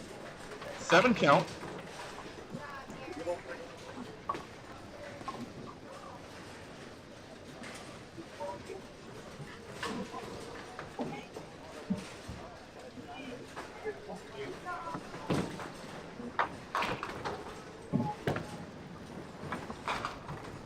Bucky 8 count on the second strike. 99 through the 6th frame.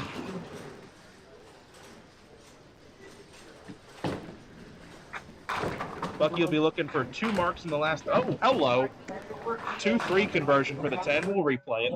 Watch this pin come screaming out of the corner. Bang, bang, bang. He does the housekeeping. I'll give him a 10. I think we got 4, 5, or 8.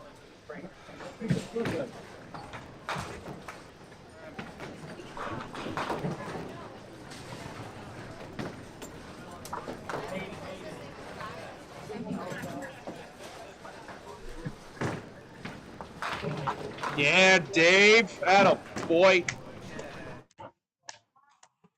Everybody clap for Dave.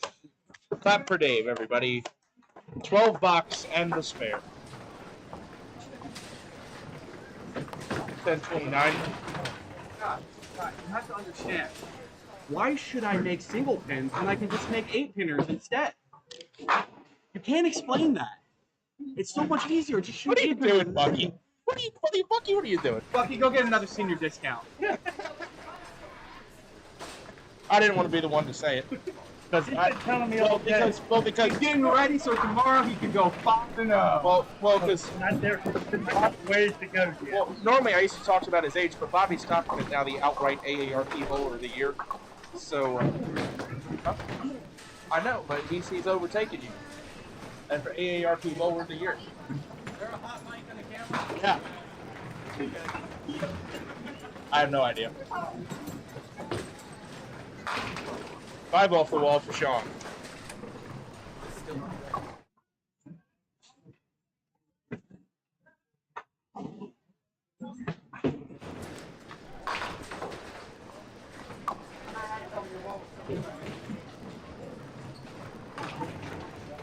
Strike for Evan while we were.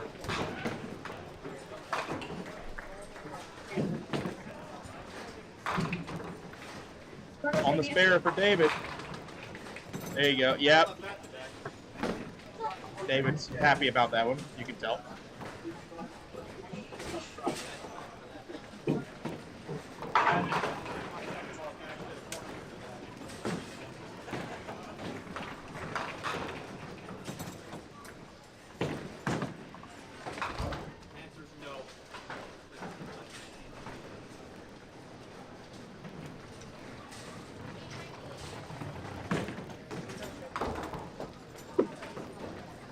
David 8 on, 9 out.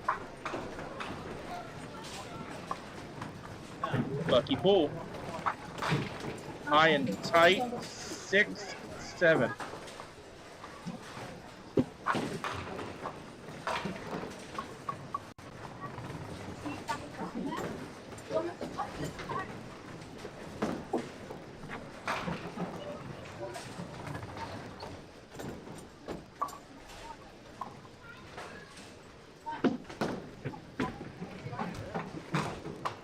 Open frame for Bucky. Bucky is the GOAT. Love it. And 9, 118 the 8 for Bucky Pool. I want to get 2 marks here. Get around 970, 980. 2 marks to get him around 980.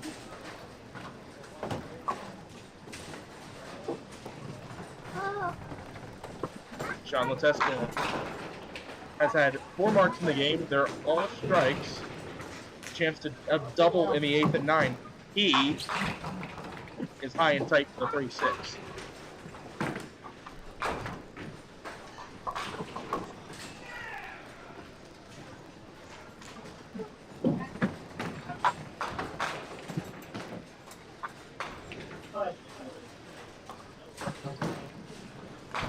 No, that's painful. He knows it is. Unfortunate. On the object pin on both balls is a 3-6 and kicks it.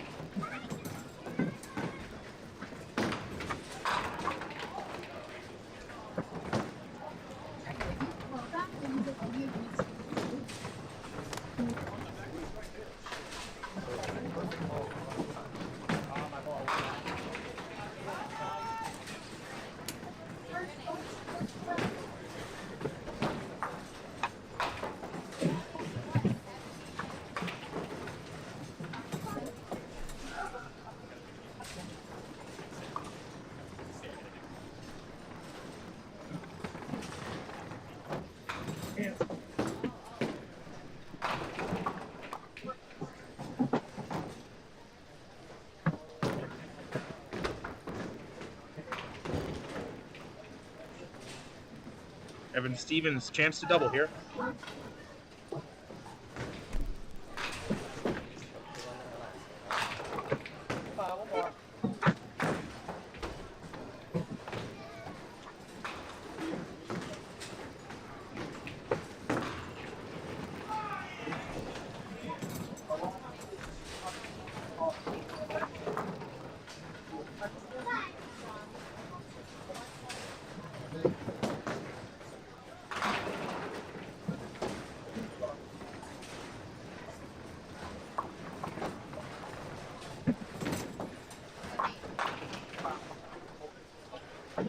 Gotta go one more game, buddy.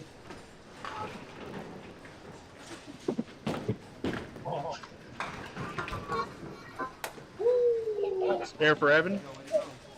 And that foundation frame, he gets to 119 plus in the ninth. Here comes Bucky Poole, coming off a 9 box.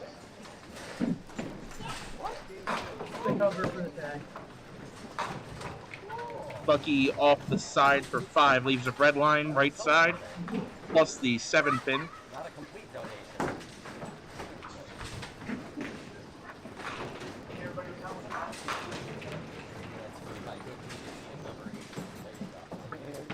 You get one. I got something real nice.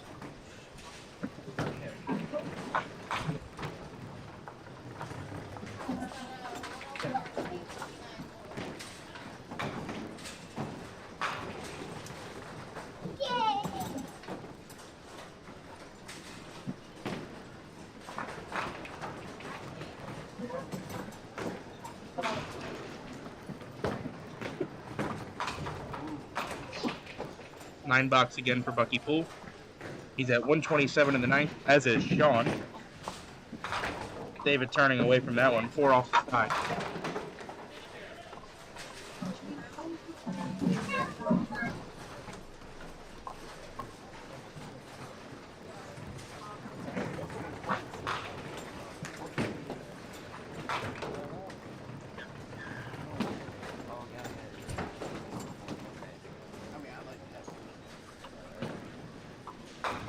One 479. David does not cover.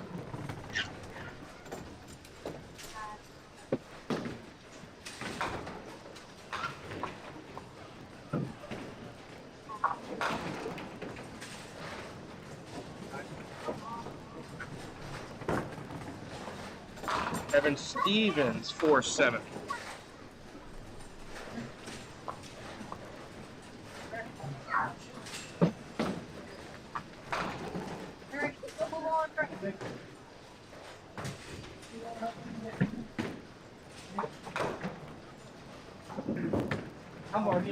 Evan got it.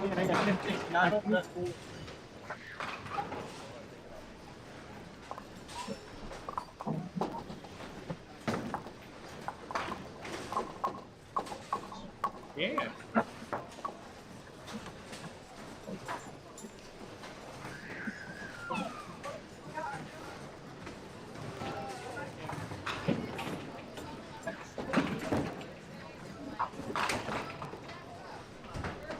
Nine more. Evan Stevens. He's got 146, 949 for 7. Evan's going to need around 175, 180 the last game.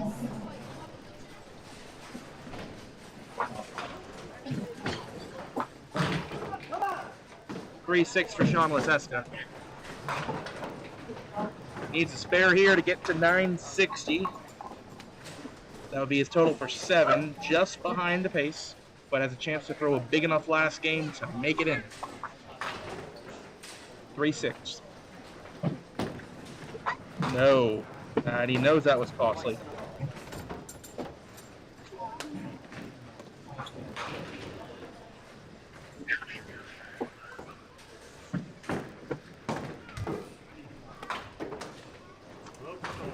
Sean shoots 136, 951 with a game to go.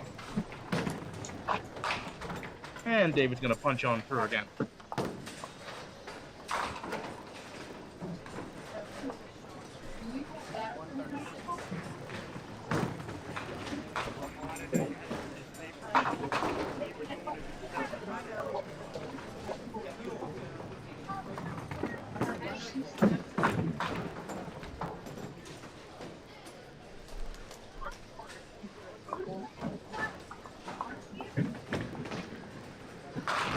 Seven pin solid for Bucky Poole.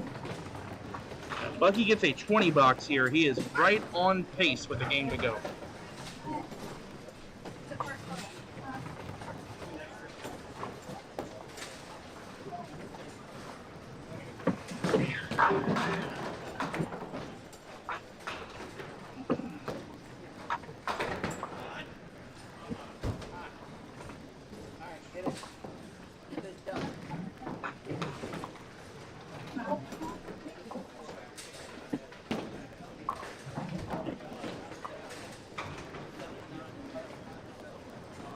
Want my good shower?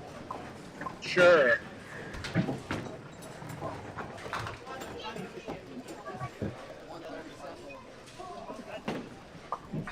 Not as impressive as my 1 bar. That's at least an efficient 106. All right, those are the scores for Game 7. Take a look at them. They're about to go away. David's happy about that. Scores are going to disappear, and we're going to get ready for the penultimate, 8th game. The final game of qualifying, game number 24. Still can see those scores. And 3, 2, 1, they are gone. I'm gonna go get some score sheets. We are now entering game 8. And I'm going to set our cut pace that you want to be over after 8 games. I'm going to make an adjustment based on what I'm seeing at 11:22. That's my estimate. See if I'm right. What's your shot? I think you're good. I think you're definitely.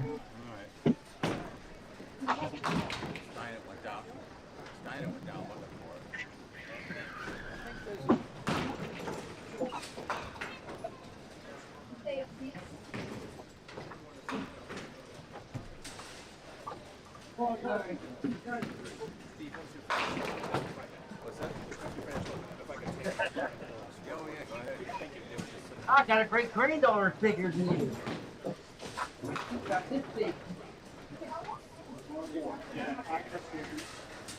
Alright, big scores on this pair. Big scores. Starting at the top right. Steve Ivorone is at 963. He'll need a big game. Next up.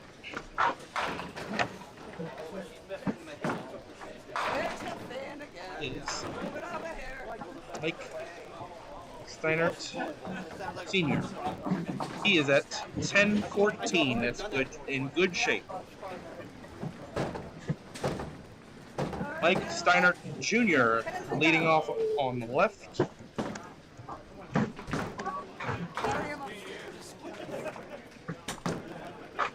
He is at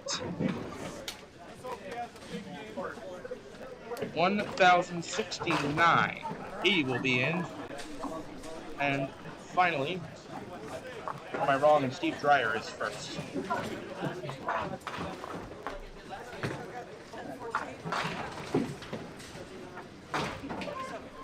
Steve Dreyer is first on that side. They switched. Steve Dreyer at 1,043. Great scores on this pair. The one with the most work to do is Steve Ibarone. And he starts out his 8th game with a 6 count through the middle, 2-2, and an open frame.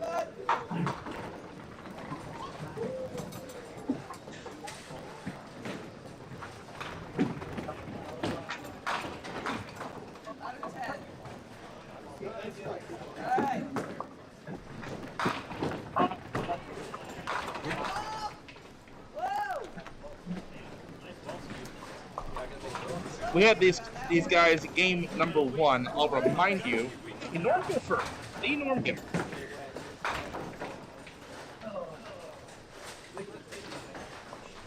Remind you that this pair has a combined 29 stars on lanes 1 and 2.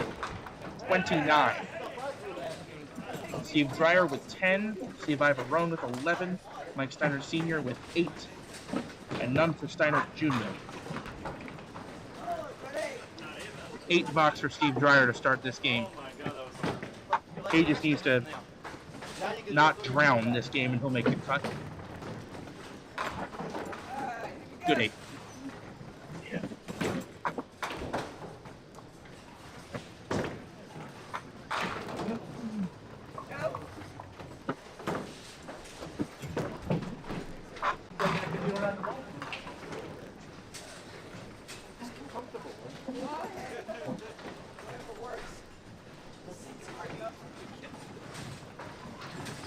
Eight pin to start the game for Steiner Sr.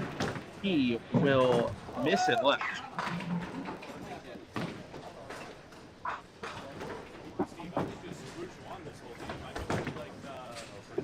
Takes it for 10. And now, the high bowler on this pair, Mike Steiner Jr., the one without a star, and he's picking up right where he left off. Another strike. 5 off the wall. Back to Ibarone again. He is the one with the most work to do. You did. 963 is his score. Expecting to get to around 1122 for a cut. So, needs about 160 this game. He started with a middle rip in the first that he cleaned up 2-2. This is his second frame on lane 1.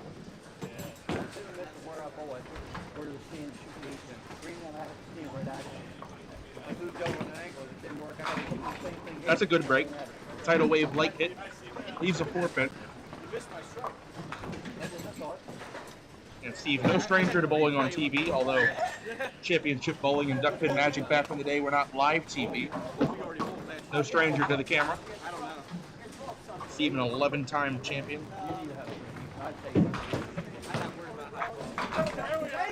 Very hard-hitting ball. Very powerful release. He'll score a spare in the second frame. Steve Dreyer. Wow. I'm going to replay the mix. Look at this mix. A pin disappears, reappears, spinner, kicks off another pin and still missed the 6.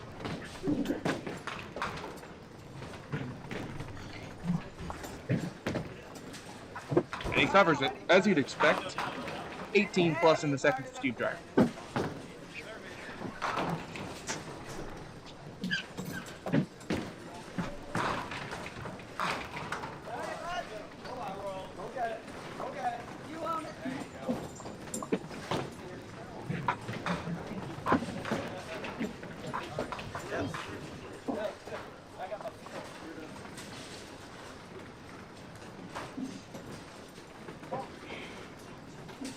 Steiner Sr. for the spare. It's the 5-9. He'll get them both.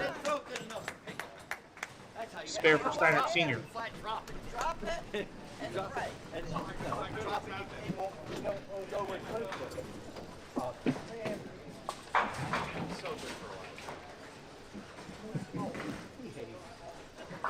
Mike Steiner Jr. for the double. Double! 7-pin. The pin didn't get the memo. Steiner Jr. can convert the 7-pin here for our first star frame of the shift on camera. We are 0 for 71 this shift, which means we are 5 out of 231 for the tournament. Cover, make that 6 for 232. How about that? We got a star frame, everybody. Stand up and applaud. And 4 spares, nonetheless. They did it the hard way.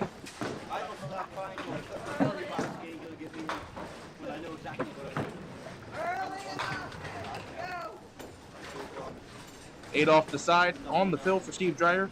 Matt, great question. Have there ever been a qualifying pair with more stars than this? On the men's tour, I don't know. I don't know about Pop. I mean, Pop Whitten, there's an easy way for it to be more. You have a, Don Dove, Walt Brooks, John D'Antonis on the same pair. That would do it. Spare for Steve Dreyer.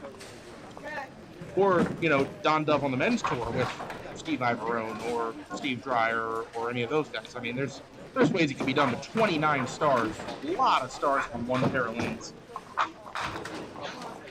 Ivorone off the side, 9 fill. Gets him 29 through the second. Again, he needs about 160 this game to be in competition for the cut. We'll need to make all these singles. And if he doesn't, he's going to need to start throwing some multiple strikes together. You heard it, yeah, Steve. I think they thought he had it. He did not. Misses it again. 9 on and 9 out. Steve, 38 in the third.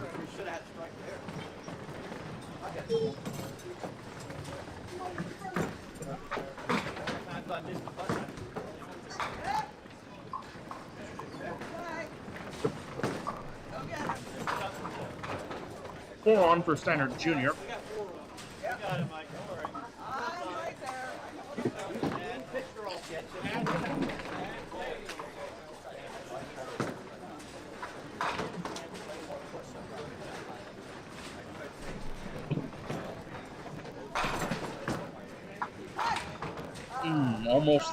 Almost a conversion on the 6-pinner.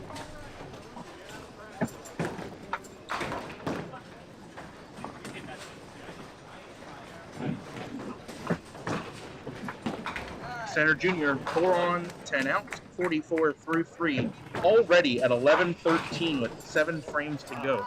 Who would have thought with 29 stars on the pair? 10. 9 filled for Steiner Sr. The U.S. flag has more stars. That's about it.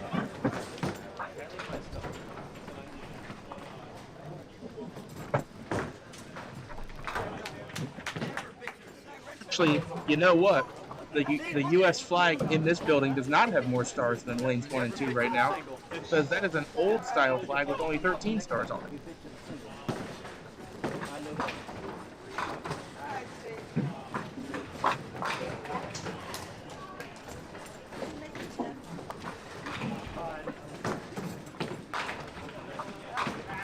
Pocket 6-7. Steve Ivorone a little full on the pocket. Steve coming off a single he missed twice. Was the 6-pin. He hits the 6-pin this time, does not get the 7 to go with it.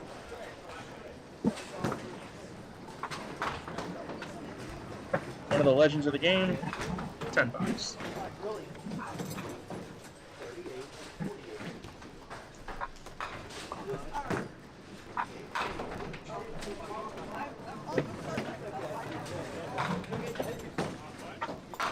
Good scores on this pair. The one with the most work to do, though, Steve Ivorone. He's not started out that well.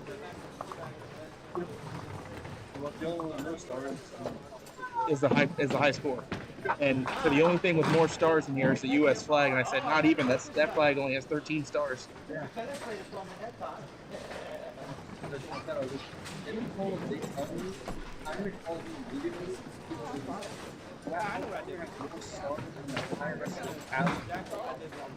Did you actually go through and count?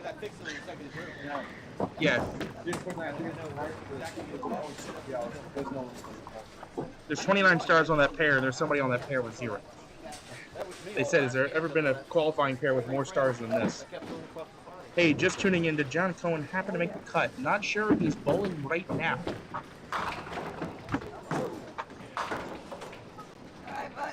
That was a missed single for Steve, right?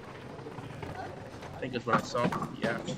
Yep, a single, 9 on, and 10 out. The thing is, Steve got 10 there. If he would have gotten a spare, his reaction would have been exactly the same. He never shows emotion. Speaking of absolute hammer for a strike, Mike Steinert Sr., everybody. In the 1-3, vintage 1992, right there. I got the automatic. Looks like he will, but probably. The way it's faced, runner. Kyle.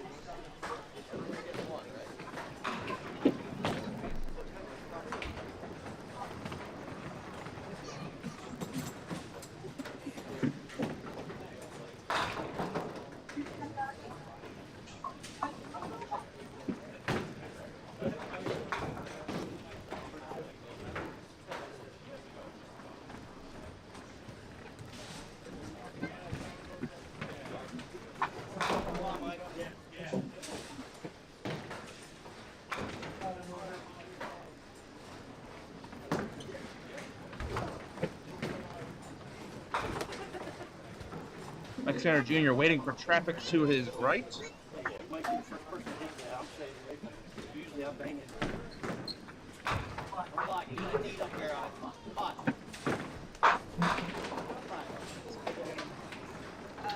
Mike Steiner Jr. in the 4th. He really wrenched on that one. 7 pin. Steiner Jr. needs 131 this game to shoot 1,200.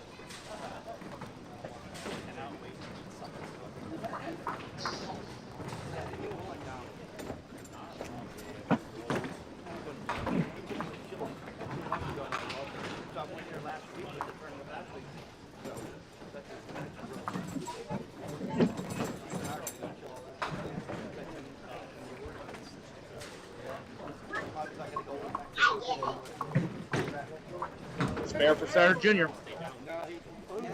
Another mark. 3 out of 4 to start the game. 54 plus in the 4th.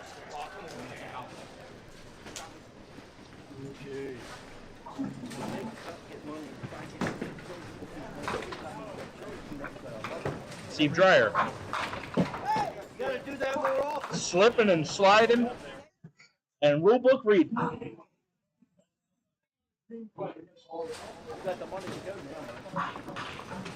I said you're slipping and sliding and rulebook reading. It's 10 in the pit too. Hey, watch out! Off the side, 6 pin for Steve Ivorone.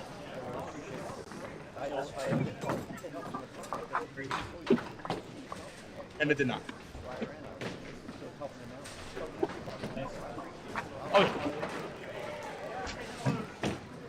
yeah. Ivorone's got the mark. He's going to need a couple more. Probably going to need to fill most of the remaining frames with marks or catch some multiple strikes.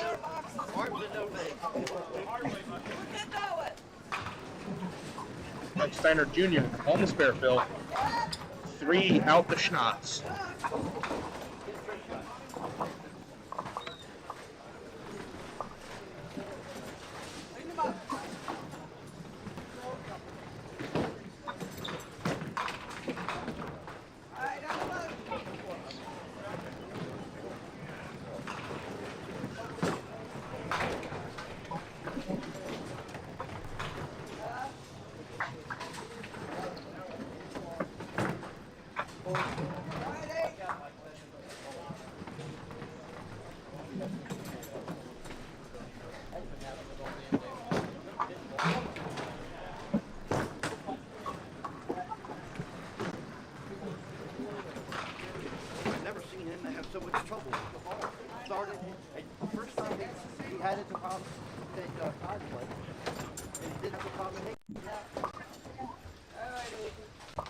paid out for Mike Steiner Jr.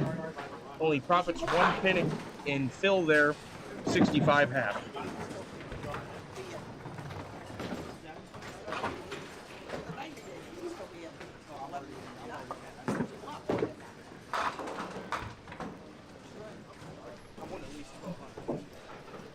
For the double. Oh, 5 off the side for Mike Steiner Sr.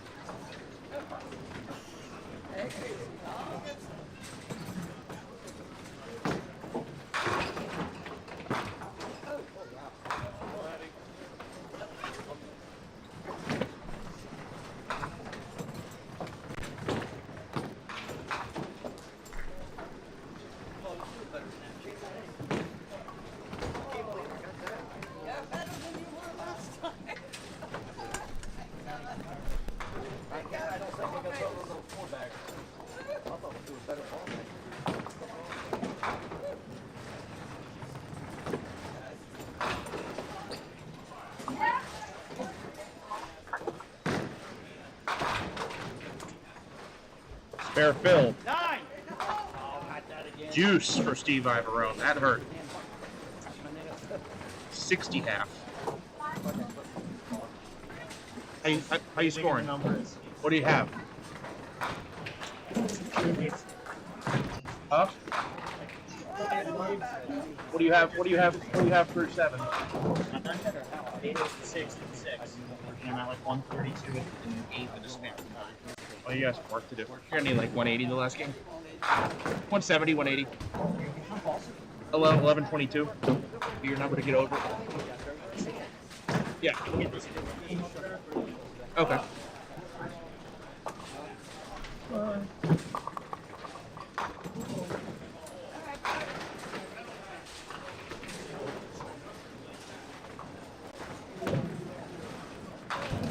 Nice shot from Steve Dryer. Makes that 138 off the wall for the spare. Wow. I'm impressed.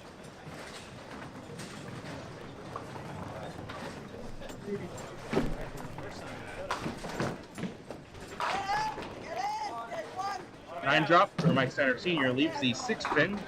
Steiner Sr. a 75 half at 1089 with 5 to go. He is in good shape. Got a strong enough first half that now he can coast to the end with some wood boxes. 6 pin, he would like to have it. We have a false start though on lane 1. On the offense, it'll be 5 yards penalty. Replay. 6 down. Worth the wait, he gets it. That felt like I was going to drop it on the downswing. Like you got so coming on the lane. I had that way to shot was doing it down here. Billy screaming. We're great. I got smart people from the can of that power so I can hold on to it. I was falling for you with that power. That TV went the ball sticky. And I'd have a black cow because you get all the dirt off of it. Ah! Off the mark. You're close.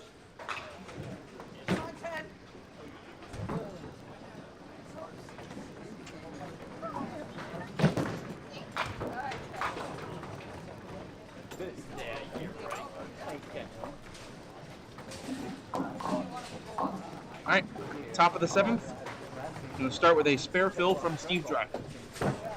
How many? Oh, man. It'll be 9. I get Steve into the cut area already. And has a chance to catch Steiner Jr.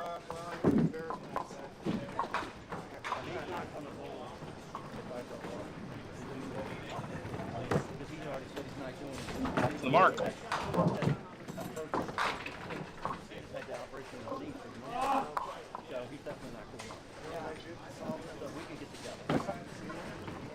$10 for Steve Dryer with a 9 on and 10 out at 11:47. 3 frames to go. I got the extra filter, but I don't use it. I put the first shot. I got SST1s in the back. So I can slide on them anyway, so it won't be a problem.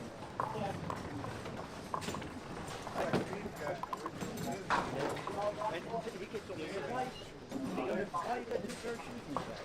Well, I'm sticking on the approaches and shoes. I just changed it. Open frame for Steve. He does not convert that 5, 9, 10. Oh, you're fine. I didn't need much of it then, even dumbass. 10 box. 79 through 7.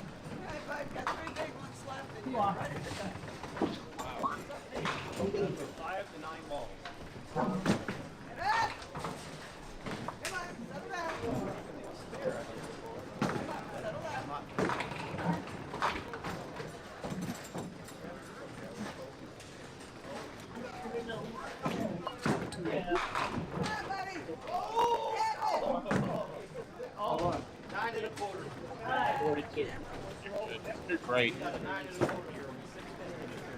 Clutch double in the last game. Yeah, you're there. I'm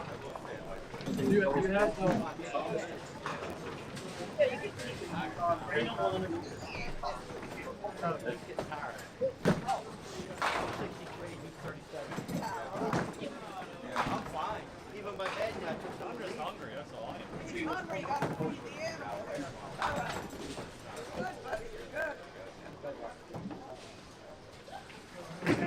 I got 84 going into 7. Try to trip out.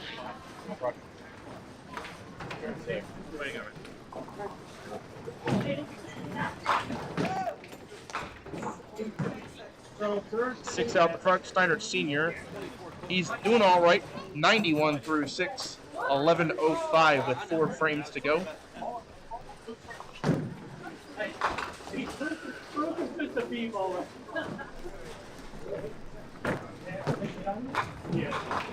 No mark there for Steinert Senior. Frame goes open for everybody. Hoping for the all wood frame that we could try Steinert Senior to make that, and he does not. So an 8 box it is. 99 in the 7th for Mike Steinert Senior. 11-13, 3 to go. Steve Ivorone. No, through the middle. We have to second.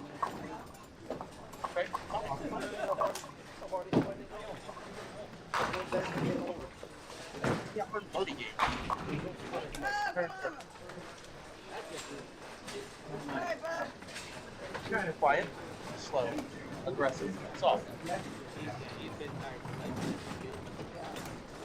Four.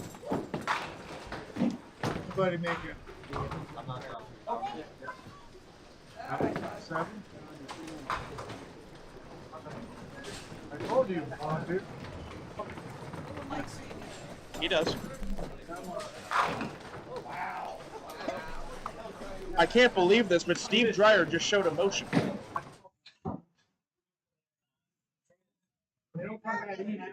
You very rarely see that. That was emotion out of Steve Dreyer.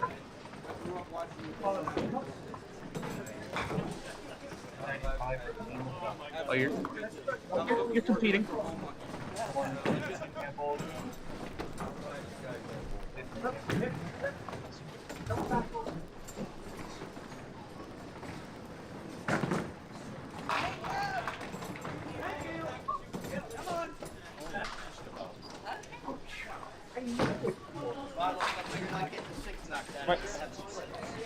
I might be having to change my cut pace again, middle of game 8. Yeah, I'm gonna change it. A pin. I'm coming for you. Talking shit, I get walking.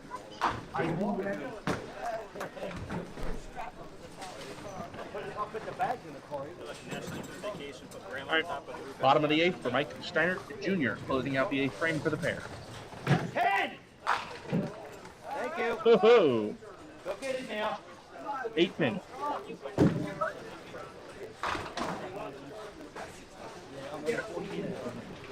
Freaking miracle. Tidy strikes out. Ain't gonna happen.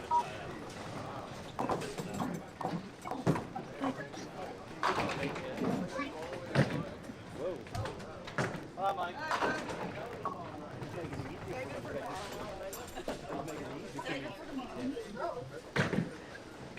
That might have got it. 10 box for Steiner Jr. 95 through 8. 1164. Steve Ivarone now is going to be outside the range of the cut. He will fall short. The other 3 on this pair will make it though. Ah, get that kicker. I bowled against some deer skull possible. Well, I throw a mark in his net, and we're 2 out of the middle. He still needs to beat me. And then he makes a 6-pin split the wrong way. No, almost for Steve. Open frame. Will get Wood out to get into the 1170s.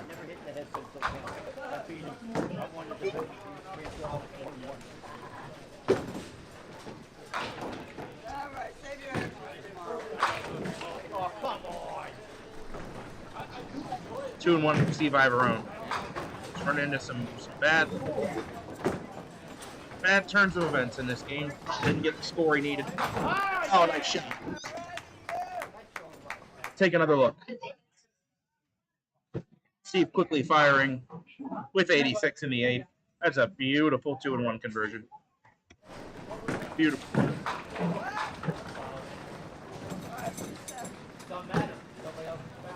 One more frame. See if he fouled. Yeah, he did.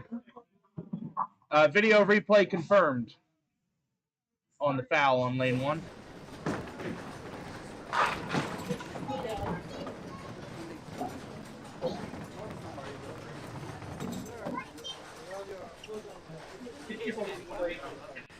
Yeah, because he tried to say he didn't foul. He fouled.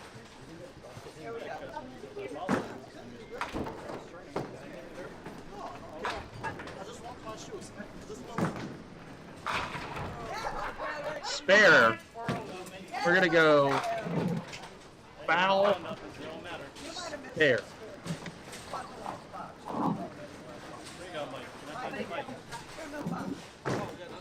Foul, spare. What do you shoot? Oh. Whoops. It still didn't make it up.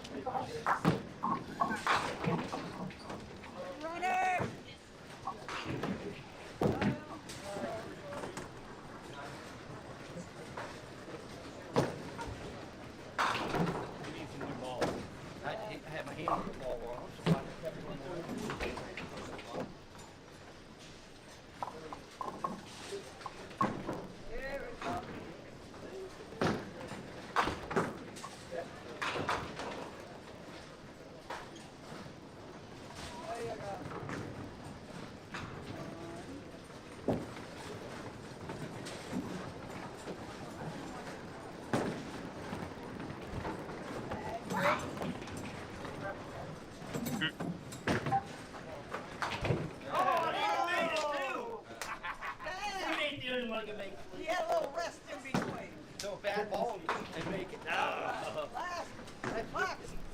All right, ladies and gentlemen, one final frame of game 24 of qualifying. I confirmed it on video review. You did foul. I didn't foul? You did foul. I did foul? Yes. I didn't think I went over. I thought. Oh, you definitely did. I did. feel like I went over, but You did.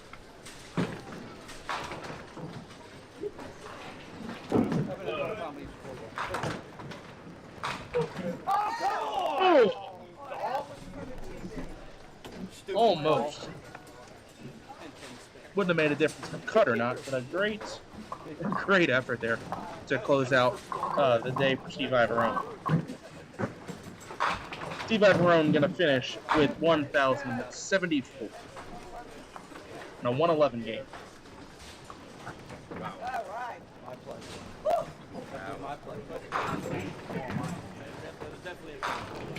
Oh, come on, Sally Ian.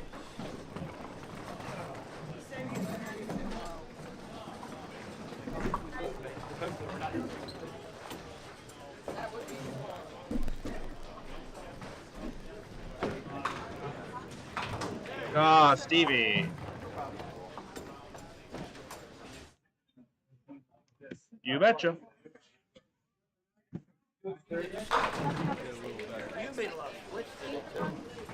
Hey, see some messages from Dave DePalma. Dave, if you're watching, just please understand, I'm not trying to ignore you. My Facebook Messenger is currently broken. So I can see that people are sending me messages, but I cannot respond to them as much as I try. So please don't think I'm ignoring you. If you DM the Duckpins Forever page on Facebook, I can respond from there. I'm gonna call Facebook soon and figure out what's going on, because it's getting pretty annoying. I was hoping it was eventually going to fix itself, and it hasn't. I've tried multiple things. All the internet searches. I'm going to have to call Facebook. It might be an account issue.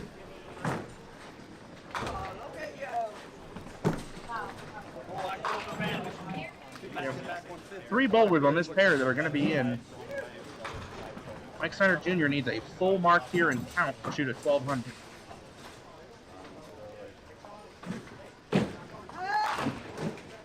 And he'll get it.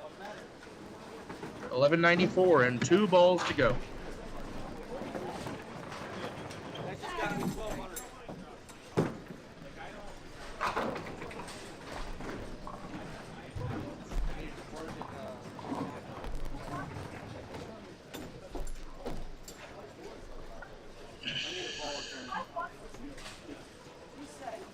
Yeah, just I want to take a screenshot of that's not a good sign. I threw 2 balls. I threw 2 balls. My spare ball hasn't come back either. Well, now we have to get it down there. Let's go dance. Reset.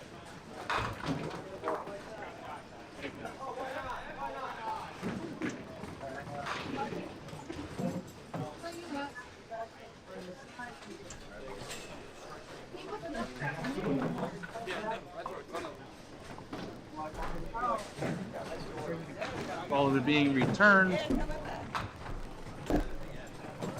A couple folks are packing up, that's why the camera is bouncing around a little bit.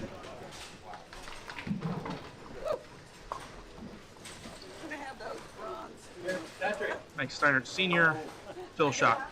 Can you go bring this over to Dave? Right spot for that. He finishes out with 1166 and a 152 last game. Throw some ads in real quick. Mike Steiner Jr., 2 balls to go, needs 6 in 2 balls to shoot 1200, of which there haven't been many. One that I knew of after the first 2 ships. And he's there. He's got 1200. On a pair with 29 stars amongst the other 3 bowlers. The one with no stars throws the high set, and it's a 1200. Pretty impressive. What is it? 1203 for Mike Steiner Jr. I have my estimated cut right now being at 1123. That you need to be over 1123 to be in. I think it's 1136. You're that close. Yeah, you did get beat by 3 people on that pair. On that pair I was just covering. Really? Yeah, 1203, 1182, and 1166. They are all locked. Yeah. So Steve Dreyer, Mike Steiner Jr., and Mike Steiner Sr. I was just trying to let. And Steve. I was trying to figure out if we're supposed to be listening to that conversation that's happening right in front of the camera or not. Just in case we aren't. Hey, hi, me. We're turning it around. We made it through 24 games of qualifying, 240 frames on the camera. On the camera. Out of 240 frames of qualifying, we had 6 team frames, 6-star frames. 6 out of 240 is not great. That's just not great. That is 1 every 4 games, I think. Yeah, 1 every 4 games. 1 out of every 40 frames, we got a star frame down the line. Maybe we just weren't covering the right pairs at the right time. I don't know what to tell you. Once again, I want to thank, oh boy, the Polish Association of Connecticut for their lovely sign. CTDuckpins.com. Right there. That's the sign. We'll be back here in the morning. Live coverage starts at 9:30. First pitch at 9:30. National anthem and all that a little bit beforehand. In the meantime, thank you for watching. Thank you for letting it spin. We'll see you tomorrow morning at 9:30 for the finals from Johnson's.